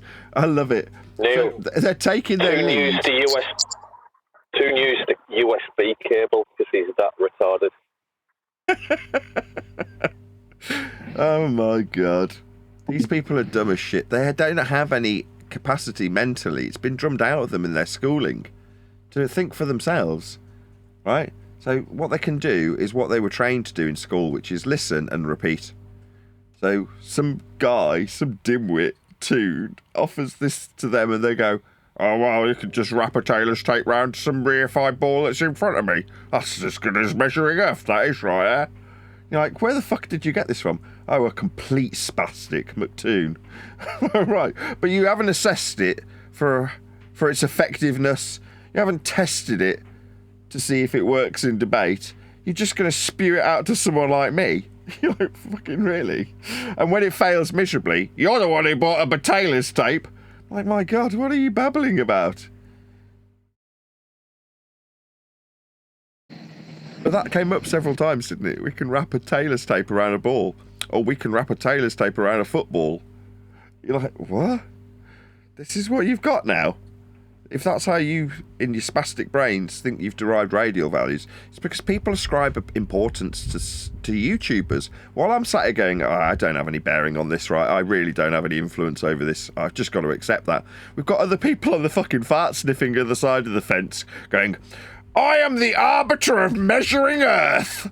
I'm going to wrap a USB cable around a globe model, and that is how we fricking do it, lads. And all of the fart sniffers go, oh, thank you, McToon. You're like, man, are you fucking serious? How have you ever got through life? How have you managed? That's why it was probably so effective when I say don't be a cuck. Because deep down, that's what they all are. Can you do this for me? Can you figure this out for me? You seem like a better man than I. Can you tell me how this is done? Critical thinking skills they definitely do not possess. Prime research ability they definitely don't even appreciate exists, let alone utilise on a daily basis. These guys will sniff out their confirmation bias from the lowest common denominator, the dumbest spastic out there, who's never measured a single thing either, all the things they project onto me. You're like, you're going to tell me I've never measured anything while you come to me and talk about wrapping tape around balls because another fart sniffer's done it for you. Like I say, no critical skills in terms of their thinking ability has been applied to this. It's just been parroted almost verbatim from its original source, in this case, Toon. Like I say, you couldn't have a more stark contrast versus me going, I have no influence over this. I mean, that means I'm immune when people try and ascribe this shit to me like Bev does. It's your equator. No. Yeah. You're confusing me with the fart sniffers that think they're actually arbiters of fucking Earth measurement because they can wrap a USB cable around a ball. Well, according to Edibear, because you, Nathan, haven't measured anything, he's not allowed to use a map. He's not allowed to use his GPS on his phone because he hasn't measured it either. So he's not allowed to use a map. I don't concern myself with the crazy standards that these people employ to justify their own existence and fart sniffing nature. Like I say, when these standards get presented to me, what do I normally say? I'll do whatever the fuck I like. That's my response. Yeah, but he does use a map, right? He does use his GPS. We all do, right? Yeah, with coordinates with respect to a Cartesian flat plane derived from flat Earth angle measurements. I didn't go and measure anything. When I left New York to go to Alabama, I put it in my GPS and I followed it. I didn't measure anything myself. But guess what? It got me to Alabama. Yeah, likewise, when I used to utilise maps and directionality in horizontal azimuth, I didn't need to actually survey the land. You did measure, Neil. You used your mileometer on your car, and then like the trundle wheel, which everybody jumped on that bandwagon, didn't they? Measured the distance by your wheels. No, what I'm saying is I followed the path. Yeah, and my odometer may have measured it as well, but I followed a path that was laid out already. Yeah, they're all distances measured from our flat Earth as well. Yeah, Neil's point is he didn't have to survey it to utilise it. Like the planes that I put back in rebuttal. And I'm like, well, do the pilots ignore the maps? No, they don't. They don't have to measure the sea level, and neither does ground control when they call out an altitude. There's just an expectation that it has actually been measured. And if it hadn't, there's a fair chance it would cost lives. It has. We utilise it to prevent people dying and crashing into mountains. Normally, when people do crash into mountains, it's because they're below the level in flight terminology that they needed to be to avoid the mountain. That's what I wanted to ask that dude yesterday. That dude kept saying, well, there's different heights and different sea levels. I'm like, so when you're flying around the world, if you've got the wrong sea level set in, then you might hit the mountain. Exactly. Is that why not everybody crashes? Some have got the right measurements, some haven't. Right, which is just not the case though, eh? Because I remember it coming up and me challenging them. Well, give me the two measurements for Everest, I think was how I phrased it in rebuttal. Well, give me both measurements of Everest. It's like there isn't both. There's only one. It's from a flat Earth. It's the end of the discussion. Yeah, it's 29,028 feet above mean sea level of our flat Earth, perpendicular 90 degrees, vertical to the horizontal baseline of mean sea level. It's a 0 degree baseline. Yeah, that's just how it is. 29,000 feet. Is it really that high? Fucking hell. Yeah, 29,028. Yeah, it's the highest one. You don't know what you're talking about. You're just a dumb flat earther Christian. Yeah, but shit, man, that's really high. I remember, maybe I'm mistaken in this, but I could have swore at some point somebody landed a helicopter on the top of Everest, and someone just got off temporarily, took a photo, and then they flew back away. But that means that someone's landed a helicopter at high cruising altitude. Holy shit! I don't know why I didn't think it was that high. Pretty high. The day I got to the top was higher because I used a different sea level. Mine was a bit higher. You used the other convention of sea level that there is. That one they don't talk about, but I was actually higher than everybody. Yeah, that was a good point. What was that you brought? Sorry, I had to jump out there. Yeah, what was you saying, Nathan, about the you was on about the heights, weren't you, and using what was you saying about if the Earth was curved, you'd have different you'd have different levels. So the mountain, it's more that you just can't have perpendicularity to a curve. So the reason you're using it is because with an axiom, you're going to describe verticality. That's height. So you need a common reference. As soon as you've got a curve, then you need to describe the curve from a common reference. We do. We measure hills, like mountains. That's how this always ties back. Well, we've got a curve for altitude. You're like, no, we're measuring the altitude of the mountain. But in order to do so, to describe verticality in a linear nature, like if it was coming off a curve, again, the altitude wouldn't be linear. It would be curving to reach the same point. But there is no common point above a ball. So again, you need to describe the curve of the ball from a reference. What's that? Oh, we've got a tangent plane. So this is how the magic trick seems to work if they have a degree of understanding, where they can take a requirement for a plane and say, oh, well, we have got that plane tangential to a ball that we're not measuring anymore. In which case you go, well, to assume that the plane you're measuring isn't the surface, A, means you're not measuring the surface, and B, means you need to have the assumption justifiable, and that's going to work with the radial value of the dangling ball below the plane that we're actually measuring. So we've got a plane that we're actually measuring because it's axiomatically fucking required. And we've got a ball that's derived from the flat Earth axiomatic requirement of a flat plane measurement below it that we're definitely not measuring in this instance. And it's just a little trick to see if we can sneak that by. That's what Buck did. So it's like, oh, we're taking reciprocal zenith angle measurements. You're like, well, it's not a zenith with respect to a curve. That defies its axiom. So we have a load of cockwaffle till the point that he accepts that he needs a tangential plane. At which point you've got, well, you need to justify the ball below the plane and accept that you're measuring a plane. So that's the end of the discussion. All of the axioms they all need only have a thin veneer of being able to moderately justify it by putting you inside a ball with respect to the equatorial plane. That's where they go, because that's all they have. So it's predictable. So it's like, well, I know where you're going to go with this. You've only got two options. One, put it on a plane dangling dingleberry below, or put it in the ball on the equatorial plane. Those are the only two options. Why? Well, to justify the axiomatic requirement of perpendicularity. If you're going to suggest it for height, you're not in a ball. And if you're going to suggest it on a tangent plane, then you've got a differential that you need to justify with the plane that you'd have to measure flat to justify the curve dropping away from a single point. And if you do have it dropping away from a single point, it won't give you a zenith. Isn't it? I got the plane crash, a famous one from 1972, the Uruguayan soccer team, and it was due to pilot error. The inexperienced co-pilot, Colonel Dante, was piloting the aircraft at the time of the accident. He mistakenly believed the aircraft had flown over Churico, the turning point to fly north, and began descending towards what he thought was the airport in Santiago de Chile.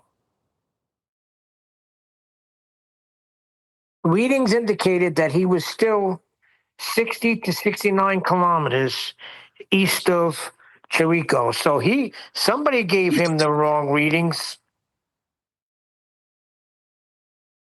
Well, there's a lot of prerequisites there, what you just said. But what Nathan just said previously, I mean, it's absolutely, it must be like mentally draining to be a globe believer, to have to come up with these tangents and dingleberries dangling below them, and this is what we'll have to say about, just to try and bring this globe into some sort of existence using planar measurements. I mean, God, it's soul destroying. I mean, how must they feel? The brain must be doing over psychological dilemma much, is all I can say. Plane crash happened. They were pretty high when it still when it hit. They were 3,600 meters in the remote Andes Mountains. 12,020 feet from sea level, yeah. So, see, now something like that, I mean, aren't they supposed to call in? Don't they got to call ground control? Don't they got to find, like, how high they're flying? And I don't know. I'm not a pilot, so I don't know how it works. You're not a pilot, but I've heard you talk about pitch data previously, Neil. You're not a pilot, and you've mentioned straight and level flight and altitude above sea level. You're telling us you're not a pilot? Yeah, that's how it goes. The other one was that famous singer, Patsy Cline. She went right into a mountain too, the pilot. And I guess I don't know.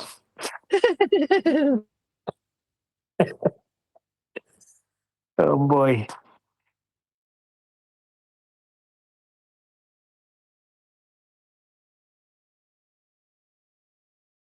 Can you imagine a shock on that pilot when he freaking thinks he's descending to an airport and all he's got is a mountain in front of him. Yeah, a couple things. Hey, Nathan, I don't think a helicopter ever landed on Everest. They Just tell us imagining that. Huh? Have I just made that up? Do you? No, I'm thinking you might. Well, I'm just saying what they tell us about helicopters, and it could be wrong, right? But 10,000 feet, they're not going to pick anybody off the mountain at 10,000 feet. And that's been my experience with them too. But 50, I just think you're mistaken, is all. Yeah, I've just looked up the maximum ceiling for helicopters is 10 to 14,000 feet. Or civilian helicopters, sorry. And they don't like it up that high. Says a helicopter has only landed on the summit of Mount Everest once in history.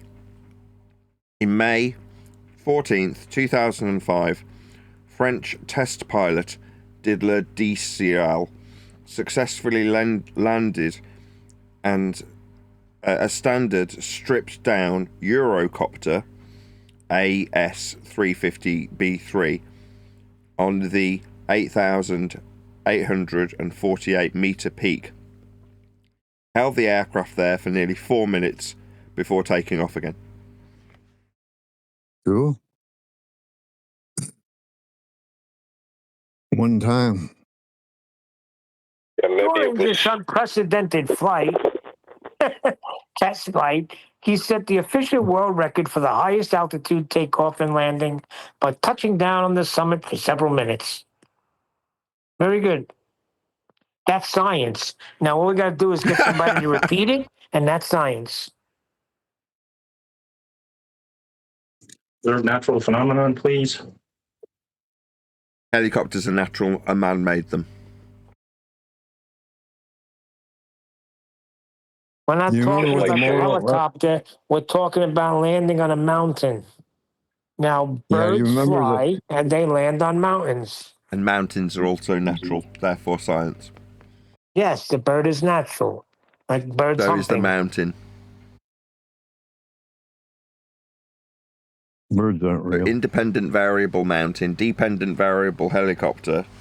Wait a second. Jobs are good. Stevie just said birds aren't real. No, pigeons are drones and they spy on us all. Yeah, pigeons and drones. Yeah, there's a lot of that crazy stuff going on.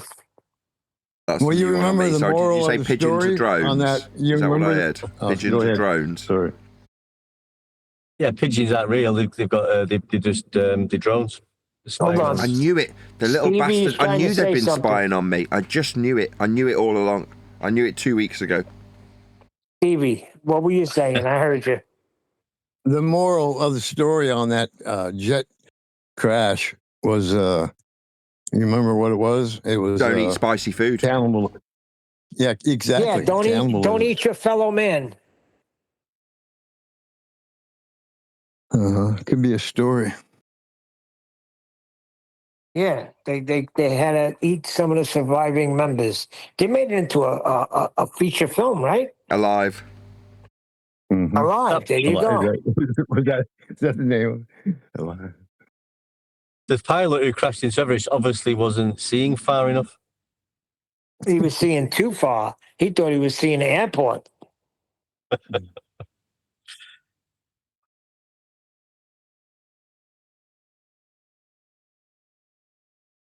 Feast of nonsense. No, but what's absolutely correct is when it comes to life and death situations, you better believe Earth is going to be utilized as flat.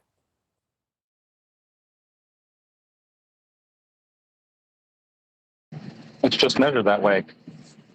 There's horizontal money. Don't forget the money. Go ahead, bro. No, I was just saying, don't forget the monetary too.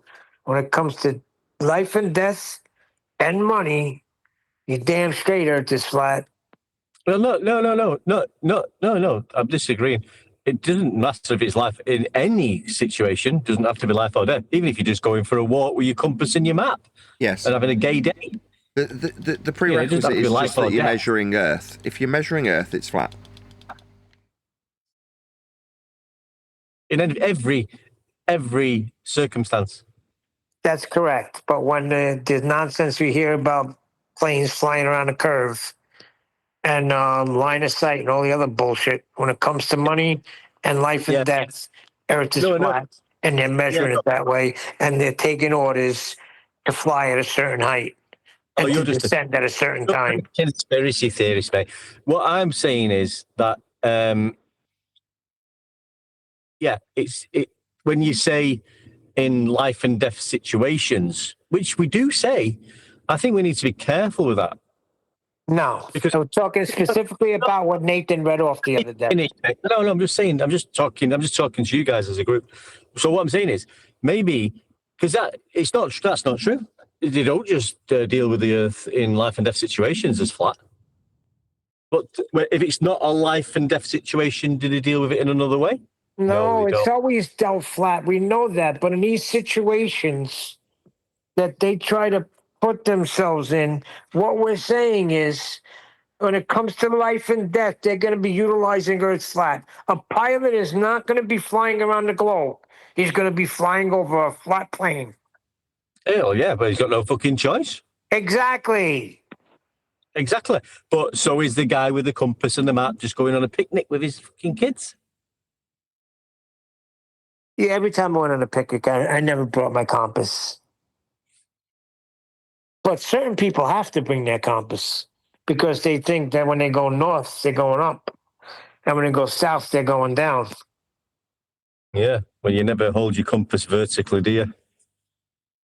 Oh, no, I'm sorry. There's an answer for that. Buck Sodbuster brought up the inclination. Inclination freaking compass. What did he say? The inclination compass. Yeah. Inclination angle from what? Oh, yeah, our flat Earth. Yeah, if you read up on it, it's got all angles and 90s and horizontal baselines and all of that stuff. All that good stuff. So why was he bringing that up? Oh, that was his answer about when we said that compasses don't point up or down. You know, it's just used freaking horizontally. It's right. I mean, I never had a compass that the needle turned and went up when I was heading north. I mean, I think you can use a compass that way for other things. I'm sure I had a clip on this, and it was to do with the when you're finding the position of a luminary. Some guy was showing it, and I think he did hold it. No, he held it vertically for a minute to do something to find out. Oh, I'll find a clip. I don't know what I'm talking about, but yeah, there is instances where you do that, but it's not when you're navigating the surface. Exactly, not when navigating the surface. Exactly. It's for when you're looking at things in the sky. Well, I'd hope if you're looking at things in the sky, you won't be holding it freaking horizontally. Because the things in the sky are vertically. Oh, wait a second. They don't have vertical on their globe.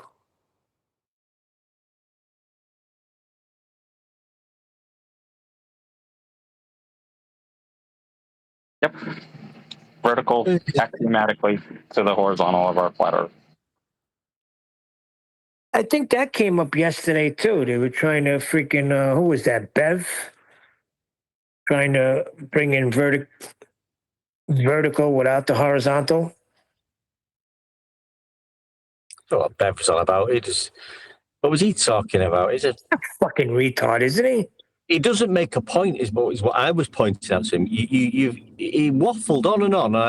When Nathan eventually let me get a word in, I said to him, "You don't." I said, "Bev, you've been waffling on for I don't know how long. You've not made a single point." That's what he does. He's a non-point maker. Yeah, nothing's changed. It's Baker, the guy and company. Bunch of bullcrap relativism and ambiguity. Yeah. He used to talk about axioms and everything when Nathan used to promote his show. Hey, subscribe to Bev. He used to talk about axioms, about horizontal, about sea level. Remember when I sent you that video, Neil? I came across a video of him, and I didn't look at how old it was. I thought, I had a quick listen. I thought, look, Bev's changed his tune. He's talking about horizontal, and now we use horizontal and datums and surveying. I thought, God, he's changed his bloody... Anyway, look, it was like 11 years ago or something. I sent it Neil saying, listen to Bev, he's sort of changed his tune, and I didn't look how old the bloody video was. Well, here's the thing. He got duped because of the circumference of the Earth. Because something ain't adding up. Therefore, globe now. Because now, all of a sudden, horizontal distances prove that globe. Because he thinks that they bend around something. Well, latitude circular. Nathan measured latitude. Nathan put the latitude grid together, and it's a circle. Your circle. It's your circle, Nathan. That's your grid. Your North Pole. Keep going with it. No, not my measurements. They're just the measurements of our flat Earth.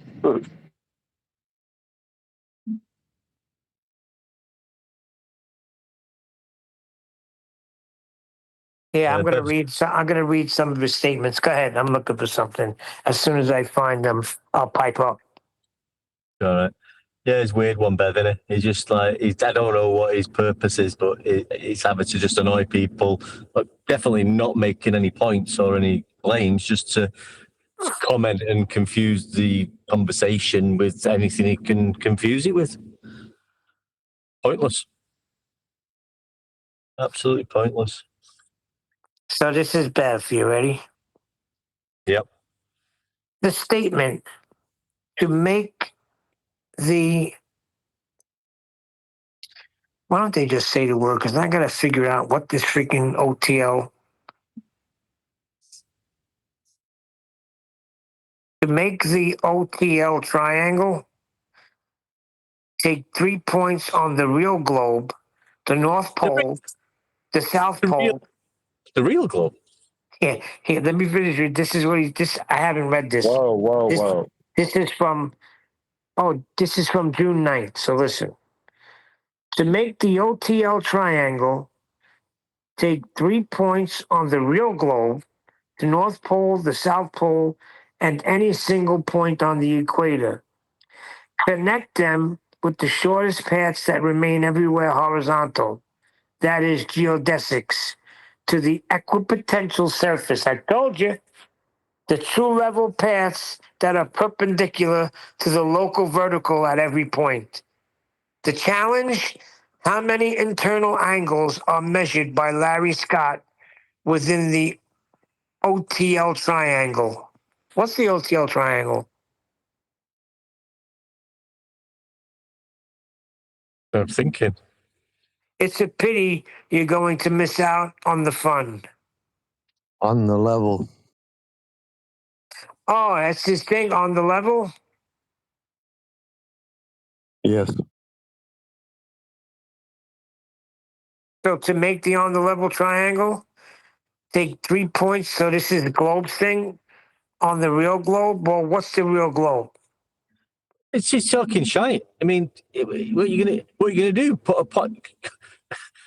They think they've got a globe, and you're gonna go to the North Pole and then put something there, and then you're gonna go to the South Pole, put something there, and then get on the equator line, put something there, and then draw a line. It's just like that isn't going to happen in reality, right? In reality, we've got sea level, mean sea level. Yeah, that's it. You want to talk about doing this on a fucking globe and putting a point here and a point there? Exactly. It's a load of bullshit. So then he goes on to say, just remember that I tried to bring you along for the ride. The door is always open. No, thank you, Beth. Then he goes, and I guess he's talking about Nathan, radio value. He's far too stupid to know how stupid he is. Get ready for his mental breakdown. I wish you well. The door is always open, Neil.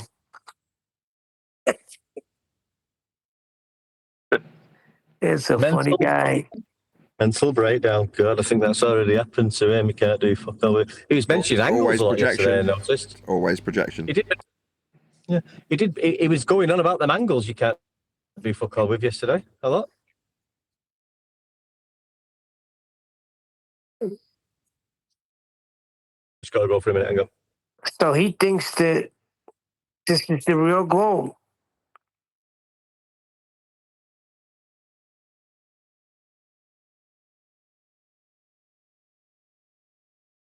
Mr. Non-Euclidean straight lines is make-believing and projecting onto others that they're going to have a breakdown. No, that's just your cognitive pain being projected onto others.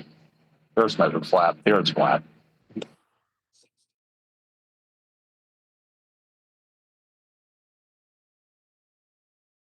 He's been going on with this equipotential nonsense for a while now. I'm telling you, it's all got to do with that pi equals 2. It didn't work out, so that's it.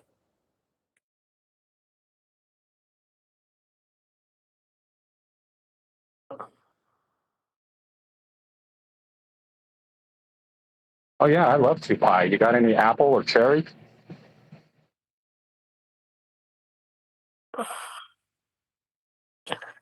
Yeah, I don't know what his problem is.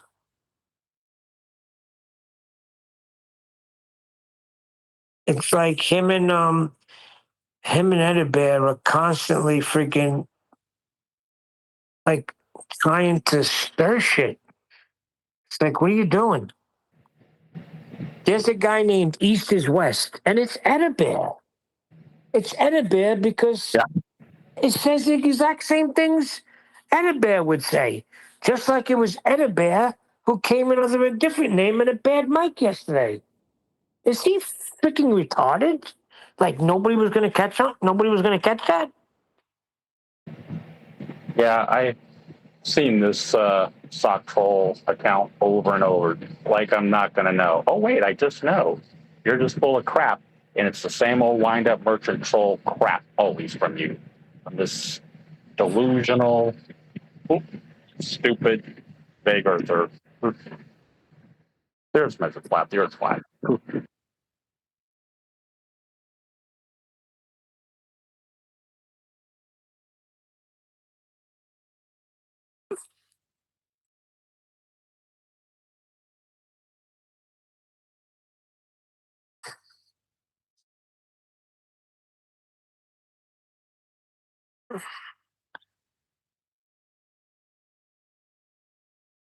Yeah, I remember bringing up the altimeter and how it's measured from mean sea level of our flat Earth with the Coleman's window, and he just wants to go, nuh-uh, nuh-uh. Well, you can have your nuh-uh.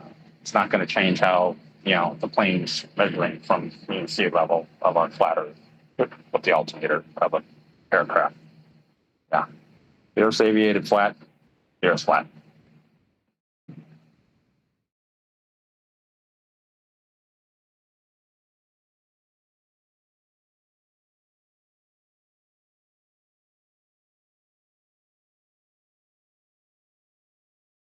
Just as it was in the previous example.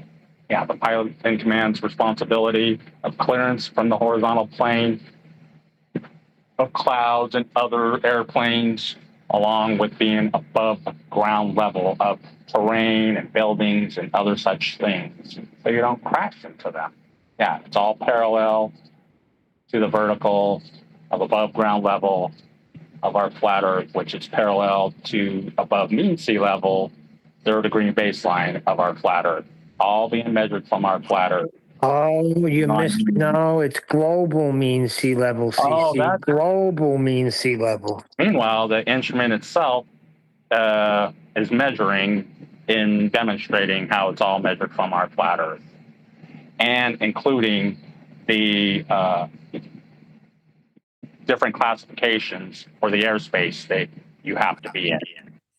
Yeah, it's all don't measured from our flat understand what you just don't understand what global sea level means. I see. I've got to wander off into La La Land with you in order for you to beg the question of your cloud cold zealotry. No, it's measured flat, and you're aviating the airplane from our flat Earth. The Earth's flat.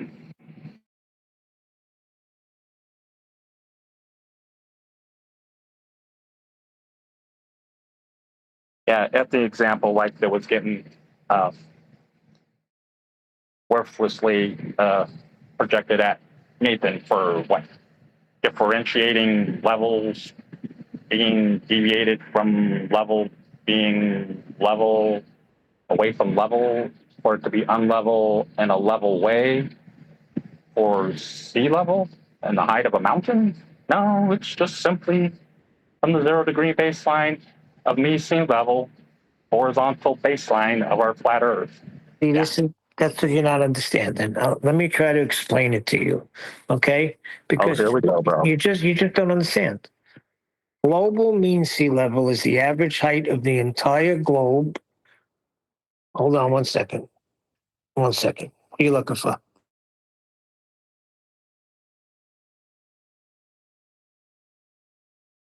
Okay, I'm back. Let me read it to you.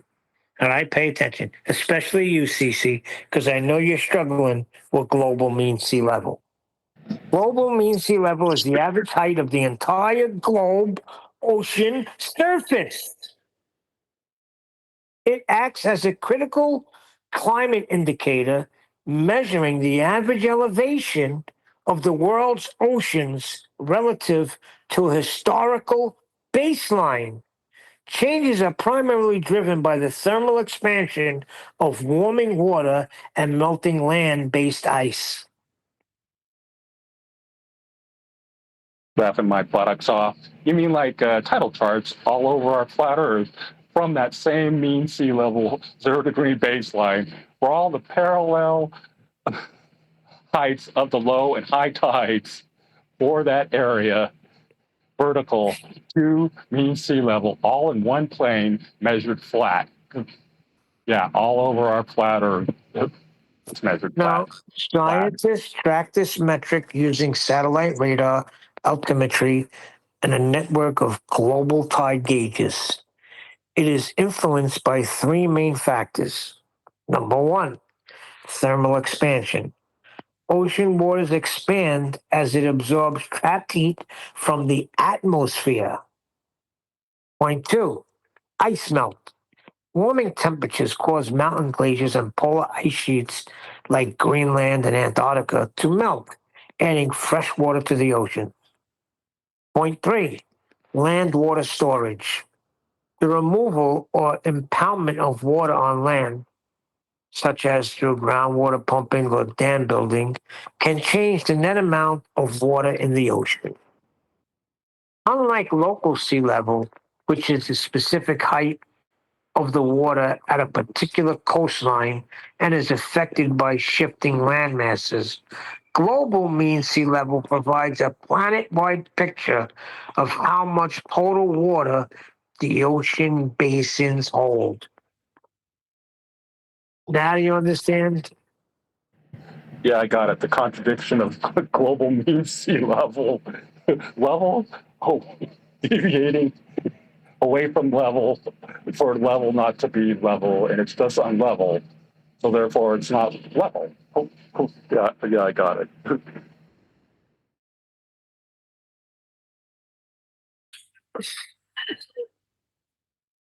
Global average sea level has risen 8 to 9 inches, 21 to 24 centimeters since 1980. Be afraid. Be very, very afraid. No, sea rose this morning by about 8 inches, and then it went back down for some strange reason. Up and down are perpendicular to a plane. Oh, dear. They actually have a chart here, Nathan. And those inches and the other measurements you just mentioned. Listen, it has global sea level chart. And on this chart, it's like a heart rate chart. Oh, wait a second. There's a baseline for that chart to be read. It's got to be read off that baseline, and it travels up and up. It's not coming down at all. But this is change. Wait a second. Where did it go? Oh, this is change in. Jesus, I hate when that happens. That's freaking phone. Change in sea level compared to 1993 to 2008. So now you got to be really afraid, man. Because of this global mean sea level, you know, we got to do something about this global emergency now. We're in for troubled times, guys.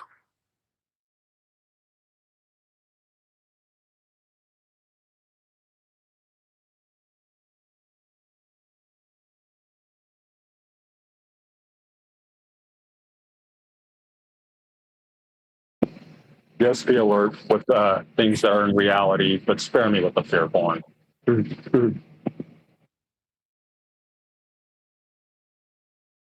This is all for the protection of the globe.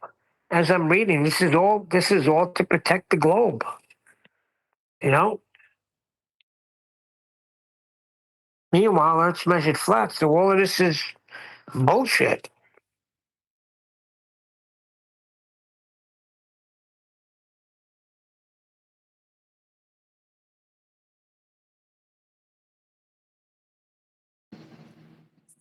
It's not going to change how things are in reality. The Earth measured flat, the Earth's flat.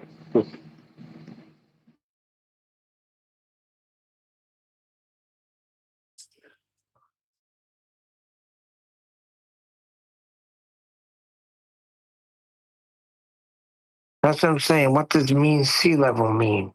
If there's a global sea level, right, then there should not be a mean sea level.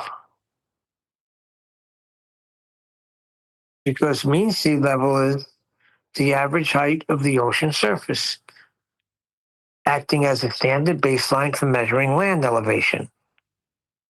atmospheric pressure, just air pressure, and aircraft altitudes. It is calculated by averaging tide gauge readings over a long period, which cancels out short-term fluctuations like waves, tides, and weather events. This is the same thing I just read, but they put the word global in front of it. Now, this is just mean sea level. So what is global sea level? It's the same thing, but with the word global in front of it. No. Level is 180 degrees exactly straight angle, side to side. Well, they don't know that. Having no part higher or lower than the other. It's all in one plane. The Earth's measured flat. The Earth's flat. They didn't get the memo. Yeah, I proverbially rebuked it into oblivion.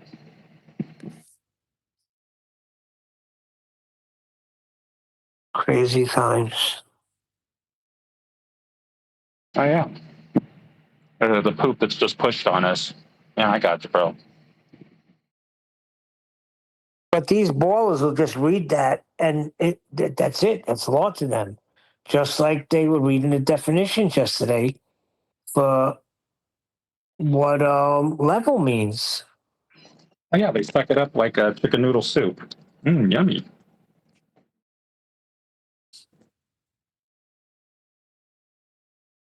If you just level is in reality. Yeah, but if you just look up level, it tells you what level means. Now, if you ask what does level mean on a globe, that's when you get the bullshit. Equidistant from the center of Earth's gravity or center of a sphere, whatever it is. I don't know offhand. I could look it up real quick and see what it says. But yeah, you have to specifically. Oh, I have to beg the question of Right. their non-existence in the first place. So therefore, we can have this imaginary scenario together. That Right, it can that's be what. potential. Yes. From the center of a sphere. Crap. No, it's just a straight horizontal baseline in reality. That's what I was saying the other day. You have to beg the question. You have to beg the question when you ask that. Because if you just ask what level is, they'll tell you what level is. But when you beg the question of what's level on a globe, they're going to give you this answer. Let me find it. On a globe or in science, level does not mean flat. It means maintaining a constant height or being perpendicular to the force of gravity. Because gravity pulls straight down toward Earth's center. A level surface on our globe actually curves to match the planet's spherical shape. We're not talking about science here. It's the geometry of the Earth. And in reality, it'll be a 0 degree baseline from mean sea level of our flat Earth for all measurements ever. Right. That's reality. Now, to get global level, what does level mean on a globe? You got to beg the question of a globe, first of all. And now you got to listen to all the bullshit that goes with the globe. Right? Because gravity pulls straight toward the center. First of all, it's out of date. They mean they're bending a space-time. Yeah. Well, even describe the 110-year out of date force. It's not a force that you can think of as a force. It's still going to be in respect and measure to the horizontal baseline of our flat Earth. The Earth's measured flat, even with your out of date force that's not a force. Yeah, the Earth's measured flat. This is interesting because gravity pulls straight down toward Earth's center, a level surface on our globe. This is how it states it in the thing. Our globe, to make it personal. You can't use down. No. Our globe. Our globe. What your ball, okay, that it belongs to you. Meanwhile, the Earth's flat. Was level. I mean sea level. Here are the key concepts of level and how it relates to our planet. Level versus flat. Flat refers to a perfectly planar surface, like a tabletop. This is what Rob Knockus and them were getting at with the oceans. Then how come they're not all level across? Level refers to a curved surface or a line where all points are at an equal distance or elevation from Earth's center of gravity. Center of the Earth, you say? Where's that then? What's that? Center of the Earth, where's that? Listen to me. I'm going to read it again.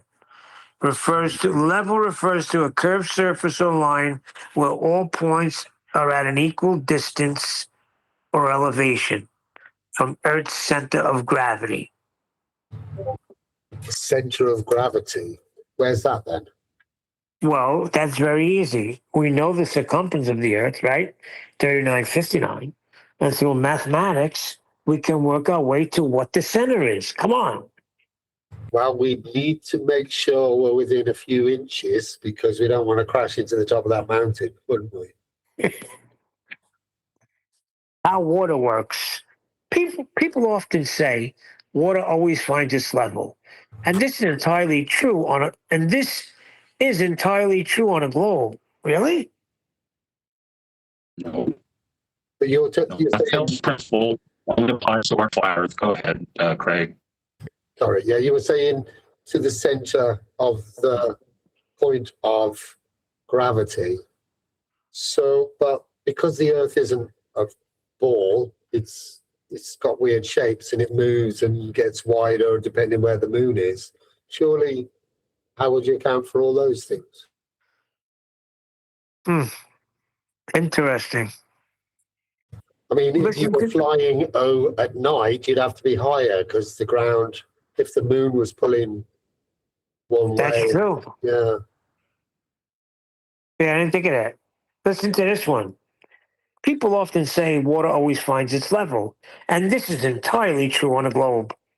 Since gravity pulls equally towards the center of the Earth from all directions, water molecules settle at an equal depth all the way around the globe. This means the ocean is level, but its surface is curved. They settle at equal depth. That means, like, if I go to the beach, then I would walk into the water and just sink to the bottom. How deep is the Mariana Trench? If it's going to be equal to that depth, because obviously equal depth. Did I misunderstand what you said? Water finds level to equal depth. Yeah, that's what it says, yeah. So when you get to the beach, you're going to jump in and it's going to be as deep as the Mariana Trench, surely. No, you're missing something, Craig. You're just not understanding. Water molecules settle at an equal depth all the way around the globe. This means the ocean is level, but its surface is curved. Equal depth. How can anything be equal? Maybe this will work. I don't know. This is why people can read this and actually like continue on is funny to me. So because water, I hate saying finds its level. You pour it in a cup, it's going to be level and flat unless it's disturbed, right? Why a spirit level works everywhere. If you hold a physical level, a spirit level on the ground, the bubble will sit in the center, which shows it is perpendicular to local gravity. Because Earth is so incredibly large, the curve over a few feet is invisible to a small hand tool. The tool is successfully measuring local horizontal alignment, which constantly shifts as you move around the sphere. Hang on, you invoked local gravity. So what you're saying is that we haven't got an equal distance to the center of gravity because its gravity varies in local areas to other local areas. What do you mean by when it says that it shows it's perpendicular to local gravity? Yeah. So why local? Gravity should be the same everywhere, shouldn't it? But if it's different locally. They got you arguing about gravity. See, I knew I was going to get you. Well, I'm just questioning the locality. Because Earth is so incredibly large, Craig. Come on. Yeah, but no, your previous point was about measuring gravity to the center of the gravitational point. So, but if it's local, then obviously it's not the same, is it? It's going to be different locally, because if locally is flat, then at the edge of the local will be at a different height to the center of gravity than in the middle. Here's the answer for it all. You ready? Understanding how these physics terms work in a globe context helps clear up common misconceptions about how we measure our world. No, there's no misconception about that. We measure that sucker flat. Yeah. So do they provide examples like we used to have to at school? It's no good claiming something, provide examples. Correct.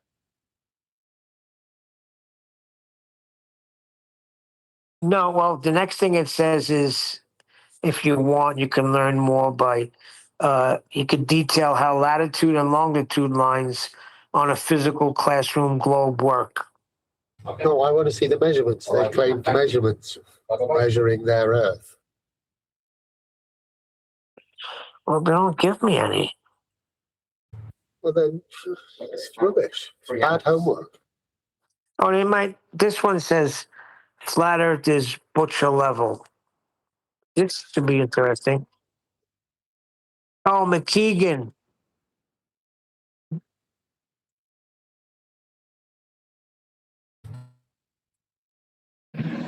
So McKeegan says, they say it's sea level and not sea curve.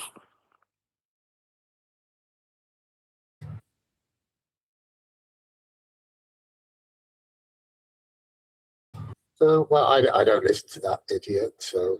He's a moron. He just likes to sit there stroking his lap. But that's the video. But that's the video that comes up. If you want to learn more, boom, you click on YouTube and you get Dave McKeegan. So they have Dave McKeegan demonstrating how flat Earth is butcher level. You see the game here? Hang on, are you still there, Nathan? I think he might have stepped away. Okay. You'll hear his noise in the background. You'll hear his name somewhere in the background. He'll creep in. What was that, my name? See, here's another one. You have to look up how does a spirit level work on a sphere? Oh, yeah. Go.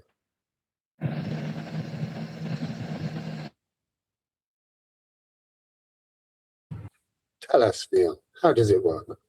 See, these are the things you have to do. You have to look at it and ask how it works on a sphere. Same way you have to Google, well, what does level mean on a globe, to get all the bullshit answers. But if you're just asking how does the spirit level work, you get the answer, right? There's no need for bullshit. Same thing with the answer to level. No need, and no part higher or lower. There's no bullshit involved there. It is what it is. But when you have to, like, conform it to a ball, that's when you get a little bullshit. And you got to specifically ask what level means on a globe and how a spirit level works on a globe. No. A spirit level works because it works on a flat Earth. Right. And with that, I'm going to say a huge, massive, enormous thank you to both Discord and G+ panels for making today's after show possible. Of course, a massive thank you to all of you for liking, commenting, sharing, subscribing, joining as a Nathan Oakley 1980 channel member and all that stuff. If you have the means to support me via the PayPal or Coffee link below, please do so.